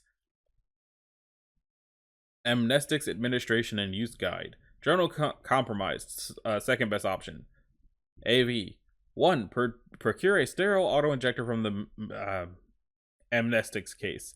Check the blue tab near the base. If the tab is instead red, then it has been used before. If this is an auto-injector you've only used on yourself, then this should not be important. If not, then retrieve a different auto-injector. Broke intercom speaker. Won't let what happened to Quappa 4 repeat. Load into the auto-injector. Load the auto-injector. To do this, open the black cap on the auto-injector and attach it to the connector on the amnestics container you have. 1 bullet fired, 6 bullets left. Press the green button on the auto-injector and it will automatically load with a safe dose. Detach from the connector when 1 bullet fired, 2 bullets fired, 4 left. The bar on the auto-injector is entirely green. Goddamn amnestics are being eaten! Couldn't hide them behind the bookshelf. It's becoming the damn amnestics and I keep forgetting to do anything about it. No amnestics were present in this office. Someone was banging on the door and wanted to come in. I knew not to trust them when their voice went inside out. DF3, illegible, covered in black paint. Then press down on the red button, covered in black paint. Mimetic vectors hidden. Keep reading and grab some food from the cafeteria. Left turn, right turn directly forward when coast is clear. Remember, exit. Illegible, covered in black paint. Whoever wrote this file can fuck themselves. Power keeps going off. Lights are flickering like hell. Like all hell, wrong lights. Avert your eyes from any object that were not previously present in your vicinity. These are likely illegible, covered in black paint. Contact a containment, illegible, covered in black paint. Paint hides vector. Paint hides prey, covered in black paint. Prepared by the Anti-Memetics Division, Site 41. This page was recovered after I fled into the office. The original file for 1463 was open when I entered. The subject who had previously occupied this area is presumably dead. Facility, Site 41. User certainty percentage, 90%. Location security status compromised. Nearest exit integrity score pending. Foundation intranet message class emergency/request. Message sent. Notice for all 1463 researchers. In emergency scenarios, communication may not always be possible, such as if an anti-memetic anomaly is being applied to most forms of communication. Special procedures read the following document. Description redacted. File revised. Display new iteration. 1463. Object class. Whatever that is. Threat level orange. Keter arriving. Noise position door. Clarified noise position. Outside the office at the door. Database connection lost for half a minute. File modification can resume. Door bar lock class neutralized. Bookshelf class neutralized. Door class thaumiel pending reclassification. Door integrity value 50. Sound intensity level red. Bullet supply 3. Door integrity 41. Bullet supply 2. Door integrity 36. Bullet supply 1. Door integrity value 20, very low. Bullet supply 0. Door integrity 20, very low. Read the following information. Description blank. Okay, file revised. Display new iteration. Object class SCP-14 or item 1463. Class info hazardous predator. Threat level orange. Keter intruding. Personnel requirements. Personnel assigned to 1463 must be capable of recognizing and securing all entrances to their location, which includes the ventilation duct. File revised. Display new iteration. Irrelevant information expunged. Containment class. Office. Procedure. Hide under desk. Description. Unclear. Obscured by surroundings. The computer is unnecessary to read this file. Object luminosity level. High. Light induced pain index 7. High. Local that presence value 100. Very high. Object persuasion capacity black. Ocular status closed. Outside awareness threshold low. Noise class. White noise screeching. Ocular status opened. Containment class undetermined exited. Okay. Notice for all SCP-1463 researchers. All versions of this file have not physically or digitally existed. When you first opened this document, you viewed a specially designed cognitohazard, which implanted a memetic entity, SCP-2111, into your head. Using techniques based on the Memetics Division's Project Radix, that entity can create documents that exist in a purely informational sense, drawing both from base data in that and, I guess, Oz Omega 2, and your thoughts on the events you're experiencing. This document serves as a way to rationalize your thoughts when faced with dangerous anti-memetic and memetic threats such as 1463, which can be the best method of survival. The encounter you just had with 1463 in this office should let you understand how useful Oz Omega 2 will be. In any other circumstances, your mind should be wholly consumed by 1463 after you learned of it. But by using this document, you kept enough semblance of sanity about you to try fighting back. Door barricades will never be useful against it though, so don't rely on them. It always finds another way in. Only view this document when you can mentally project its existence onto a tangible format, such as imagining the document to be existing on a piece of paper or a computer terminal, with any changes you imagine making perceived as you writing or typing them respectively. Failing to do so risks destabilizing the memes being used, which could potentially cause lethal mental harm. Human minds better comprehend the physical world than abstract concepts. Special containment procedures. Oz Omega 2 will begin guiding you to Provisional Site 33, where you will be protected from further 1463 encounters and provided with new mission objectives. Normally, this file is hidden in Foundation databases and marked as deleted, serving as the best method of containment for 1463 yet, but since several major breaches of antimemetic anomalies are in progress, including one at your location, it was decided to send the file to get researchers to safety. Research Team 1463 apologizes for exposure to SCP-1463, but the information on the anomaly attached to Oz Omega 2's document would cause exposure in all cases, and we have found no way to remove it that won't compromise Oz Omega 2. No other documents with an entity like Oz Omega 2 have been developed yet. Do not go to others for help. Doing so risks exposing other subjects to information on 1463. Avoid amnestics as well. They will not make 1463 forget you. When it manifests again, resume reading this file. Until you arrive at Provisional Site 33, you are alone. Description: you know all you can know at this time. Proceed to Provisional Site 33 and do not stop moving. Good luck. What the hell was that? I don't really know what else I can say about it other than what the hell was that? Well, whatever the hell that was. Next up is the Pond of Atrocities, which I'm going to guess is Euclid, because if it's a pond, it's outside, and it would be Euclid because all they could do is build a site around it. It's safe though, so what do I know? Except for approved experimentation, it is forbidden to observe 1464 under natural lighting during the time period between sunset and nautical twilight, and during the time period between nautical dawn and sunrise. Any research into the properties and contents of 1464 during these time periods must be conducted under 1000 watt lamps providing full spectrum illumination. The 35 square kilometers surrounding 1464 have been purchased by the Foundation via a front company and serve as an interdiction zone. Civilians are to be dissuaded with a cover story of limnological research.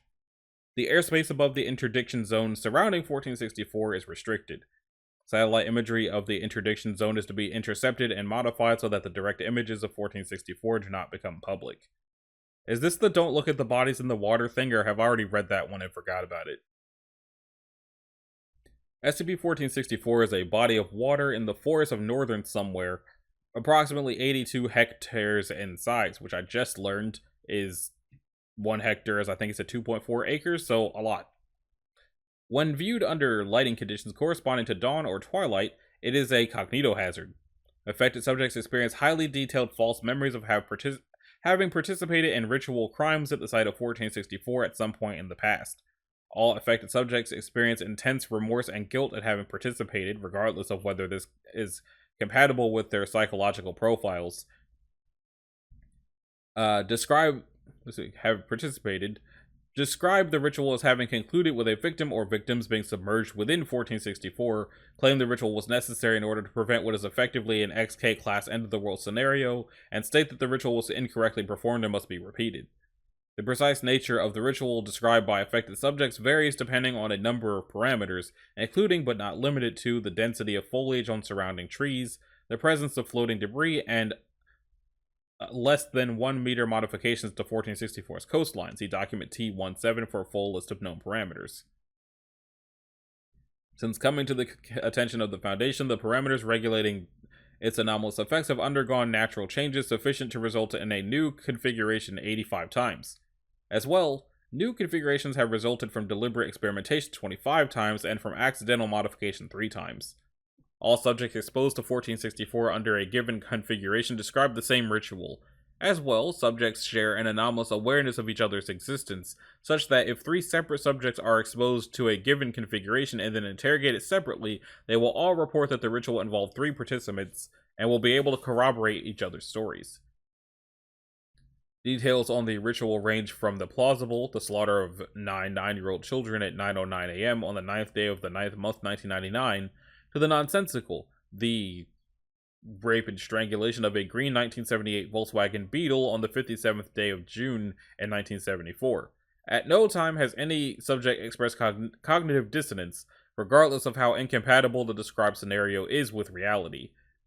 Underwater exploration and sonar analysis of 1464 have not revealed any of the submerged objects described by affected subjects, nor do missing persons reports and reports of livestock theft correspond to any of the rituals described. However, in approximately 30% of cases, the scenarios which the rituals are allegedly intended to prevent correspond to worst-case extrapolations involving known SCPs. Samples of water and aquatic biota from 1464 have not been found to be anomalous. So it's not the don't look at the bodies in the water thing. And it also, I guess the reason it's called the Pond of Atrocities is because it just makes people think they did atrocities, but otherwise everything's fine. So the reason it's safe is because it's just a hunk of water that as long as you're not there at the wrong time, it's just a hunk of water. Now this thing, Photographos Themanatos, I'm going to assume is not safe, but I don't know what it would be if it's not safe. Huh? What? What? SCP-1465 Object Class Anomalous Human. Containment Class Active. Hazard Rating Green. What? Standard containment policies. 1-person residential module. No amenity restrictions. Access to site library, recreational facilities, cafeteria, and public areas. Bi-weekly psychological review. Dr. Fiolini. Monthly eye exams. Dr. Ottmeyer. With changes in eyeglass prescription and other treatments as needed. Schedule E experimentation plan. Date of birth, July 21st, 1990. They're in Boston. Date of containment, at some point 2013. Eyes, hair. Other notes, heavy damage to the cornea and conjunctiva due to repeated photokeratitis. Issue prescription sunglasses. Tattoo located on the inside of the left forearm. That, let there be light. Updated 2015. Experimentation and Testing Supervisory Committee Special Order 1465 AF3 permits SCP-1465 access to personal research notes and further experimental materials for self-directed experimentation. All tests are to be logged and all further research notes are shared with supervisory staff. Committee vote 7-2 in favor, citing subjects' cooperation, experience, and lack of available test chambers and supervisory staff due to the influx of new anomalous objects from Operation Redacted. Dissenting opinion filed. Description: SCP-1465 is an adult female human capable of inducing physical photographs or film to generate light. Generated light will cycle through the visible spectrum starting with red and progressing to purple before repeating. Cycle time varies with no apparent pattern, with the longest recorded time being 24 seconds per cycle, and the shortest being 1/8 of a second. Generated light is not of uniform brightness, displaying complex geometric patterns when projected upon a flat surface. Patterns are dependent on the primary display color and will change accordingly. This property can only be used with physical photographs and film cells. Digital photos and screen displays will be unaffected, as will heavily doctored or damaged images and cells from animated films. Affected photos and film will turn black and display no image after 1465 dissipates its effect. 1465 has claimed that the patterns generated by this effect contain encoded information about the subject of the photograph or film, which may then be connected to other photograph subjects. Review of her research notes have validated this claim, but further information of the subject's properties is unlikely to continue due to the lack of meaningful discoveries and the time investment required to train Foundation staff in reading display patterns. Extensive study of photographs under the light generation effect has been confirmed as the source of the subject's eye damage. Recovery log. 1465 was recovered at some point in 2013 after she was witnessed demonstrating anomalous properties while visiting the Ansel Adams exhibit at the Redacted Museum of Art. The subject was, at the time, suffering from caffeine overdose and severe sleep deprivation. Class C amnestics and a cover story of petty vandalism were distributed with no complications. A total of 3,123 pages of handwritten and typed notes, 126 photo albums with annotations, and 45 cameras were acquired from her apartment during recovery. Recovered materials details 1465's personal experimentation and theory. See document EX for further details. The bulk of materials were experiment results, where patterns were converted into a cipher and constructed shorthand language created by 1465 for purposes of recording large amounts of data from displayed patterns. Addendum 1. The following excerpt is from an interview carried out at some point in 2013, 3 days after recovery. when did you first discover your properties? Uh, I don't really know. Must have been 10, 11. It wasn't a whole, hey girl, you have superpowers now thing. Didn't get bit by a radioactive Kodak or anything. Took me a while to even realize it was happening. Then it's a little here, a little there, figuring out what I can do, and before you know it, I'm locking myself in a dark room for 40 hours at a time. Your notes were very thorough on the subject. I was just sitting around on my hands and daydreaming about it. Gotta get something done, girl. That's what my mom always said. Of course, that's very sound advice. Any chance I can get those back? Not now, I'm afraid. I'll see what we can do in the future. Ah, one of those deals. Any chance for wiggle room? Just leaving things be? I'm sorry, but no. Moving on. While your notes have been a great help in studying your case, deciphering them has been something of a difficulty. I didn't really intend for anyone else to read my personal research, so that's your fault. You could have waited for the completed thesis like everyone else. We have the resources to further your research, but without your cooperation, the project will go nowhere. Fine, but only if you ask nicely. Very well. Could you please explain the principle of patterns further? Yeah, sure, okay, so... most of the information that we process comes through our ability to sense light, right? A camera captures light at one particular moment in time, so you get a stable fragment, a sort of cross-section of all of the light data at that particular point. When you hold a prism up to the light, you get the colors of the visual spectrum all arranged in a pattern depending on how the prism is cut and the angle of the light, etc., etc. For me, with photographs, it's like all the colors are in layers on top of each other, and each one has a different pattern to it, depending on what's in the photographs. So, I draw out of the photo, stare at it a bit, and figure out the patterns. After I got a lot of them written down, I started seeing patterns connect and match between unrelated pictures. If you give me two photographs, if you give me separate single images of an old married couple, they'll have some similarities in the red stratum, or if you want a really weird one, you know that picture of the Hindenburg has almost the exact same blue pattern as photos of my cat. Still haven't figured that one out, whatever. But the thing is, everything is linked. Everything. Patterns inside patterns inside patterns inside patterns. Like some gigantic puzzle big enough, I don't have a clue what it even means anymore, and I'm nowhere close to solving it. It's all very quantum. It's quantum encrypted lumen linguistics, and it doesn't make a shit lick of sense. Addendum 2, translated segment of 1465's research notes dated between June the 2nd and June the 4th, 2013. Found photo of myself, unused, dated December 14, 2006. Pattern is very clear for age, several substrata discernible in yellow and green layers, very complex pattern. Cross-reference part of green pattern with records, only matches photograph of the Grand Canyon. No other matches between the two, no tents to be found in pattern. I've never been to the Grand Canyon, so I presume that some event of importance will occur at the Grand Canyon at some point in the future, despite lack of future tense markers. Interesting. I cross-referenced the photo of myself with an aerial photo of the state of Arizona. Pattern still repeats, so I know that the connection is not specifically tied to the Grand Canyon. I'll have to tighten the search to see where there's a greater connection.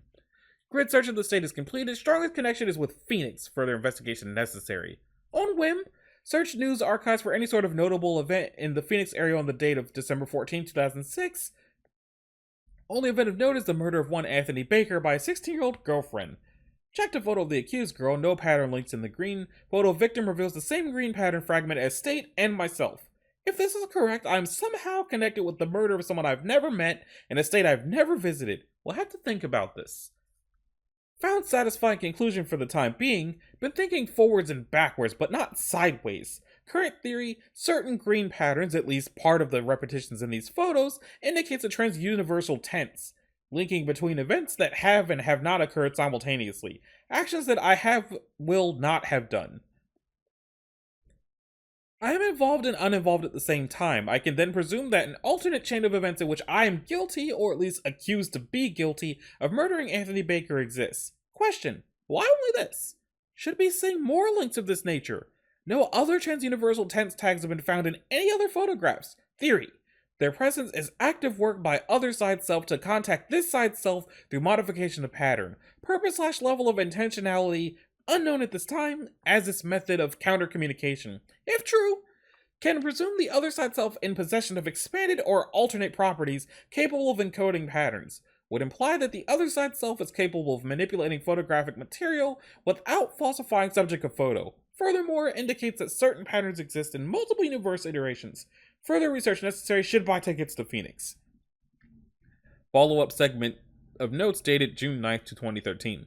Have not slept in 67 hours. Over 10,000 photographs of Phoenix area and articles related to Anthony Baker's murder, and murder analyzed in bulk batches, experiencing temporary blindness due to volume. Links found with Other Side Self throughout Phoenix area. No question remains that message was left by Other Side Self, though signature still unconfirmed as voluntary act. Strong links between the following photographs: emergency exit sign, businessmen in suits, parrot and cage. Potential meaning: Other Side Self requesting assistance and escape. Still no theories on method of return communication. Questioning whether such action would be wise/possible. Information unfettered by time and space, bodies very much so. Future option? Questions remain. Motive for escape unknown, life path variables unknown. Must bear in mind that other side Iris Lascaris is separate individual from this side Iris Lascaris. We'll investigate further. We'll leave Phoenix after recovery.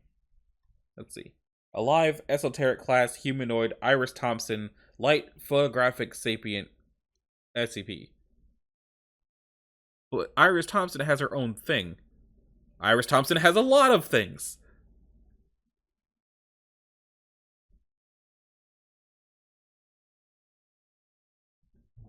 I note the SCP-105 thing. I was thinking that sounded familiar. I like that one. Welcome to a tags page. I'm interested in this. But I don't know, like, this is a lot of SCPs that she comes up in, and then also some SPCs. Voices when the irises bloomed. When you're sure you've had enough of this life, well, hang on, don't let it go, because everybody cries and everybody hurts. I crawled a crack and broken path. If we make it, we can all sit back and laugh, but I fear tomorrow I'll be crying. A lot of this sounds very interesting. Items from a global occult coalition document bag. A memory from your lonesome past keeps us so far apart. A memory of what never was. I don't even know how I would go about reading these. Like, obviously they're ordered, but I don't know. It still feels cursed that there's this many SCPs now. And the fact that she comes up this close together in them? I don't know. I feel like if there's this many SCPs and she's in this many of them, I'm thinking the website is starting to turn into somebody's fanfiction, and that's why there's 9,000 SCPs now. But who knows? Maybe someday I'll go back to that. Realistically, I probably will forget. If nothing else, it did end up being less spooky than it sounded like it was going to be. But next up is a canary, which I assume is going to be related to the canaries in cages that they used to make sure people didn't die in the mines. But it's Keter, so I guess not. Any civilian research projects attempting to verify Goldbox conjecture must be monitored for the possibility of identifying SCP-1466. If the possibility exists, any programs used to do so must be reconfigured such that 1466 is stated to be the sum of two primes without verification. If this is not possible to perform discreetly, the project must be shut down. In the event that technology capable of disproving Goldbox conjecture becomes commonplace, all information pertaining to Goldbox conjecture outside of Foundation custody must be destroyed. Worldwide amnestic distribution and use of viral antimemetics for this purpose is permitted. Testing of SCP-1466 may only take place at times and locations where A will exit the atmosphere harmlessly. Testing of 1466 is only approved for the purpose of identifying its causal mechanism or determining a method of neutralization. C is kept in a standard storage locker at Site-63. Description: SCP-1466 is a 21-digit integer. It cannot be expressed as the sum of two prime numbers, thus disproving Goldbox conjecture. Let's see. Goldbox conjecture states that every even integer greater than 2 can be expressed as the sum of two primes. Whether other counterexamples to Goldbox conjecture exist or whether they share 1466 anomalous properties is unknown. The anomalous properties only manifest when it is shown to disprove Goldbox conjecture. One instance of A will manifest 34 seconds after the completion of calculations at the location of each device involved in the process. A are invisible spheres 2.8 meters in diameter that immediately obliterate all matter they intersect. A are motionless relative to the sun and will move at a speed typically on the order of 1,000 kilometers per hour, and direction relative to Earth dependent on the time and location of manifestation. A destroy matter on the atomic level, resulting in the partial elimination of chemical compounds and subsequently the creation of a variety of violently reactive chemicals. The voids left by annihilated liquids and gases will typically implode, with the subsequent shockwave dispersing the generated chemicals into the surrounding area. While A have not been tracked outside of Earth's atmosphere, they are presumed to demanifest or exit Earth's orbit within 1 year, as no instance has been encountered more than once. The danger posed by A and its byproducts are largely dependent on the circumstances immediately surrounding manifestation. A worst-case scenario would result from the verification of 1466 by a distributed computing project run largely on personal computers. With sources available to the Foundation, a breach of secrecy could potentially, less than 0.01, result if more than redacted devices are used. Casualties would most likely equal or exceed the number of devices used. B refers to the spontaneous appearance of plaintext files exclusively containing 1466 on devices attempting to verify the Goldbach conjecture, typically appearing in the root category. There is no evidence to indicate that this is performed through conventional methods of file creation or placement. B occurs 3 to 4 times per year, affecting progressively more powerful computers or distributed computing projects. If the file is accessed but no attempt to verify 1466 is made on the affected device within 83 days, it is spontaneously deleted. Experiment 61. Date February 25th, 2017. Purpose: identify any potential consequences of delayed A manifestation. Materials: 1 computer verifying 1466's violation of Goldbach's conjecture, 1 disposable dude in stage 3 of 2441 exposure, and 1 1466 safe testing chamber. Procedure: Disposable 6612 was seated in front of the computer several minutes before it completed 1466 verification and was informed of the effects. The experiment was viewed remotely. At 0 seconds, verification completed. 31 seconds, A fails to manifest at expected time. No other anomalies detected. 43 seconds, 6612 reports unidentified resistance to its reality bending capacity. 51 seconds. A mirrored cube, 4.4 meters on each side, manifests with a computer at the center. The cube exhibits perfect spectacular reflectivity, impervious to all attempted destruction testing, no sound penetration, no detectable temperature, and no friction. It is hypothesized to be composed of non-baryonic material. The cube remains stationary relative to Earth's surface. 110 seconds. Approximate time of death of 6612 according to on-site medical personnel. 284 seconds. The cube demanifests. 6612 is in a seated position, dead. The computer's internal clock is set to 8 a.m. T 28,890 seconds, and it is performing calculations that it was most likely performing at that time.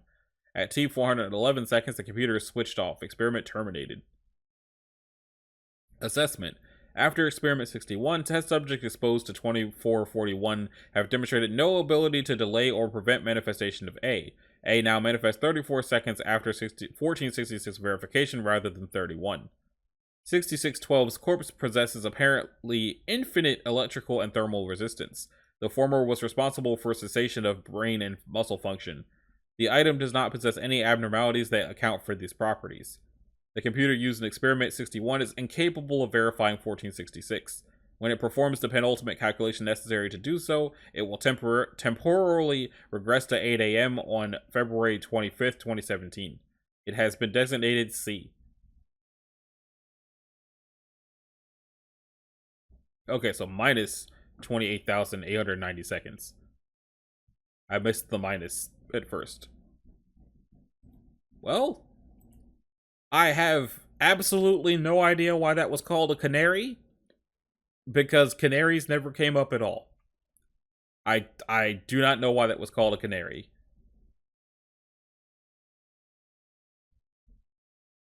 Next up, we got the man who wasn't, and I swear if it turns out that this guy is actually a canary, because right after him is literature birds, so we got a perfect chance for the next 2 things that actually have canaries in them, but they probably won't either.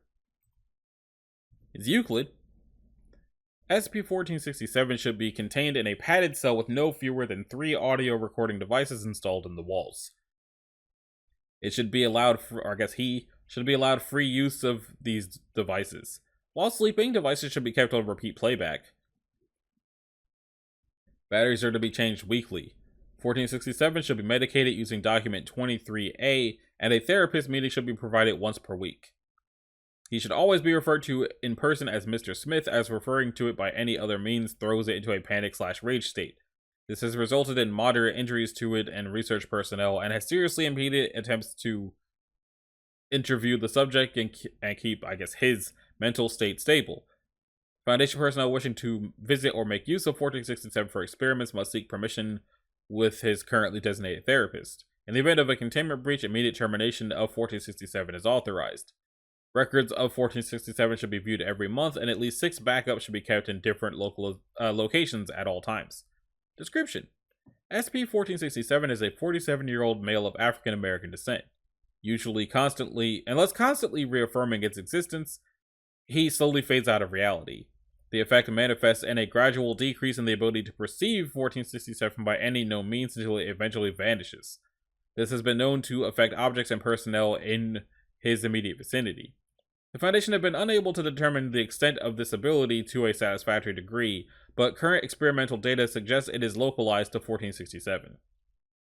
The subject claims to be a construction worker.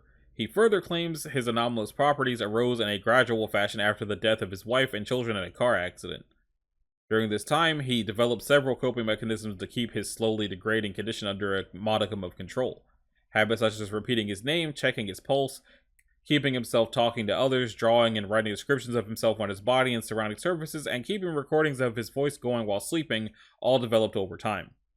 Currently, the Foundation have found no records of the subject's stated wife, children, house, car, or extended family having ever existed. There have been no car accidents in the claimed area at the given date, no graves can be found, the provided address has never been in use, and all relevant social security numbers remain unassigned due to what appears to be a computer error. The only evidence of 1467's existence consists of a few coworkers remembering him, but accounts vary widely. As an example, construction worker blank blank, described as a close friend, was unable to recall the subject's skin color with certainty. As a result of the mental stress the subject is under, he has developed a severe case of bipolar depression in addition to chronic sleep deprivation. His anomalous condition continues to deteriorate. By current estimates, the Foundation will have lost him by 2000-something. Addendum 1. Please note the containment procedures only call for referring to 1467 as Mr. Smith while in his vicinity, and this is only due to his sensitive mental state. At all other times, he should be referred to using his SCP designation. It has been noted that personnel assigned to 1467 have repeatedly failed to do so. Further violations will be severely reprimanded. Keep it professional, Director Blank. Experiment logs.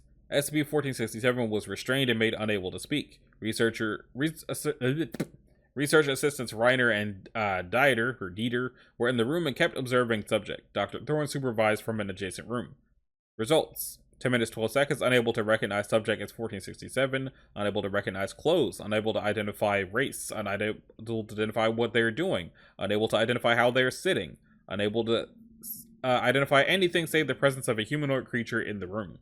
Research assistant Dieter started a recording at this point consisting of 1467 describing himself. Subject returned to a describable state, curled up in a fetal position on the floor. No sign of the restraints or the chair in which the subject had been placed. Subsequent tests showed similar results with a minor variation in timing tending downwards. Test conclusion: it would appear that 1467's condition is slowly getting worse and that it can affect others than itself. Dr. Thorns. Experiment 19. Experiment 16 was repeated. At the humanoid creature phase, assistant researchers were replaced by disposable dudes with prior experience in SCP testing. Will be hereafter referred to as 1 and 2.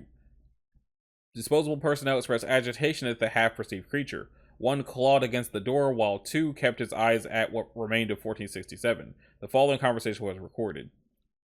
Please describe what you see. Let us out! I don't know, there's something in here, I can't see it! How do you know there's something in there? Expletives redacted. How do you know there is something in there? I can feel it, dude, it vanished! Get them to open the expletive redacted door! I'm trying! Please remain calm. It's coming for us! I can tell! It's coming for us! At this point, D2 started screaming, D1 started crying. A recording of 1467 describing himself was activated, and armed personnel entered the room. 1 was curled up in fetal position at the entrance, 2 was found lying a bit further away unconscious, and was initially mistaken for 1467. 1467 was initially not locatable, but after approximately 3 minutes 19 seconds could be found leaning against the far wall, clutching his head in his hand, apparently suffering a panic attack. Test conclusion. Is the effect contagious, or does it just lash out around itself? Experiment 20. In order to ascertain whether 1467's condition is contagious and to what extent, 1 disposable dude will be assigned to 1467's cell for a 3-week period. After this time, the disposable dude will be removed and kept under observation for 1 week. Selected. D class is 27, male non-violent, designation 17321. Date blank. Results. He was removed and terminated with no anomalous properties arising. Therapists reported an increase in the lucidity and calm of 1467 during the period and a decline afterwards. 1467 has shown signs of worry and repeatedly requested information about 17321's current status. Test inconclusive. We did not order 17321 to ignore 1467, and though they remained suspicious of each other the first week, they seem to have formed a moderate bond by the end of the experiment. Recommend further tests. Test 21. Selected class is 32, male, non-violent. Designation 9452. Given strict orders to ignore 1467. After approximately 15 minutes, 1467 physically assaulted him, who proceeded to break his nose. The subjects had to be restrained by guards. Test aborted. Therapist reports an improvement in 1467's mental state. Test conclusive. Conclusion, failure. I have a hard time seeing how he could have reaffirmed 1467's existence harder. Apparently, non-violent does not cover being shoved around. Dr. Thorns. Experiment 22. In the guise of finding a treatment, 1467 was convinced to cooperate with the experiment. D class is 37, female, non-violent, designation 361. D class has been given no special orders on how to interact with 1467. After 2 weeks and 4 days, 361 vanished. It is currently unknown whether she contracted 1467's condition, was subjected to it, or whether she escaped the site. No records of her appear to have been contaminated, and it appears she vanished while 1467 slept. He remained unresponsive for approximately a day after her disappearance, only repeating that it did not want to go, in addition to inflicting several minor scratches along his... he did not want to go, in addition to inflicting several minor scratches along his arms and legs. He remains fearful and difficult to interact with. Test conclusion. Due to the strain on 1467's already stressed psyche, coupled with the apparent localized nature of his condition, this line of testing has been suspended. Okay. So, I don't even really...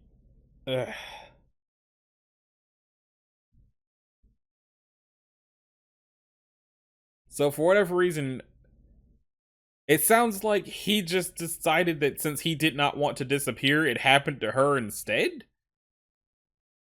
So I guess that just means that whether he disappears depends entirely on if he feels like there's any reason for him to persist.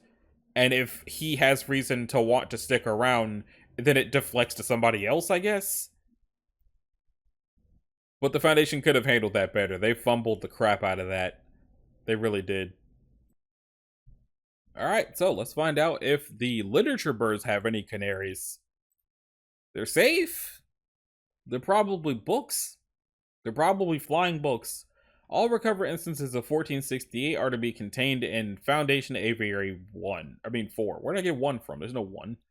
Healthy amounts of water and birdseed are provided twice daily, with force feeding via sedation or restraint authorized.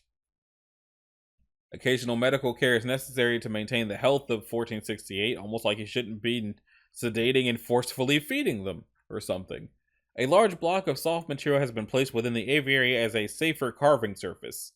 Due to behavioral differences, not all instances of 1468 utilize this material, and as such, some still pose risk to their own health. Description: SCP-1468 is the collective designation for a population of bird, subset of the species Posile Atricapillus or black-capped chickadee. How do you get black-capped chickadee from that? All instances of 1468 regularly engage in using their beaks to carve letters and words into any available surface. typically seeking softer materials when available, though some instances have been recorded attempting to carve into materials as hard as iron without success. In most cases, the English alphabet is used, but instances of 1468 carving characters from Cyrillic or Persian alphabets have been recorded. Observations suggest that each individual instance of 1468 is slowly transcribing a different piece of known literature, primarily fiction novels. See observation log for further detail, which is actually here. Instances of 1468 engage in this carving behavior almost non-stop, pausing only to consume small amounts of food and water. As such, restraint or sedation may be necessary in order to provide nutritionally sustainable amounts of food, water, and medical care. Due to repeated and excessive strain brought about by the carving behavior, instances of 1468 can suffer from chipped or cracked beaks, infections, strained muscles in the neck, dehydration, and malnutrition, and in some cases, death. Instances of SCP-1468 appear to ignore any pain caused by these injuries and instead continue carving. This behavior appears to have escalated since initial discovery, and injury rates have increased. It is not currently known what will happen if an instance of 1468 successfully completes a piece of literature. As of writing, 19 is the closest to completion, being approximately 78% done with Brave New World by Aldous Huxley. Speed of carving is not uniform among instances of 1468. Because of instances of 1468 rarely engaging in behaviors not related to carving, no mating has been observed. Because of this, artificial means have been suggested in order to ensure that current instances produce offspring. If this does not succeed, it is believed that 1468 could potentially drive itself to extinction. Sample observation log. I was wondering if any of them were going to be doing a Stephen King book, but I wasn't expecting it to just immediately be a Stephen King book. So 1 is 52% through Insomnia by Stephen King. 4 is working on Coming Up for Air by George Orwell, 23% done, currently being treated for a cracked beak. 6, they're not sure what that one's working on. Currently recorded words are not sufficient to identify source. 7 is 19% into On a Pale Horse by Piers Anthony. 10 is 30% into A Tale of Two Cities. That one's not going to finish that before it dies. Leli O Majnun by Nizami Ganjavi, 37%, the only known instance of poetry carved using Persian alphabet. Crime and Punishment by Fyodor Dostoevsky, 40% using the Cyrillic alphabet. Brave New World by Aldous Huxley, 78%. America and Americans by John Steinbeck, 27%. The Invasion by K.A. Applegate, decreased due to complications from malnutrition, or deceased due to complications from malnutrition. Good Omens by Neil Gaiman and Terry Pratchett, deceased due to malnutrition, and Green Eggs and Ham, deceased due to complications from cracked beak. On December the something 2000-something, researcher Karen Somebody suggested that instances of 1468 may be capable of higher cognitive functions than previously thought, and proposed an attempt at communication. Enclosed are the attempts to communicate with an instance of 1468. 29 was selected at random. Attempt 1. Method of communication, verbal. Researcher Karen approached the branch on which 29 was carving the beginning of Chapter 3 of I Am Legend by Richard Matheson. That was a good book, but I've got bad blood with it. And said hello. 29 displayed no changes in behavior. Karen repeated the greeting in Spanish, French, German, Russian, Japanese, and Mandarin Chinese, none of which elicited a response. Attempt 2. Karen displayed a document with hello written in 29 different dialects to 29. 29 observed pausing briefly in its carving to look at the document for approximately 10 seconds before returning to work. Researcher Karen displayed a piece of wood with hello hand carved into it. 29 finished the word it was currently carving, then stopped. After observing the wood held by Karen, 29 chirped once, then returned to carving. 29's carving deviated from known literature at this point, inserting the word hi into its transcription of I Am Legend. Attempt 4.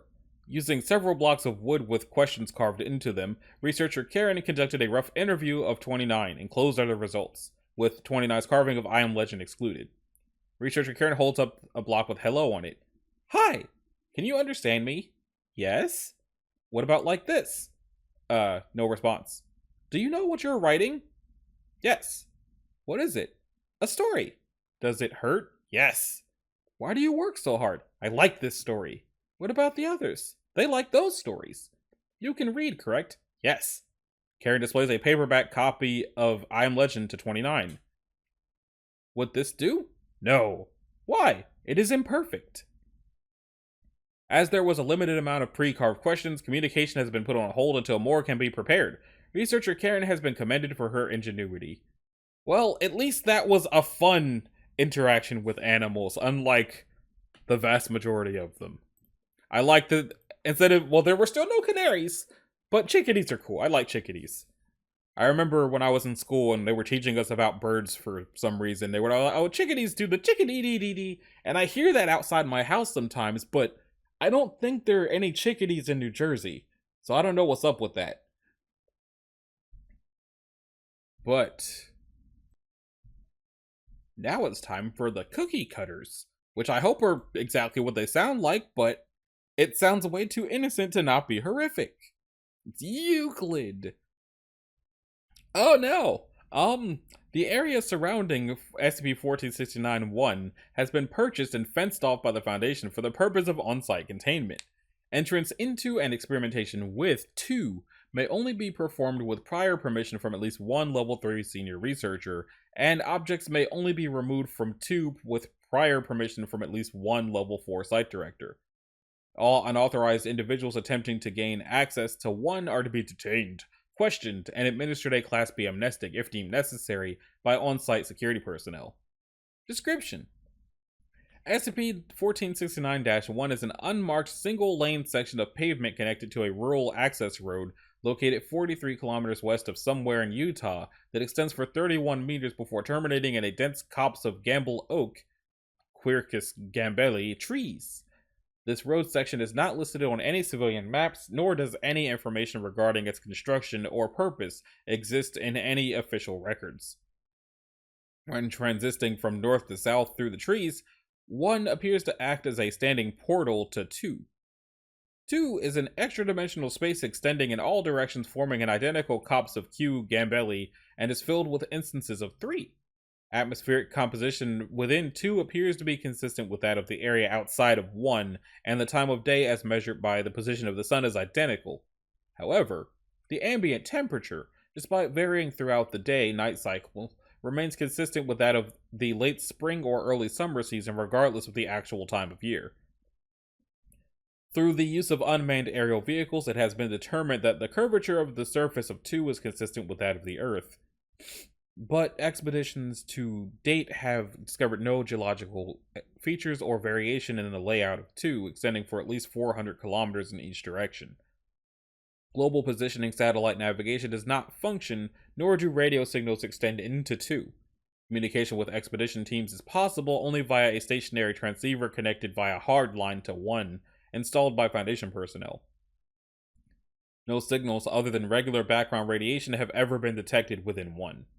3 is a series of houses built in the American ranch or rambler style with identical single-floor 3-bedroom, 2-bathroom floor plans extending in all directions from the point of entry of 2. Each instance is built on identical 850 meter squared lots, but possess significant variations in color, decor, and furnishings in a pristine state consistent with that of expected of a new home prepped and ready for move-in. Instances are unpowered and do not have running water. It is not known how the lawns of 3 instances, determined through experimentation to be normal Poa pratensis Kentucky bluegrass, remain healthy and immaculate despite the lack of irrigation or groundskeeping. No entities have ever been encountered in 2 since its discovery. However, periodically, 1 or more instances of 3 will disappear when unobserved and be replaced by a new instance after a period of 24 to 72 hours. Dating of materials within 3 indicates that the oldest instances are approximately 80 to 90 years old. Addendum 1. Log of notable 3 instances. Reference 3108A. Location 1.4 kilometers north-northeast of 2 entrance. Discovered at some point. Instance was decorated in a cottage style but with a large amount of Nordic religious iconography. All text found appear to be in an as of yet unknown script. Note, instance demanifested at some point and was replaced 48 hours later by an unremarkable instance of French country decor. C. Or 322C, 2.8 kilometers due east of entrance. Discovered at some point, the instance was of normal dimensions but contained modern furnishings and appliances of unusually large size. Baseline measurements suggest the home would have been intended for occupants standing approximately 2.5 to 2.8 meters in height. Reference 488B, 1.9 kilometers west-southwest of entrance. Instance was unfurnished with bare walls and floor, but field personnel reported a strong feeling of well-being when inside. Instance remained at its location for only 3 days, the shortest duration of any 3 instance, before disappearing. The lot on which it was located is still empty after 4 months of periodic observation. And then 618D, location 5.3 kilometers northwest of entrance. The instance was decorated in cottage-style furnishings and paint that appears to be completely black, with subsequent experimentations showing decorative patterns that were only visible in ultraviolet wavelengths. Personnel performing experiments within instance reported mild nausea and disorientation stemming from some form of sensory confusion. During debriefings, personnel reported that the angles felt all wrong, despite lack of corroboration for measurements taken during the initial survey. Affected personnel were quarantined for safety but recovered fully and returned to duty without incident. Addendum 2, Experiment Record. At some point, a series of GPS tracking units were placed within several instances of 3 in an attempt to test the hypothesis that instances of 3 were being displaced to real-world locations. As of some point, 6 out of the original 30 instances designated for tracking have demanifested, but the GPS units placed within them have yet to be found. 3. Incident Log. At some point, following the extensive testing on material samples collected from 3 instances, the following printed note was discovered near the entrance of 2. To whom it may concern, I don't know how you guys got in here, and you're free to keep looking around, but please stop damaging the merchandise. Your cooperation is appreciated. The management. P.S. You break it, you buy it. Shortly after this incident, Foundation administration discovered an unexplained site budget shortfall in the amount of US $1 million. Further sampling and recovery requests have been suspended pending further investigation. I guess it's called cookie cutter because they were cookie cutter houses and not actual cookies. The actual cookies happened in the puppy machine. So yeah, it was okay. It's nice to have a Euclid that's not horrendous. It's even better to have one that's funny. And finally we come to the last one, which is a telepathic spider. So there's no telling what to expect from a telepathic spider. Might not even be a spider. Might just be a weird radio with legs. It's neutralized. Dang. The remains of SCP-1470 have been laid to rest in a small plastic case within the podium section of its terrarium. See below. The terrarium is to remain stocked with salticids and the offspring of 1470 and observed. Pending the end of quarantine period, these offspring may be instructed into the wild if no anomalous behavior is detected. All personnel have been cleared of quarantine after exposure to 1470 with no ill effects. Previous containment procedures ended May 7th, 2008. SCP-1470 is housed in a soundproof terrarium measuring 0.75 meters by 2 meters, 0.60 meters tall. The terrarium includes a small source of fresh running water and includes flora common to the Australian state of Queensland. The northeastern corner of the terrarium has been modified to allow for communication with 1470. This location is referred to as the podium. It appreciates regular social contact and is scheduled for interviews 3 times daily, allowing for a regular nocturnal sleep schedule. If personnel wish to conduct an unscheduled interview with 1470 for any reason, they may do so by entering the chamber and vocalizing their intent to speak with 1470, which will enter the podium and respond as it is able. It is not necessary to speak verbally when communicating with it, but vocalization of words helps to convey meaning more clearly than thinking of abstract concepts and allows for easier transcription of communication. 1490 is not capable of understanding the full range of human thought, so it is highly recommended that researchers use only basic concepts and short statements.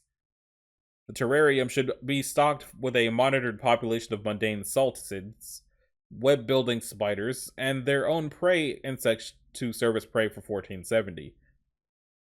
The best way to distinguish 1470 from other salticids within the terrarium is to ask it to wave its arms. Personnel working with 1470 must report for psychological screening on a weekly basis for a period of no less than a year after exposure. SCP-1470 was a male fringed jumping spider, Portia fimbriata, recovered from Queensland, Australia. Its body measures 6.3 millimeters. In life, it was sapient and capable of telepathic communication with other sapient beings at a range of approximately 9 meters, although 1470 was otherwise not notably different from other members of its species in behavior or physiology.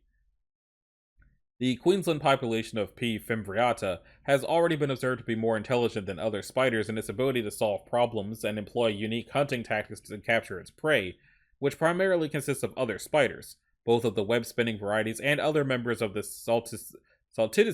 Salticidae family to which they belong.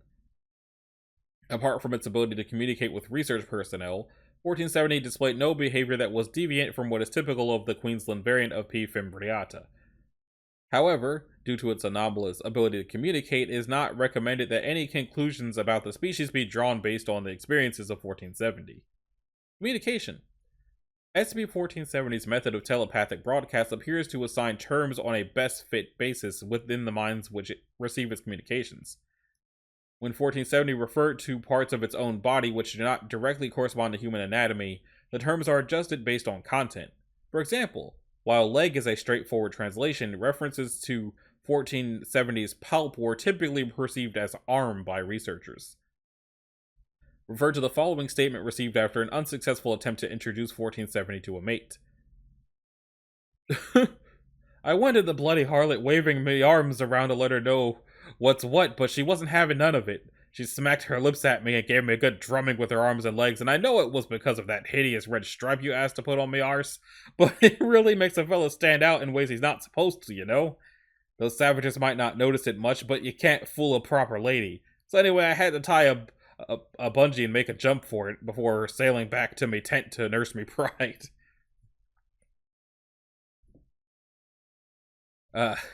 As is typical of statements made by 1470, it was perceived in a way that could almost be spoken by another human. It was also typical to perceive these statements in a strong regional dialect. Note, however, that harlot is used as a derogatory term and does not imply prostitution, a concept alien to P. fimbriati. Lips refer to the chelicerae, where a spider's fangs are stored. Arms refers to the palps bordering on the mouth, which are larger in males and used for display purposes. In this case, they were used to make the female aware of 1470's presence and lack of intent to harm her.